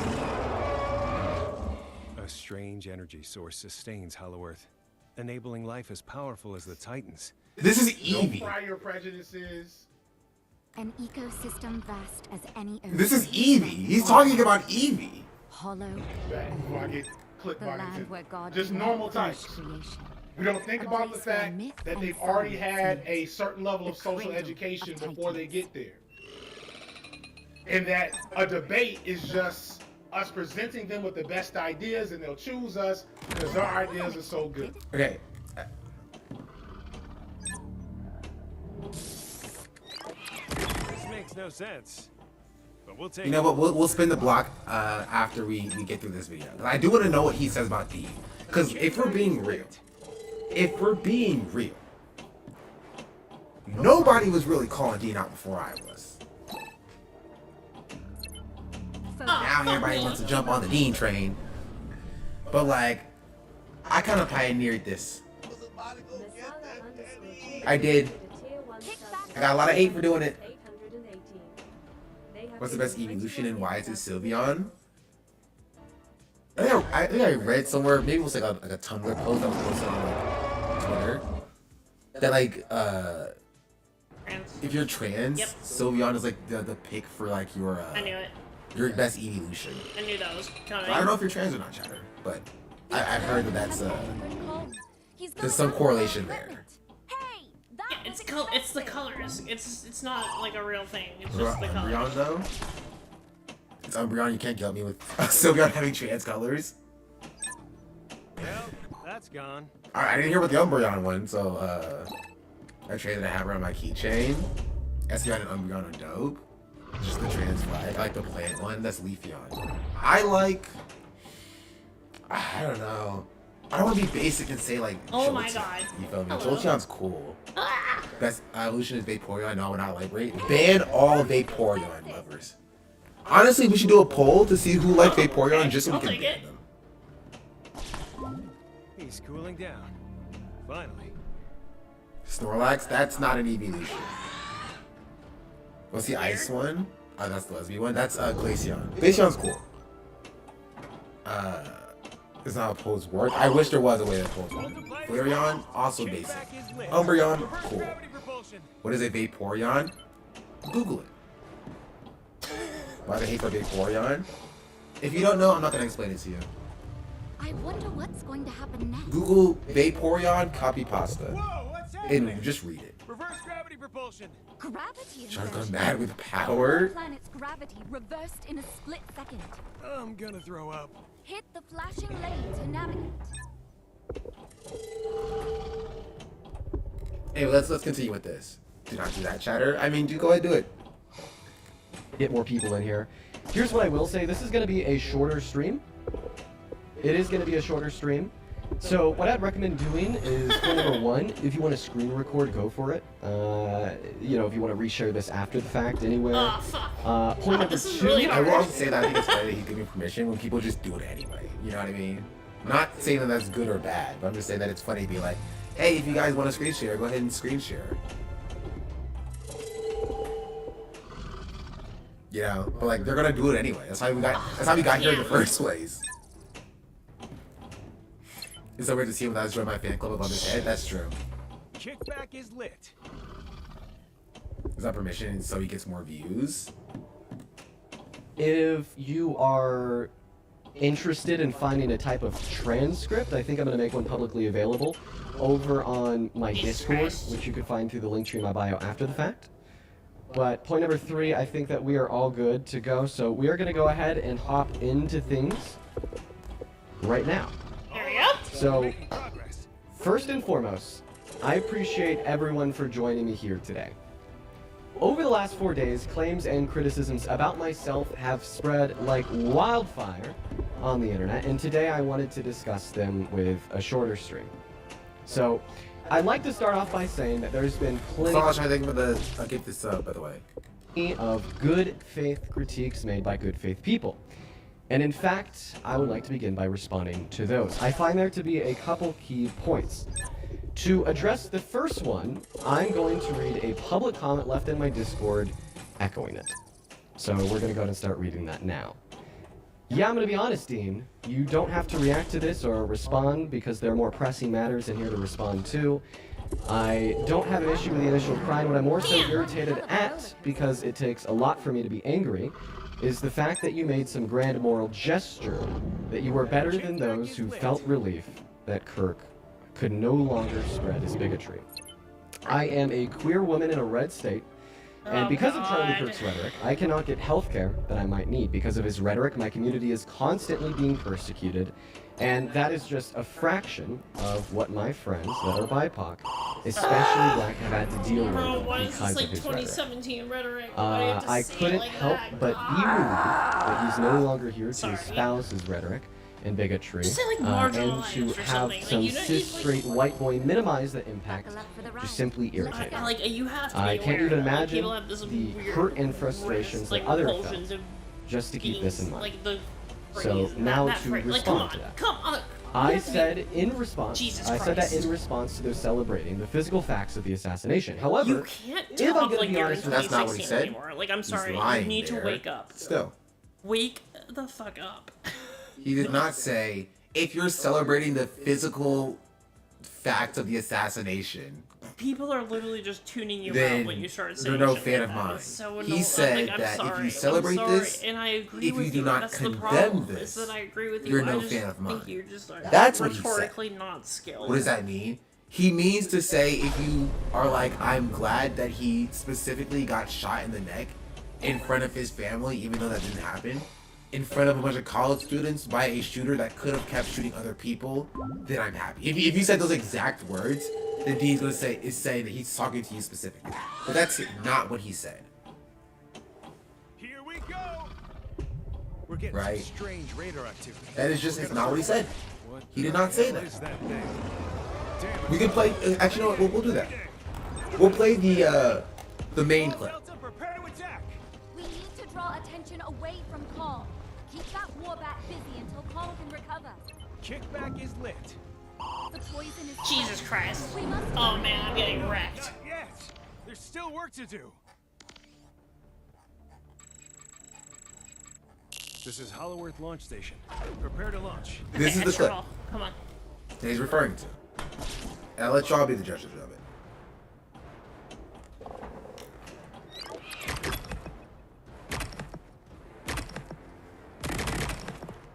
To deal with. Now, I'm gonna make this last point incredibly clear before we end. I'm gonna take some time off for a little bit. Also, that just did not happen. And he took absolutely zero time off. He's been live like every day since this video came out, like, for the most part. So He meant taking time off the video up that, later about that this as day well. specifically. He was You'll be going able to to find spend it on some my time TikTok, not thinking my about it. Instagram. You'll be able to find it everywhere. I'm just gonna We must collect my study thoughts them further. and then make a video.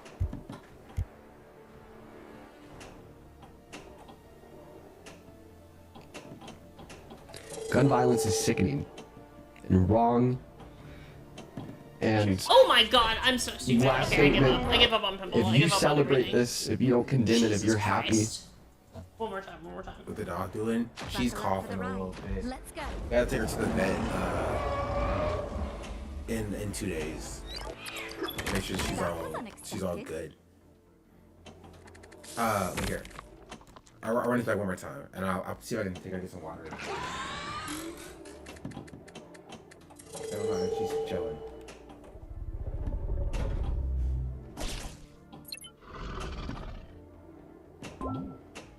Yeah, I think she's chilling right now. collect my thoughts, and then make a video.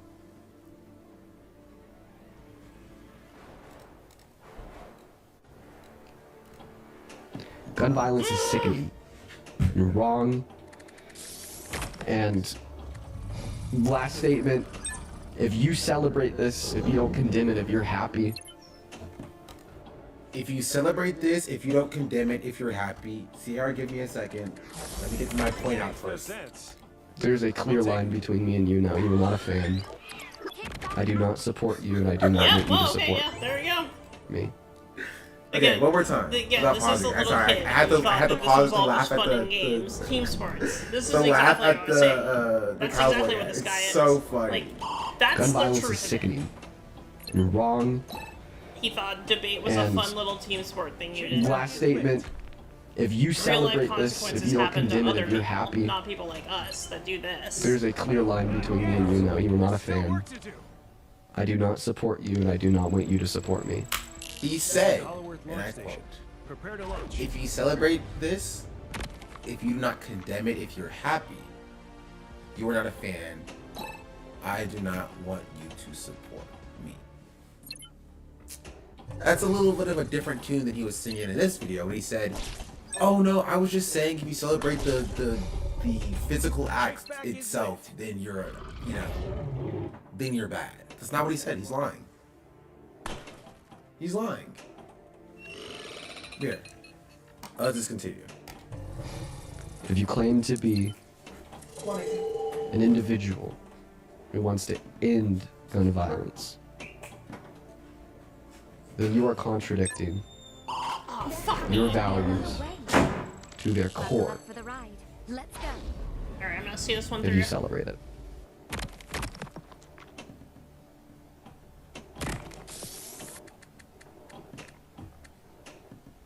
And if you see anybody celebrating it, happy with it, okay with it,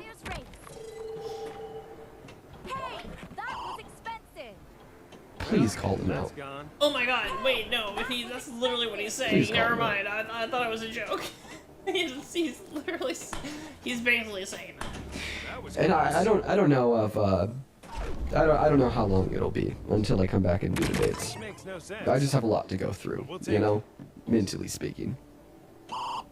Regardless of the fact that, you know, who's Charlie Kirk, Republican MAGA, that is still a human, a person Like, it's that just I funny met, because that I there's so many people spoke that with, participate in this dialogue every conversation day, and debate knowing that with. they are already the target, you know? That is somebody who And has they keep doing kids, it. somebody who has a life. He's cooling down. That is somebody It's who really has a funny wife. just to hear like a little kid like be like, oh man, shit, And it's wait, also this is somebody actually like a serious that business. my friend Parker had to watch die right in front of him 30 Wait, feet away. serious things happen here? Like I'm actually in like an important role. What happened to Charlie Kirk today? This isn't just fun team We'll probably sports. get Debate. from you. Debate lord shit. What happened to Charlie Kirk today? I'm sorry, like that's literally the reality here. That's what's happening in this kid's mind right now. Truly abhorrent. This has to stop. We need to draw attention away from Kong. Keep that war bat busy until Kong can recover. Nobody deserves to be a victim to violence. We must Charlie Kirk is a victim to gun violence. His kids are a victim to gun violence. His wife is now a victim to gun violence. Parker and everyone else who witnessed this in person was there is a victim to gun violence. This is fucking disgusting. There's so much evil in this world. And today is a stark, bleak, morally God damn it. abhorrent Fuck you, Dean. reminder of that evil. God. I don't care about that shit. Fucking just, Is there like, more? Can we get on? Hey! The chair spin facts? I'm sure. Here, we're back one more time. To deal with. Now, I'm gonna make this last point incredibly clear before we end. I'm gonna take some time off for a little bit. So, And,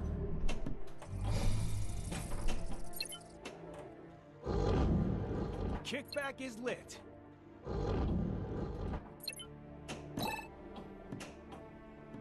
I'll Give some tell you subs, more 5 about plus. this as well. You'll be Yo, Showtime, you'll leave with 30. 30 total. 5 gifted subs. Much appreciated. So now we're casting for the 100 bits. And Ziffle, thank you for the 2 months. And then Will Realms, thank you for the 3 months. And then Somi Suki, thank you for the tier 1 as well. This is my first ever treasure trade, I think. find it on my TikTok, my Instagram. You'll be able to find it everywhere. I'm just gonna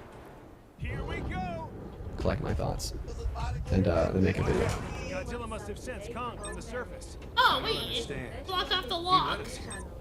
Where's the energy source? It's coming to the 5 gifted and Evil Fairy, thank you for the 5 gifted as well. Also, True Tiger, thank you for get this up. Gun violence is sickening. Sickening. Wrong. And last statement, if you celebrate this, if you don't condemn it, if you're happy, there's a clear line between me and you now. You are not a fan. Anyway, I'm not gonna make you watch all of it again, because you already did. Sort of something for the 5 gifted sub as well. But he very clearly said that if you celebrate it, if you don't condemn it, if you're happy, there's a clear line between you and him, and you are not a fan of his. That is what he said.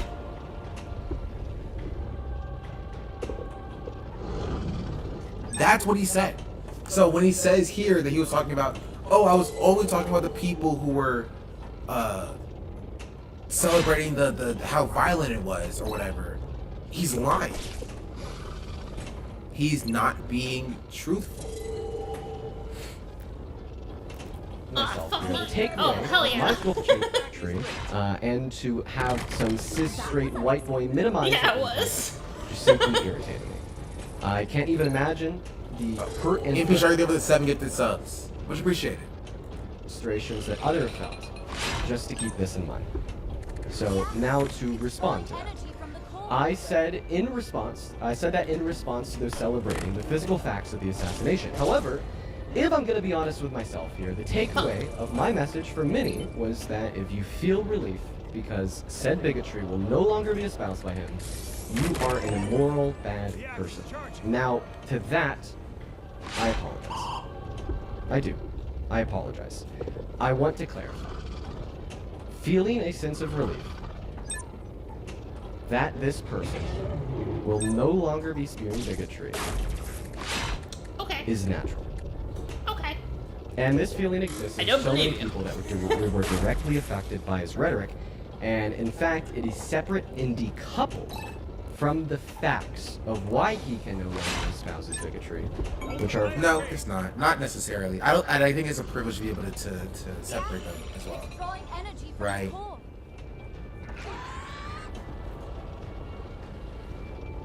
It's not. It's not. Not for the people that it was being harmful towards. Are you fucking kidding me? Yeah. We gotta go before the whole place collapses. Like he's dead. They're celebrating the fact that he is dead. There are people who are celebrating the fact that he's dead. He's trying to like spin it in a way to be like, oh well, I know you guys aren't actually celebrating the fact that he's dead, right? You're just celebrating the fact that he can no longer say bigoted things, right? So you're not bad people, which like, no, there are people who are doing that, sure. But there are also people who are celebrating the fact that he is no longer alive, that he is no longer drawing breath. And I'm also not going to, look at them and scold them for feeling that way either. Right? You're expecting, like, black people to cry for Klansmen when they die? No, I don't. I don't. I don't have that expectation. The fact that he's trying to massage it and try to explain to like marginalized people about what they're feeling is also white supremacy. It's him not learning. Right? He's massaging this in a way that make him feel better about himself. Right? Without acknowledging that he can feel like, well, just separate the art from the artist with Charlie Kirk. You can be happy that he can no longer sing, right? He can no longer make any art, but you're not actually happy by the fact that he's dead. Like, no, I'm sure there are people who are happy about the fact that he's dead. Right? And you don't have to be happy. You can personally disagree with it, right? But you have to acknowledge the fact that there's a reason why they feel that way in the first place. Can't hear me, they were the 5 gifted subs, and Berkeley's Pit Power Swimmer, thank you for the 5 gifted sub as well. It's on level 7 treasure train. Mr. Noosa, thank you for the 5 gifted subs. Much appreciated. Of course, in relation to how he died. I would like to apologize to every single person that I've made feel differently. In the moment, my brain just simply could not separate the fact that Charlie would no longer be spewing his hate and the fact that he got publicly executed the way he did. And that's the fact that is because he, like, you're right. Right? It is a white perspective. It's a place of white privilege. Oh my god. Right? Thank you. To not have to decouple it. When you see Charlie Kirk. When you see Charlie Kirk, you can separate Charlie Kirk the person from Charlie Kirk the rhetoric. Black people cannot do that. Because Charlie Kirk the person is spewing Charlie Kirk the rhetoric. Right? He's the person who's actively making the choice to do that. He's a brand. It's harming them. So while you can separate the two, they cannot separate the two.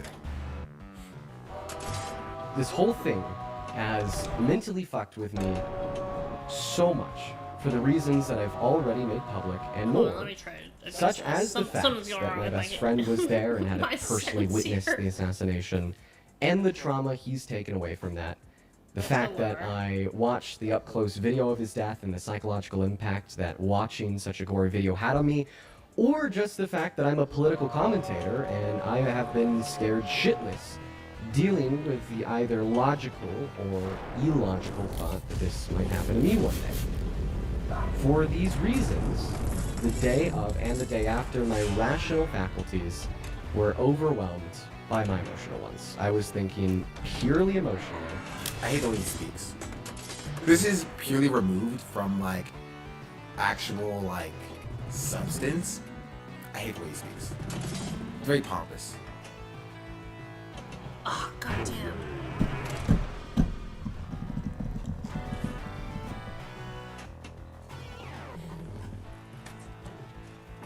That's it. Ugh. I don't care. Yeah. Has he not seen videos of Gaza? Honestly, not many.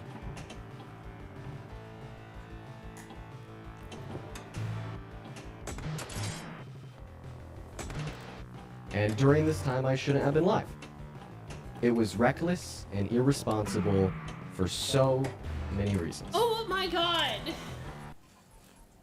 It is also worth adding on here that I'm sure many of you in my life, were in my life or joined my life the day after what unfolded and watched me try to have a conversation with a lady by the name of Kobe, or as I call her, Athena. Wrapping it back into my last point, I shouldn't have been live during this time. I was not in the proper headspace to be attempting to hold genuine dialogue, and I want to let you all know that since then, I have spoken with her privately, as I truly wanted to have a conversation with her in a space where I was more receptive to dialogue. I spoke with her for 30 minutes, and honestly, it was a really good conversation. And that's all I will share publicly about that for now. However, Athena, I apologize, as I told you privately, I also want to say it publicly. I apologize for being unwilling to hear you out during our original conversation on live. Okay, the last one. Now, the next point I would like to address is my usage of the term retaliatory in one of my videos going over the fact that in response to Kirk's death, people on the right have retaliated by making threats towards HBCUs. This raised questions in the heads of many, given a definition of retaliation. In the first video you played now. Athena was who we watched 2 days ago, where they had a conversation on live. Requiring that a retaliatory action is being done back to someone who did something to you first. Okay. And obviously this wouldn't make sense in the context of bomb threats towards HBCUs, as these HBCUs nor black people assassinated Charlie Kirk. In my video, I used the term retaliatory in the sense that people on the right wanted to get revenge for the death of Kirk. So they retaliated by baselessly and deliberately being racist and attacking black people at HBCUs. Jesus Christ. However, I think that the points made on this subject were valid and correct, and I definitely should have used other language. This is all he does, just finding people nitpicking his words all day, or debating conservatives. I don't necessarily care about like, oh, your use of the retaliatory was, I don't know, incorrect or whatever. But like, I still wanted to see him acknowledge why Jesus Christ, what the fuck is happening? he had a different reaction. And Okay, well, first of all, I would apparently- like to see him not lie about what he said originally. I'm crazy where I don't even see any other people online celebrating his death. I see edgy memes, I know politicians, leaders, influencers being like, I'm so glad he was killed. This guy did a good thing. This should continue, because it didn't happen.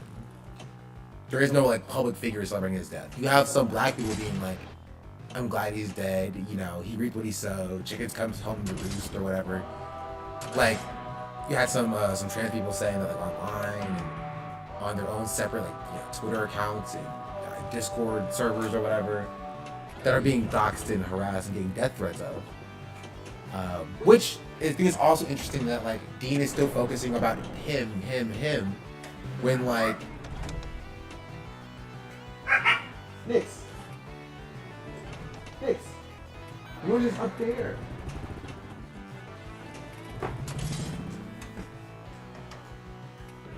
You're right here. You got the power.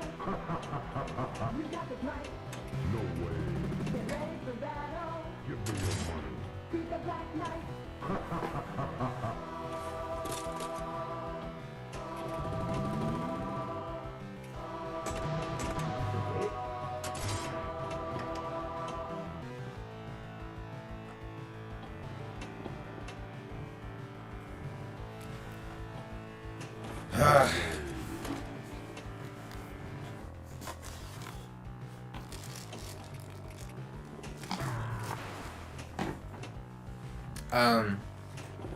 Even if it's not gonna be just yeah. I was saying is that like one, I would like him to not lie about what he said. I think anything that he says is invalid because he lies about what he said originally.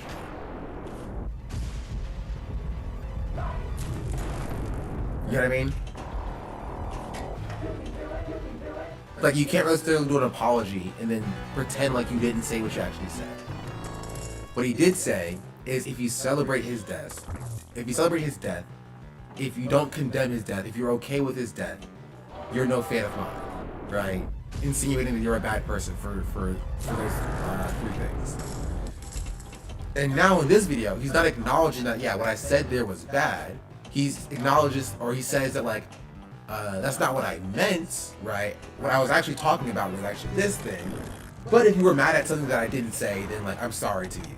That's how it comes across, right? That is how it comes across. Because that's what apologies do when you don't acknowledge. God damn, that was beautiful. You messed up, or you said something wrong. Okay, hold on. You know? My score sucks, but hold on.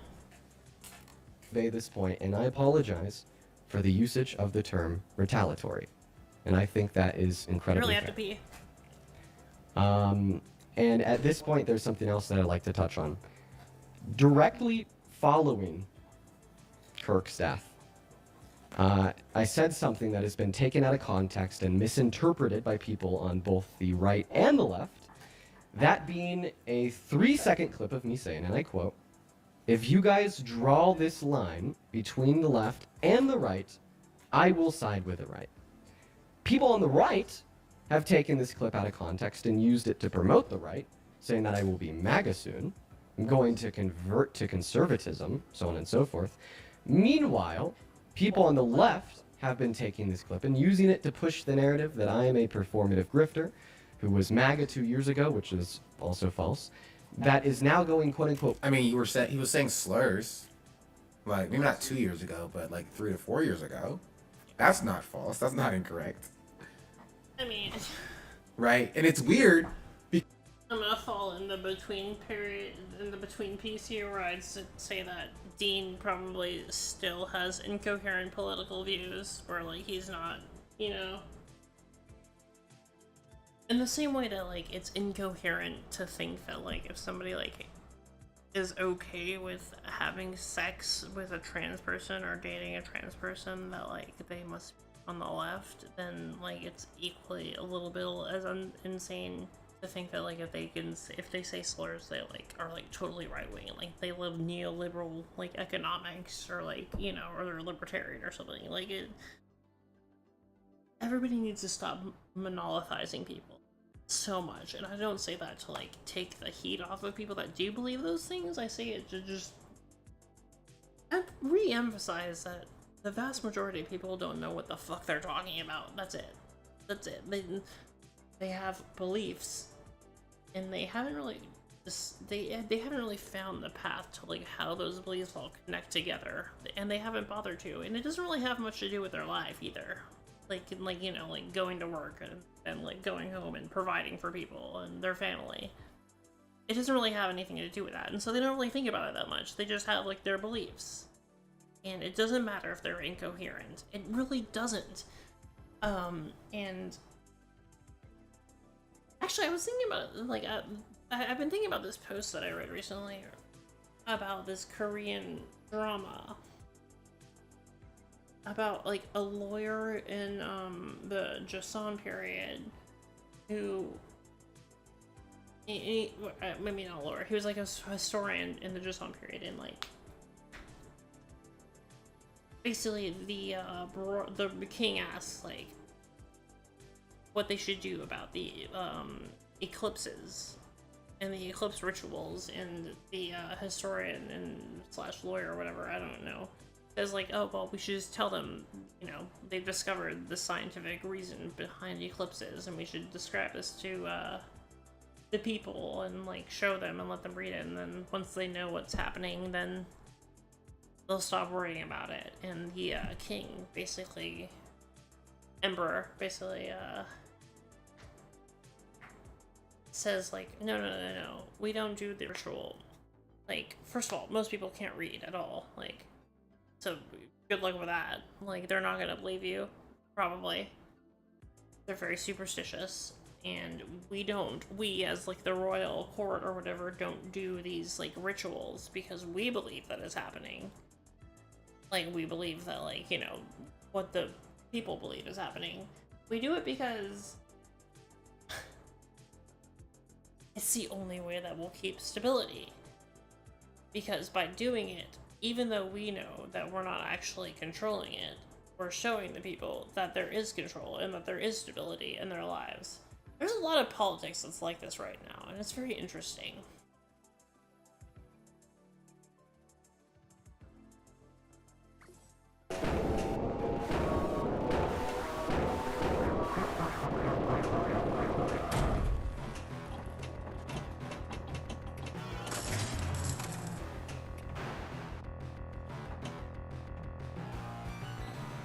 I would say that might be like how I would describe what like the Democratic Party was, like, in like its purpose and what it aspires to be.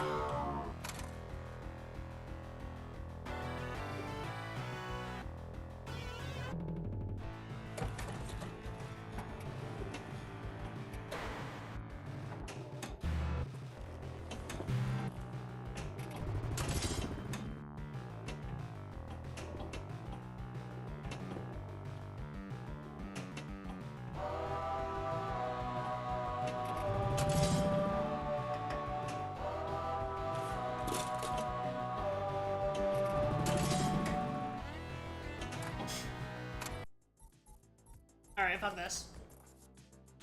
I'll save real tables for when I can beat the shit out of them with my real arms. Let's play it like a fake table.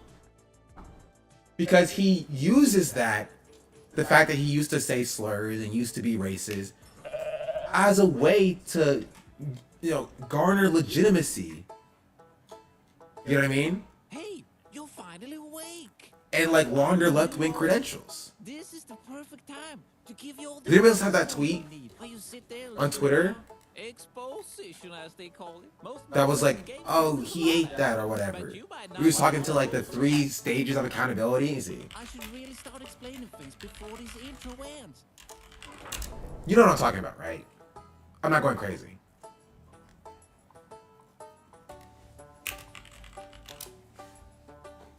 Anyway, I think people need to be more like people. You need to, when you interact with people politically, be more conscious of the fact that they are going to have a bunch of weird and conflicting viewpoints that don't align with like the monolith that you have made different political factions out to be. I think you dropped it. You need that to be in your mind constantly, Yeah, or else you are not going to be able to communicate with them in a realistic way. You can't communicate with someone who you've already assumed like they are this like weird caricature. Does anybody have the tweet? You know what I'm talking about. Monolithic caricature you've designed in your mind. That's just not how people. There's a tweet on Twitter. It was like, he ate that when he was talking to like. Don't make sense. Somebody being like, even though their viewpoints don't make sense, they are their viewpoints, and you have to find out why they arrived at them themselves. You have to ask them why they believe these weird contradictory things, and then try to identify how you can move them away from those positions. You can't just assume that they are part of this weird monolith of like a really oversimplified mentality that you've developed in your imagination.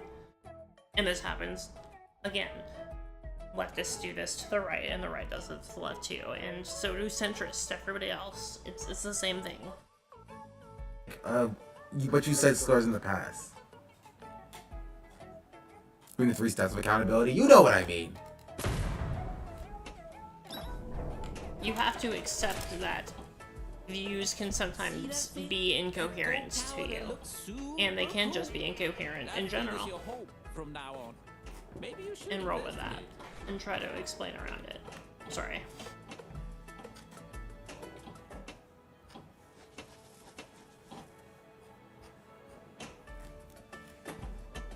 I don't know.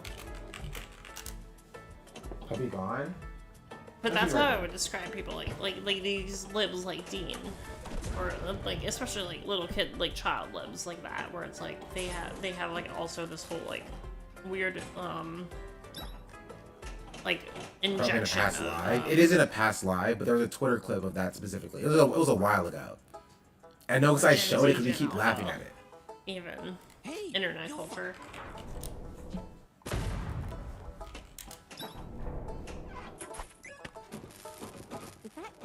Do a 360. See that thing?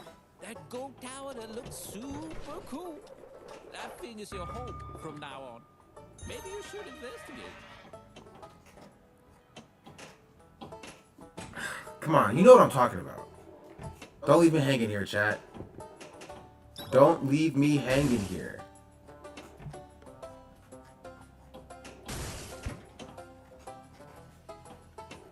Oh my god. Show me what you got.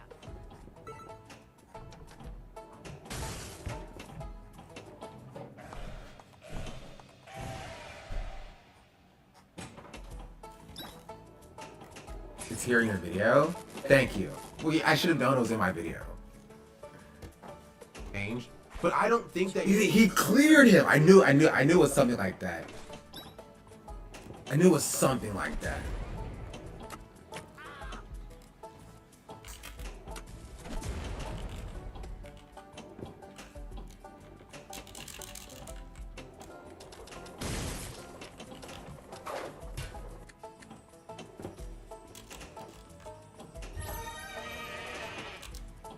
Okay, I'll just play it from here. Oh, that was like he raced it 4 years ago, and then a year later, 3 years ago, God damn it. make a platform and become very popular all for the fact that you were just racist.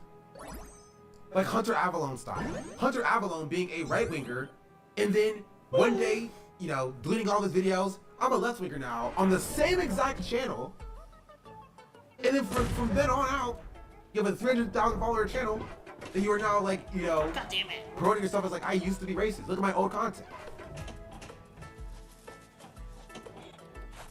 Oh, it's friendly.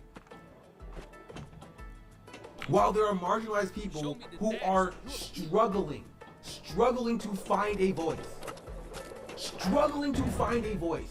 If you are not marginalized, you have absolutely no idea how difficult it is to operate in a space that is directly hostile to you. It is just separate from just the political space. Nick, just the streaming landscape. Before Kai, I just want you to just take a step and just think about how many large black streamers are there? I broke my glasses too, bro. I knocked it off my head. Dang it.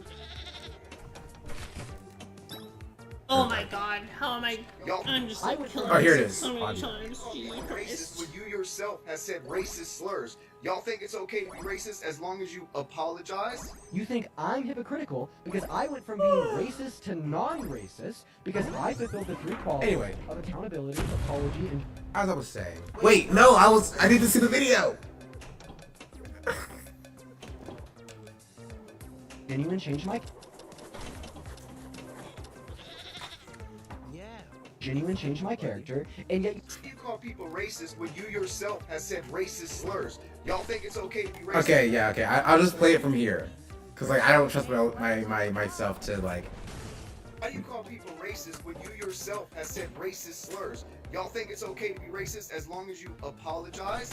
You think I'm hypocritical because I went from being racist to non-racist because I fulfilled the 3 qualities of accountability, apology, and genuine change in my character, and yet you think I'm hypocritical because I call out other individuals that have not fulfilled those 3 qualities and have been unapologetically racist since the 70s, such as Donald J. Trump. That is not hypocrisy, that is fact, sir. You only want to call it hypocrisy to obfuscate away from the fact that this 20-year-old white boy on TikTok and YouTube can hold himself to a higher degree of accountability than the President of the United States of America. Like, okay, if I'm being entirely real, like, Dean has some hilarious moments. Like the anxiety pin moment, this moment, the picture, come on. The picture. That hit me really hard. The picture. Dean has some banger moments.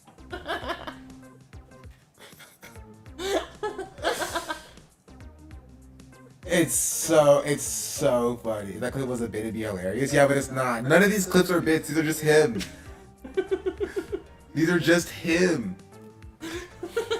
Right? But like, the point that I wanted to make is... Oh, I have to explain in a second. Hold on. The point I wanted to make is that...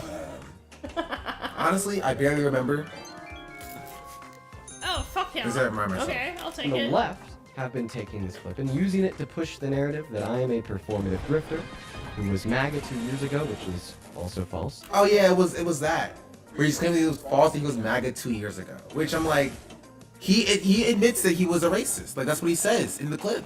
TikTok Live issue? Is there an issue on TikTok Live?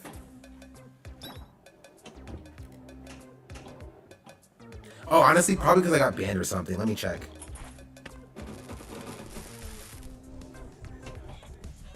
The goats usually do that. Did that goat just do a Am I allowed to get 360? suspended or something?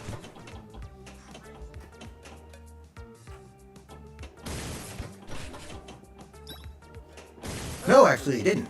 Why did it stop? Hold up. Show me the dance of your people. Ugh.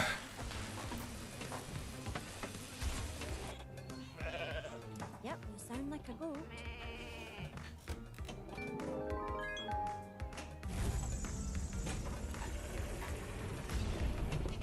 Okay. Should be back now. Fuck me!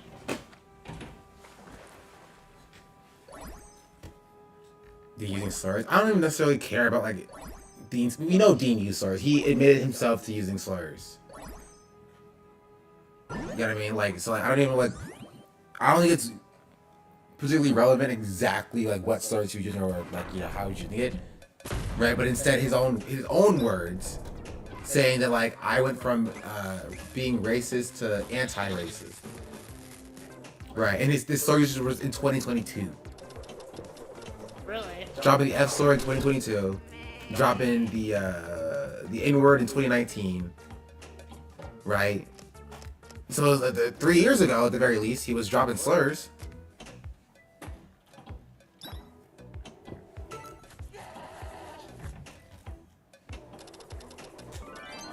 He didn't say anti-racist, he said non-racist. Oh, okay. Well, you know. Yeah, he went from racist to non-racist, not anti-racist. I guess I was giving him too much credit. Right? But the point is that, like, people classifying him as a, like, former right-winger is not inherently incorrect. You know what I mean? But that's not implicitly incorrect. Oh my god. No, no, no. There we go. That is now going, quote unquote, back to my roots after getting a little pushback from the left to continue to grift and to capitalize politics. First off, I think we should discuss the context of this clip.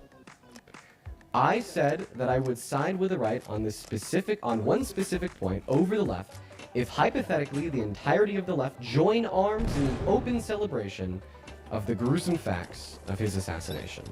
Oh my god. This was no not a fucking reaction way. to me seeing people on the left doing this, but rather a statement made directly following Kirk's death to reinforce. I'm sorry, Dean. You expect me to believe that out of nowhere you just crafted this hypothetical that you would just join the right over? Even if that was true, why would you do that? How does that inspire confidence in people that you are down for the cause on the left? You know? It would be like if I was just like, you know what, guys? If everybody on the left just died, I'd join the right. Why would you just make up a hypothetical where you would join and link arms with right-wingers?